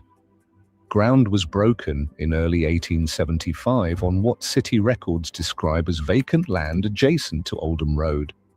The Lancashire and Yorkshire Railway Company commissioned William Baker to design a maintenance depot capable of servicing their expanding carriage. I'm back. Britt, I think it's AI. Yes, it does sound like AI voice. The other gentleman, not AI. We like him. But they both say Tartaria. Maybe I've been pronouncing it wrong. I was just filling up my water. From my reverse osmosis water filter, I add some apple cider vinegar and some pink Himalayan rock salt because I don't need my pineal gland calcified. No thanks. And it's so tasty. I got a countertop one. It's not connected. It's just to fill up the reserve. It was like 150 Australian, maybe a bit less, maybe a bit more. KKK. Let's go back to it. This is amazing. I love it. Fleet. The official timeline shows remarkable efficiency. Foundation work began in March 1875. The facility entered operation in March 1877, less than 2 years from breaking ground to full functionality. City permits from 1875 describe standard materials including red brick, cast iron columns and timber framing. I had no reason to question any of this until I examined the earliest construction photographs. A site photograph dated June 1876 shows the building approximately 2/3 complete, but beneath the workers' feet, already fully installed, runs a network of cut stone channels. These are not rough drainage trenches, they are precision-cut ashlar blocks, each weighing several tons, fitted together with tolerances I associate with far more ancient stonework. The blocks interlock without mortar in places. Pause. That's that stone softening technique that we watched in the very first video, right? We were looking at it with regards to impossible, perfectly realistic marble sculptures, but same technology. Yeah, soften the stone, get it to fit perfectly without a mortar, and then the alchemy process, what's that word, is complete and it's hardened and perfect. Suspicious. Their edges meeting so precisely that a knife blade would not fit between them. Victorian construction photographs typically show foundations being laid simultaneously with walls. Here, the stone infrastructure appears complete before the building above it. I spent an evening calculating the labor required to cut, transport, and position stones of this mass. With technology available in 1875, the substructure alone should have required months of dedicated work. The official timeline allowed no such preparation period. I wrote in my notes that night. I'm going to go back. Look at that photo. Hang on. Alone should have required months of dedicated work. If you can hear that noise, it's my water filter finishing its making water process. McConnell and Co. Ancoats Mills, Manchester, 1915. That's what is that? That's a drawing. That's a plan. Official timeline allowed no such preparation period.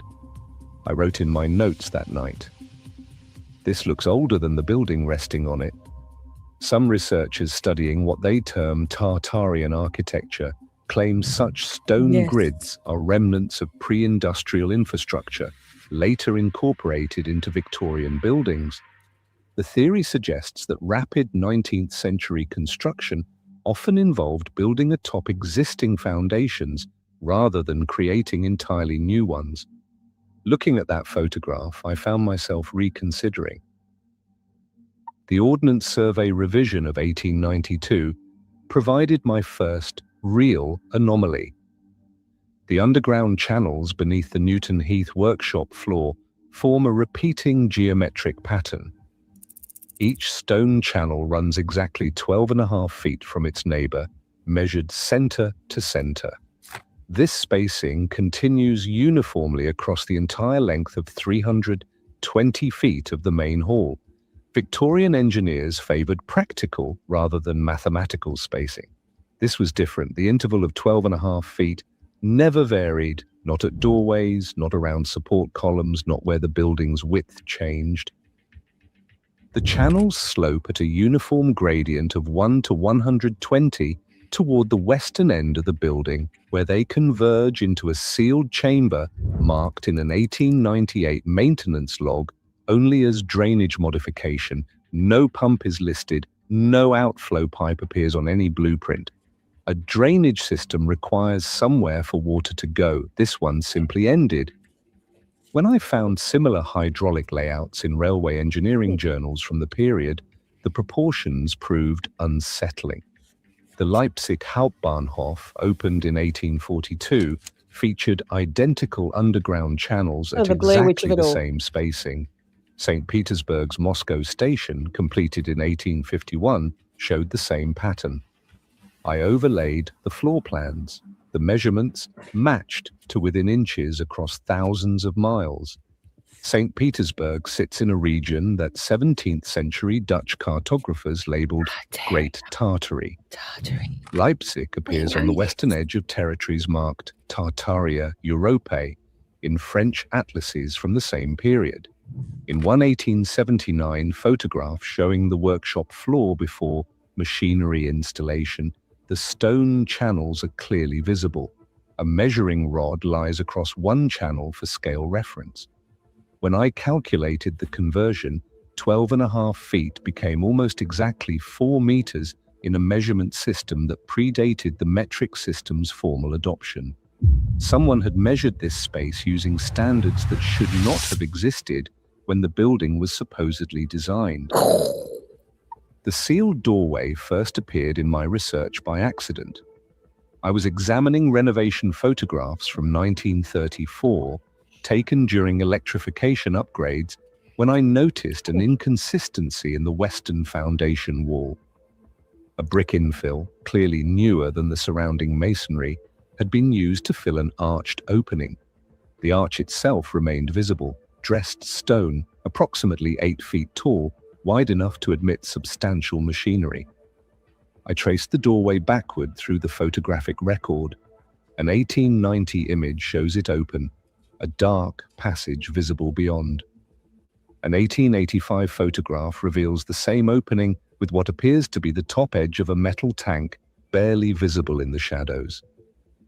After 1895, the doorway vanishes from photographs. When it reappears in the 1934 images, it has been sealed. A handwritten margin note in a site engineer's report from 1896 states simply, "Lower access no longer required. Filled and sealed per instruction. Access to what? No construction documents explain what lay beyond that door. No blueprints show any space beneath the workshop floor, despite clear photographic evidence of subsurface chambers." I found the architectural parallel while researching Russian railway history. Of course he did. Kazan Station in Moscow.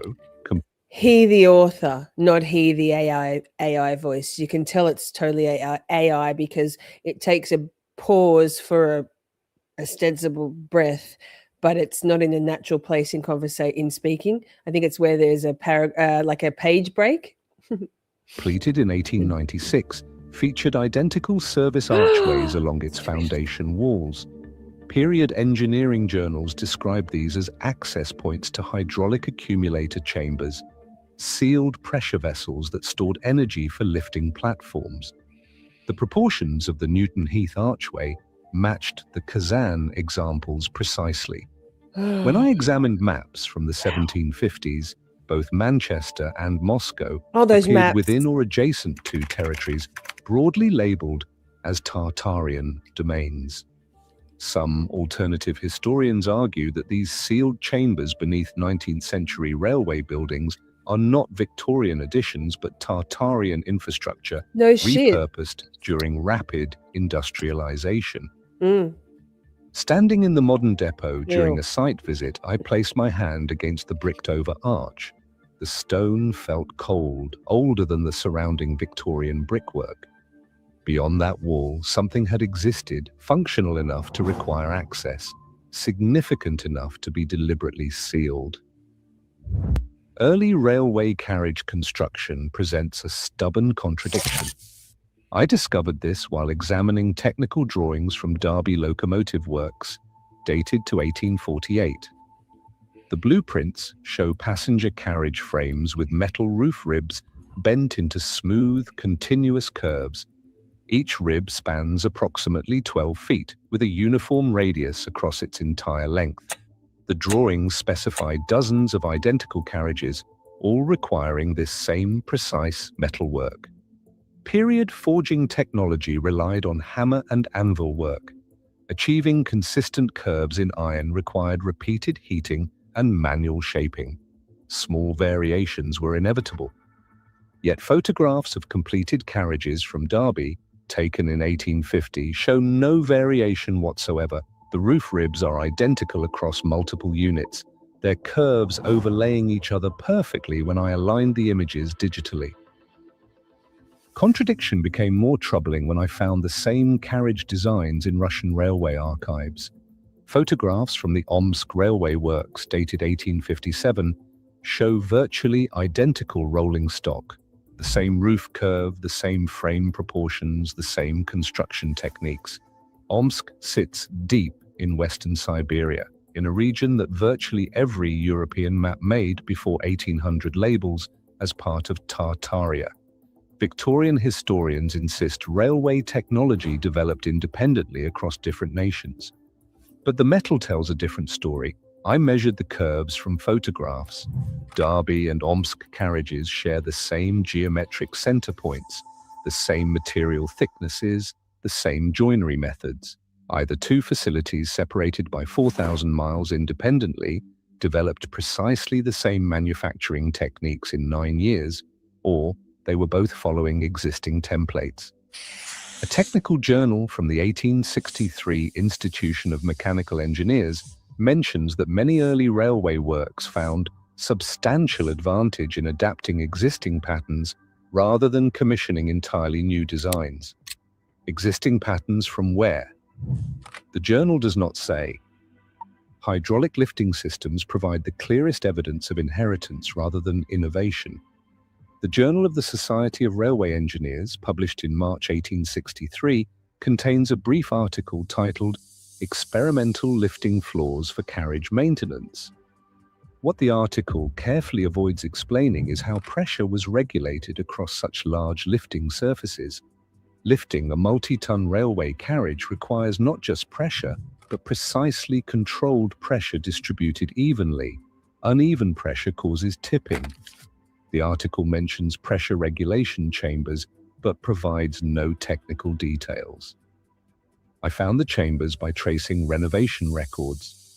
Beneath the Manchester Newton Heath Depot, Leipzig Hauptbahnhof, and Milano Centrale railway halls, identical stone structures exist.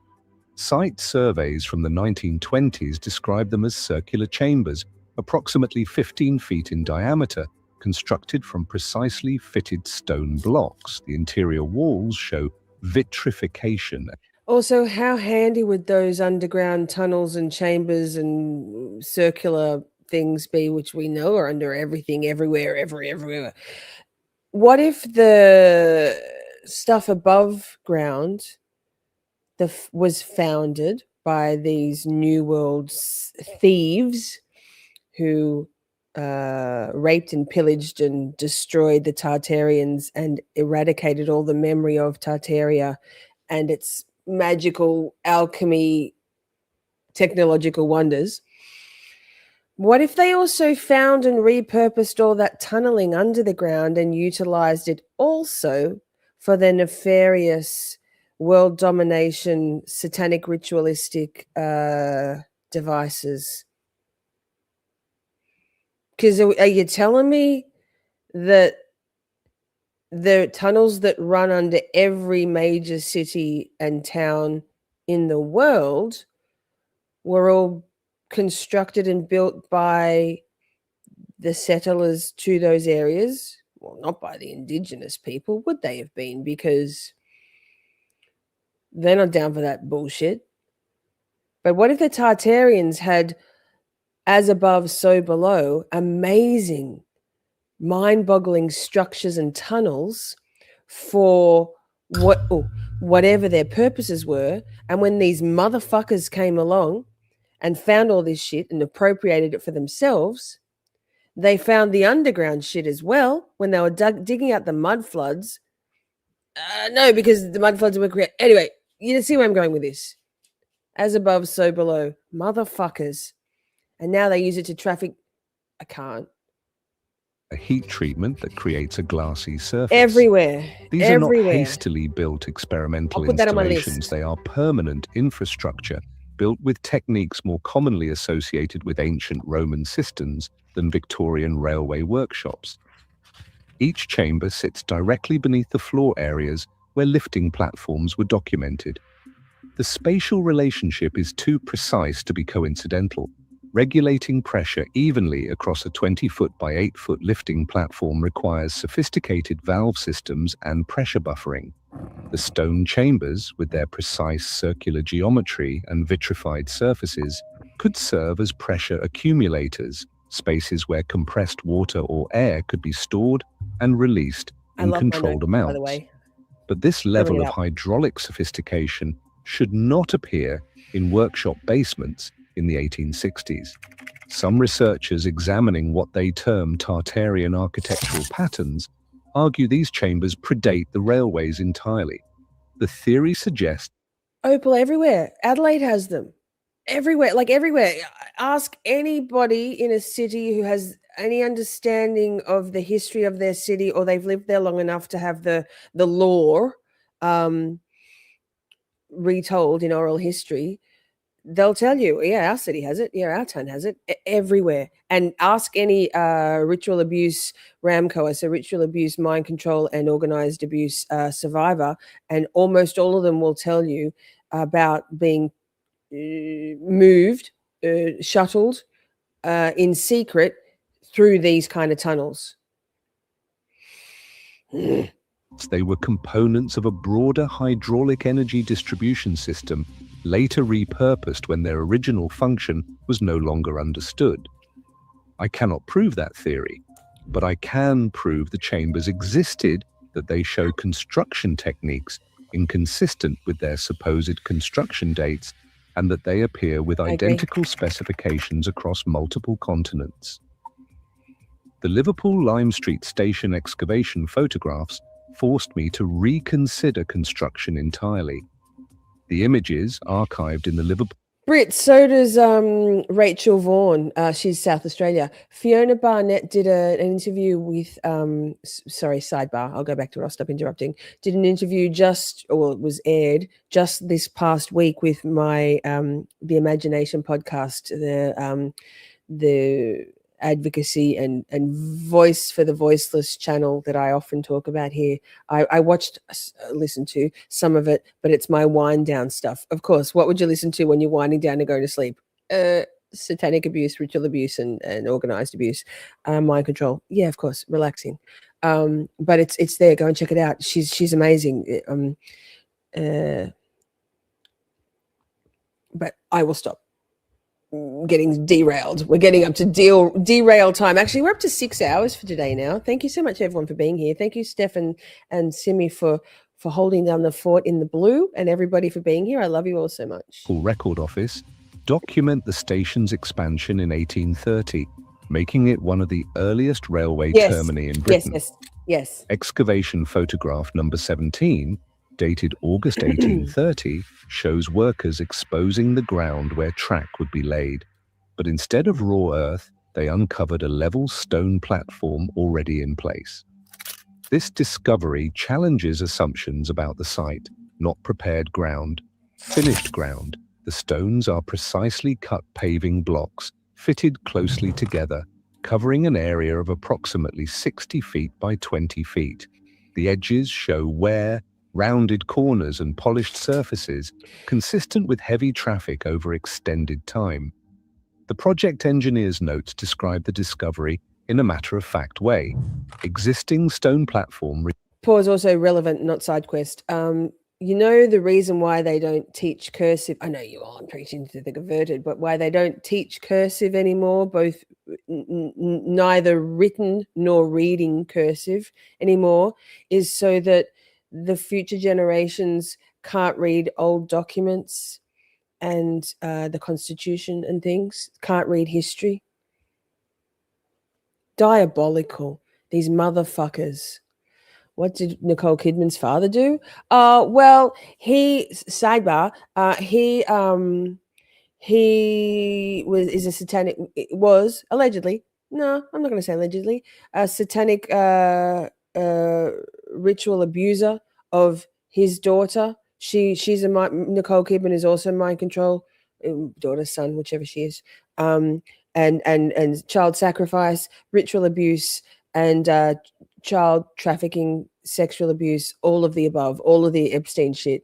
And when Fiona Barnett called publicly, whistle blew. Fiona Barnett was there, and so was Nicole Kidman when when they killed a baby at the altar, the black altar, and less than 1 month after Fiona Barnett whistle blew publicly,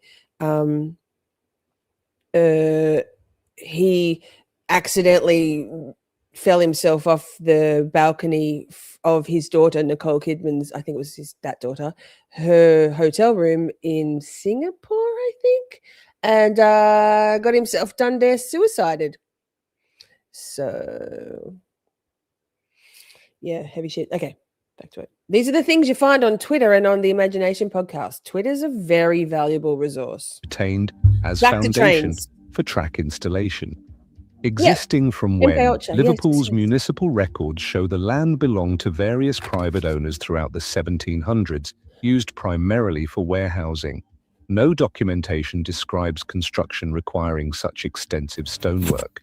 Yet the stones clearly predate the railway. Yes. Their wear patterns suggest decades, if not centuries of use. But what moved across them? These blocks are too uniform, too precisely laid for ordinary 18th century road construction. Facts. Maps from 1720 label the Liverpool area vaguely as part of broader trade networks. An annotation on one French map from 1735 places Liverpool at the western terminus of what it describes as Tartarian routes. Railways did not always build from nothing. Sometimes they built atop something already there, something that left stone where horses should have worn dirt, something whose name we lost when we stopped labeling maps with territories called Tartaria. The global pattern emerged slowly, then all at once. I was comparing workshop layouts when the similarities became impossible to ignore. Manchester Newton Heath completed 1977, Chicago Burlington Yards completed 1865, Harbin Railway Works completed 1898, 3 continents, 3 different decades, 3 railway companies with no documented connection, identical architecture. I created digital overlays of the floor plans. The match was not approximate, it was exact. Bay spacing, column placement, roof truss geometry, and underground channel arrangement all matched. When I aligned the plans, they coincided to within 2% variance. In each facility, the main hall length was 310 to 330 feet, the bay width was 42 to 45 feet, underground channels were at 12.5-foot centers, pressure chamber locations sat beneath the western third of the floor plate, and the roof arch geometry was identical. I searched for documented connections. The architects of record were different men in different countries. Company archives showed no correspondence. Patent records revealed no shared designs.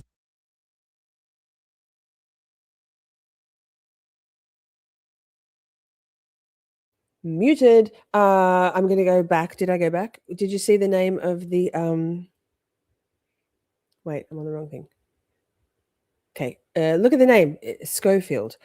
Problematic. Ye of the Ashkenazi tiny hats. The location sat beneath the western third of the floor plate, and the roof arch geometry was identical. I searched for documented connections. The architects of record were different men in different countries. Company archives showed no correspondence. There. Patent records Oh my God, can you at least pause it? So, 1903, Charles A. Schofield, responsible for editing and adding tone and texture to the New Testament by way of the Schofield Bible, which is what most of the evangelicals use as their good book. And it certainly paints the children of Israel, in a very favorable light compared to the New Testament, the King James, or the anything other than Schofield. Also, my stepmother, the evil, wicked witch, her surname's Schofield also. So interesting. It's all connected, isn't it? The synchronicity of it all. Thanks, Simi. Revealed no shared designs, yet the buildings were functionally identical. Harbin, completed last in 1898, sits in what every Russian map from before 1800 labels as Tartaria externa. Alternative researchers studying Tartarian architectural patterns point to exactly this kind of evidence, identical structures appearing globally during a period when international engineering standardization should have been impossible.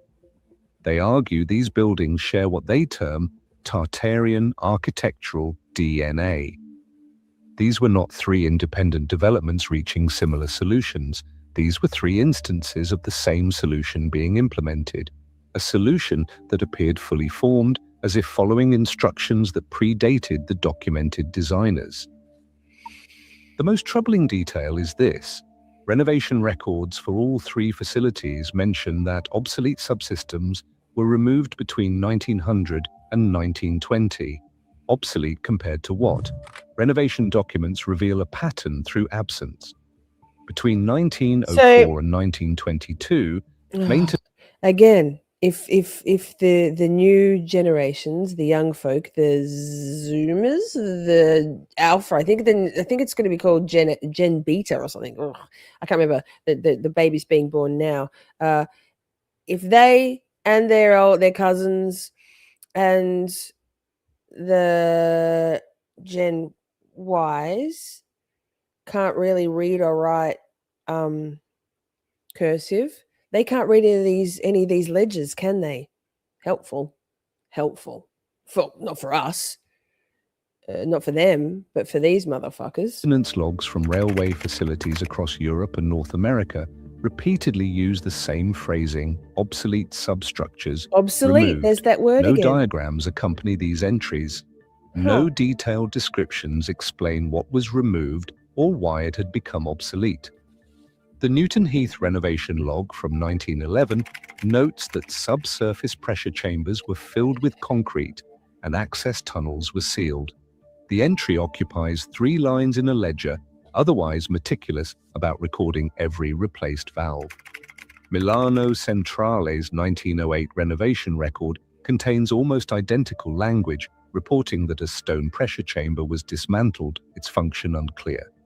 Function unclear, yet extensive enough to require dismantling rather than simple abandonment. I found the pattern repeated in Bremen, Lyon, Prague, and Kansas City.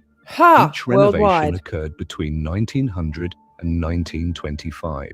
Each mentioned subsurface systems and each provided minimal detail. What emerges from these erasures is consistency. The removed systems were widespread, built to similar specifications, sophisticated enough that their removal required careful documentation, but not so carefully documented that future engineers could reconstruct what had been lost.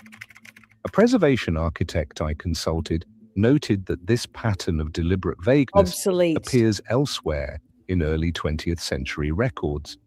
It is the language bureaucracies use when removing things they cannot explain, because too much detail invites questions. But obsolete compared to what new technology? Hydraulic systems became more sophisticated in the early 20th century, not less. If anything, stone pressure chambers should have become more valuable, not obsolete.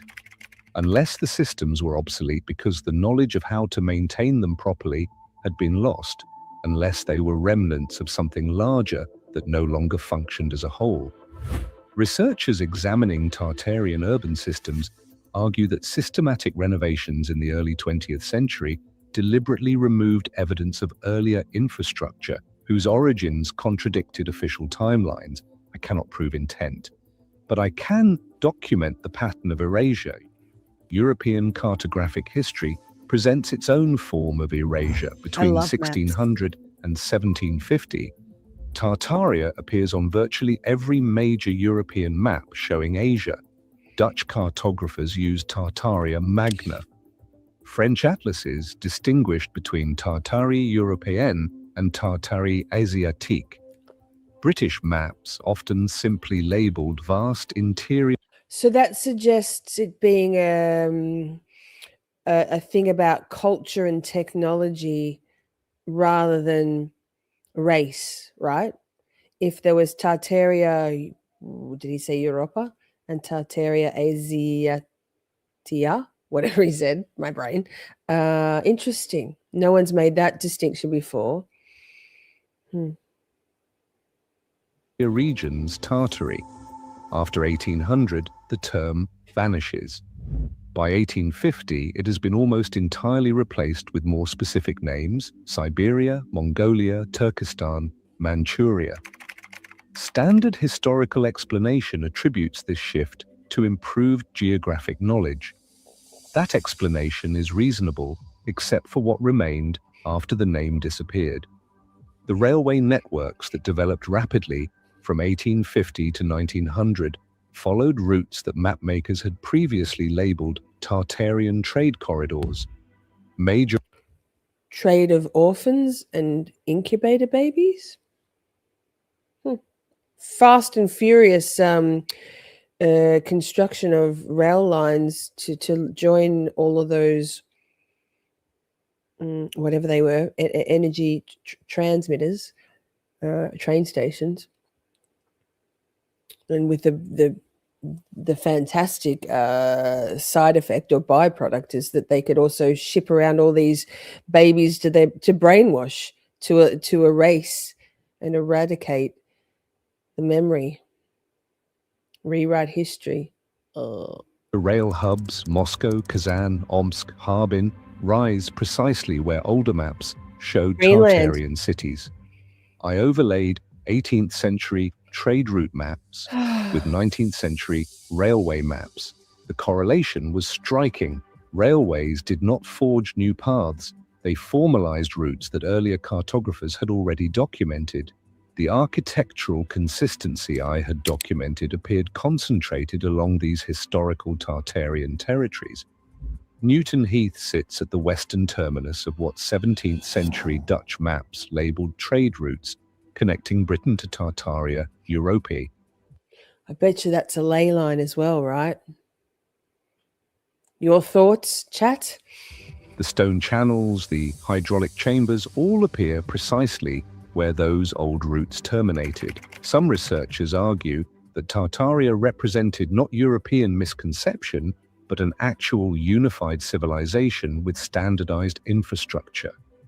The disappearance of the name might reflect political reorganization rather than correction of geographic ignorance. I cannot verify that claim, but I can verify that the infrastructure remains.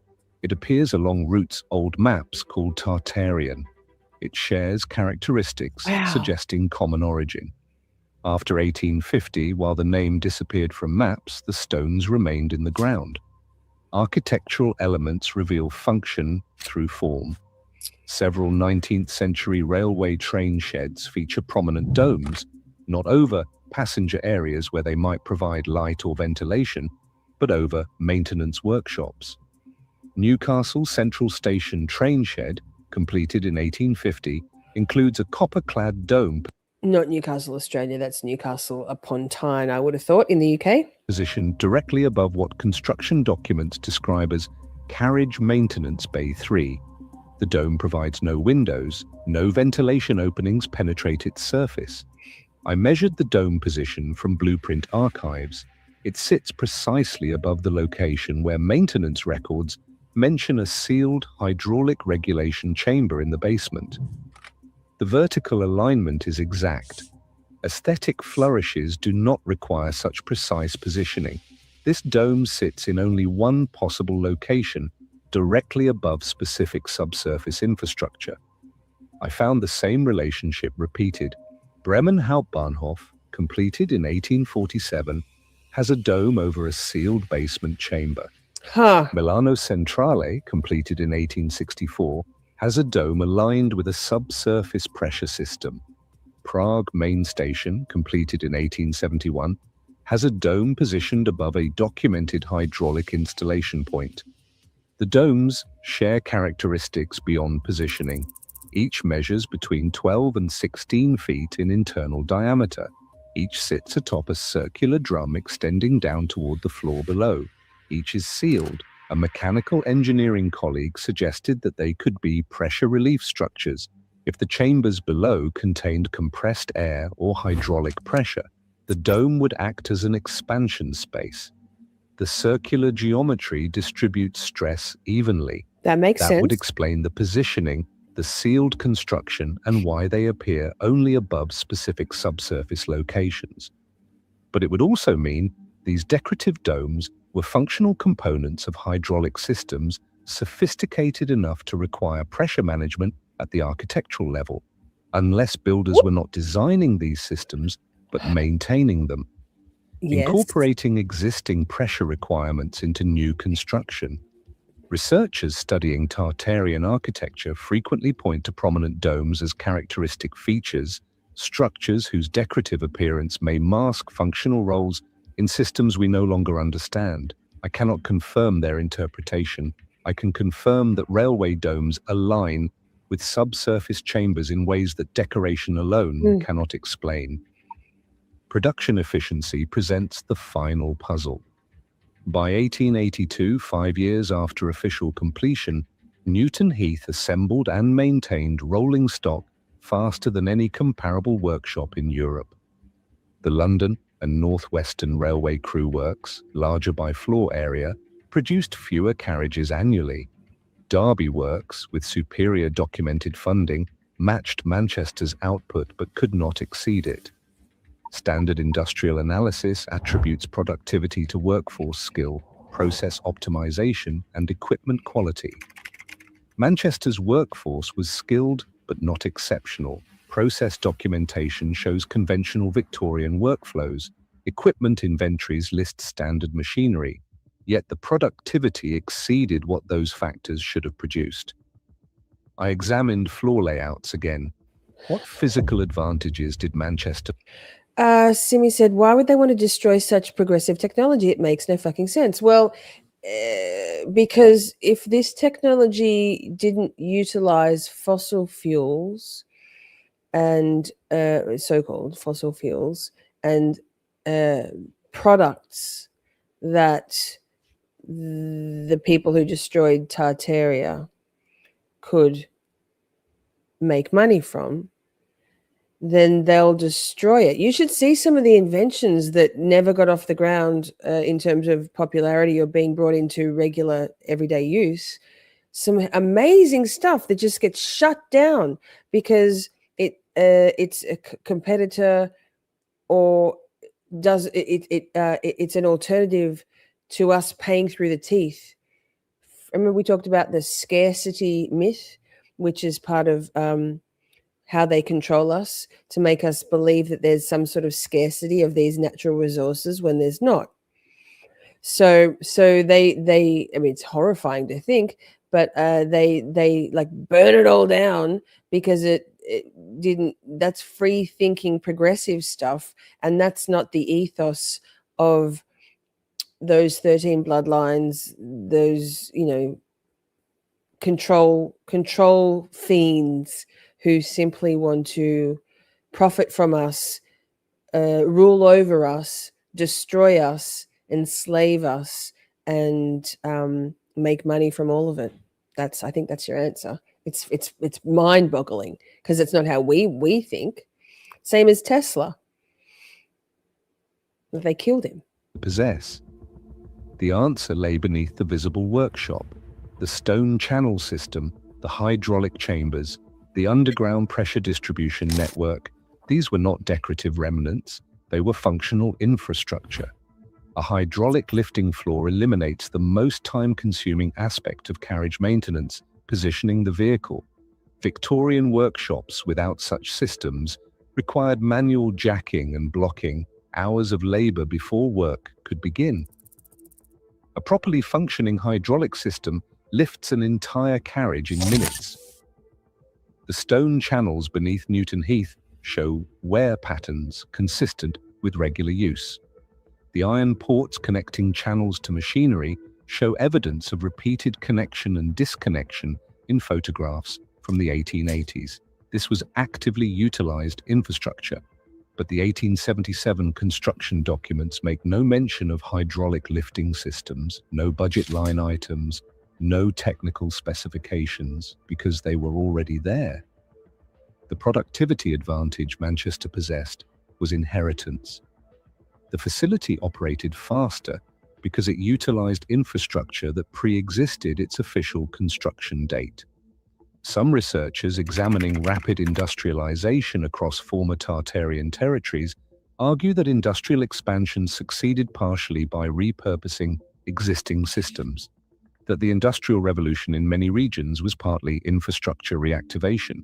I cannot prove this interpretation for certain, but I can prove Manchester's advantage was physical, measurable, and undocumented in construction records. Synthesis proves difficult when evidence... It's always a common theme, it seems, doesn't it? They're either non-existent or very scant construction and design records in all of it. It's like a common theme, isn't it?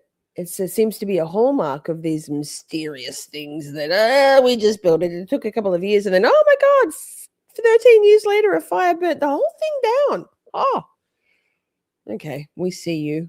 We see the cover-up. Contradicts fundamental historical narratives, yet the accumulation demands acknowledgement. Across dozens of railway facilities constructed between 1830 and 1900, infrastructure appears more sophisticated than the era's documented capabilities should allow. Stone channels with precision tolerances, hydraulic pressure systems requiring advanced engineering, global architectural consistency suggesting shared templates. Victorian engineers describe themselves as builders, innovators. The historical narrative celebrates their achievements, rightfully so. But the structures beneath their buildings suggest a different role, not inventors, but inheritors, not creators of new systems, but operators of old ones. The term Tartaria disappeared from maps precisely as railway expansion accelerated across the territories those maps had labeled Tartaria. Whether this represents political reorganization, geographic correction, or something more deliberate remains debated. What cannot be debated is the infrastructure. It exists. It exhibits characteristics that challenge conventional chronology. It appears with suspicious consistency across regions that 18th century cartographers associated with Tartarian territories. Researchers who argue for a lost Tartarian civilization point to this kind of evidence. Advanced infrastructure attributed to one era, but exhibiting characteristics of another, widespread architectural signatures suggesting unified standards, systematic documentation gaps, terminological erasure coinciding with industrial expansion. I cannot confirm their interpretation with certainty, but I can confirm the physical evidence they base it on. The stone channels are real, the hydraulic chambers are real, the sealed archways and removed systems are documented. The global architectural consistency exists. What built these systems? When were they actually constructed? Who possessed the engineering knowledge they represent? These questions have no definitive answers in mainstream historical records. The official chronology provides construction dates and architect names, but cannot... Sorry, but again, so when your pineal gland is calcified, you're less likely to even think of asking questions.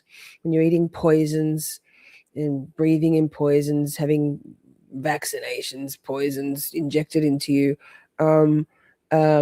when you're flooded with information by way of the internet, when you're dumbed down by entertainment, sports, watching sports, music, watching movies, watching television, watching streaming. Nobody thinks to ask these questions because we're too busy, too preoccupied, and too dumbed down.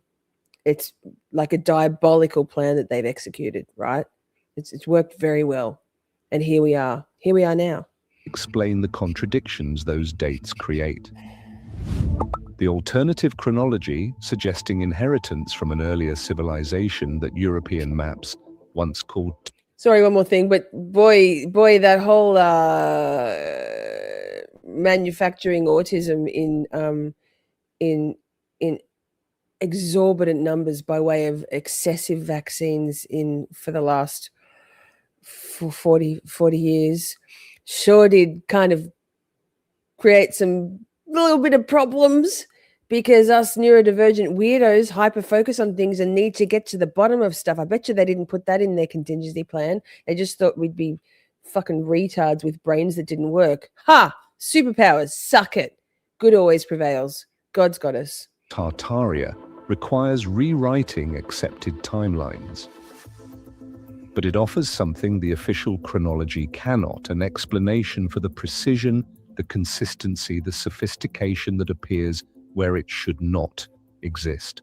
I am not prepared to declare which interpretation is correct. I am only prepared to document what exists. I'll draw the connections. I returned to Newton Heath on a cold morning in November, carrying the same 1880 photograph that had first troubled me. The building still stands, modernized but recognizable. Aluminum siding covers portions of the original brick. LED lighting has replaced gaslight fixtures, but the floor beneath remains. I received permission to examine a section where recent repairs had removed later concrete covering. The stone channels were still there, precisely cut, carefully fitted, exactly as they appeared in the photograph. I placed my hand in one of the channels and felt the wear patterns. Smooth stone, polished by something that moved across it repeatedly. The iron port at the channel's end remained, sealed now but still functional in appearance. An engineer supervising restoration mentioned they had consulted Victorian-era plans before beginning repairs. The funny thing was that the underground systems were not on the original blueprints. They just were. The first construction photos show them already in place. He shrugged and said they assumed the systems were part of site preparation that did not get documented. Right. I asked if they had investigated the sealed archway. He nodded toward the western wall. It is still there, still sealed. They scoped it with a camera a few years back. There is a chamber behind it, stone construction, maybe 15 feet across. It was empty now. No idea what it was for. I stood alone in the maintenance bay, looking at stone infrastructure that should not exist in a building officially constructed from 1875 to 1877. Right. That infrastructure appears in photographs taken during construction.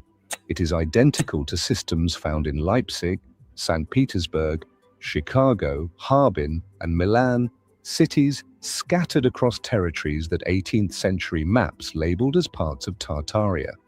The locomotive frame no longer hangs suspended. Modern equipment occupies that space, but the floor beneath remains unchanged.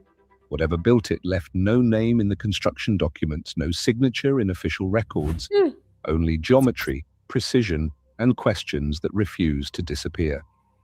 The sealed chamber waits behind its bricked archway. Stone channels run beneath modern concrete, and the maps that once labeled these regions, Tartaria, gather dust in archives, their architectural evidence still standing. Hey. Okay. Fine. No, thank you. I'm telling you right now. Hey, I don't know why that just finished abruptly. It did. So the rabbit hole deepens and widens. I have notes on things to look into. Simi has sent me her Tartaria New Orleans. So I will pull together, that's what she said, something of interest for next weekend onto Tartaria. I do think we should look into the Rothschilds et al. But so we have better context and understanding of that nexus and that origin story of this. Leave it with me. But thank you all for being here. I've had a really fun, distressing, fun time with you all, and I hope you've enjoyed the rabbit hole. Don't forget to leave a comment after the stream if you could, please, and thank you. Unlike and then hype it, and then like it and comment. Send it to someone who might find this fascinating. Some neurodivergent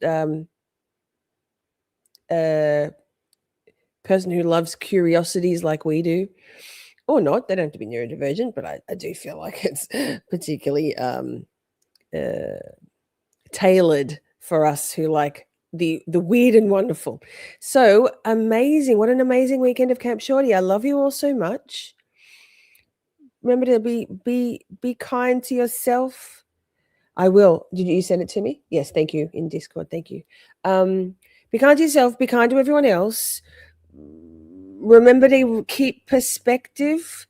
Things are bad, but there are always still good things. There is always light and love and beauty and joy in our world, even when it feels dark and ugly and scary and sad.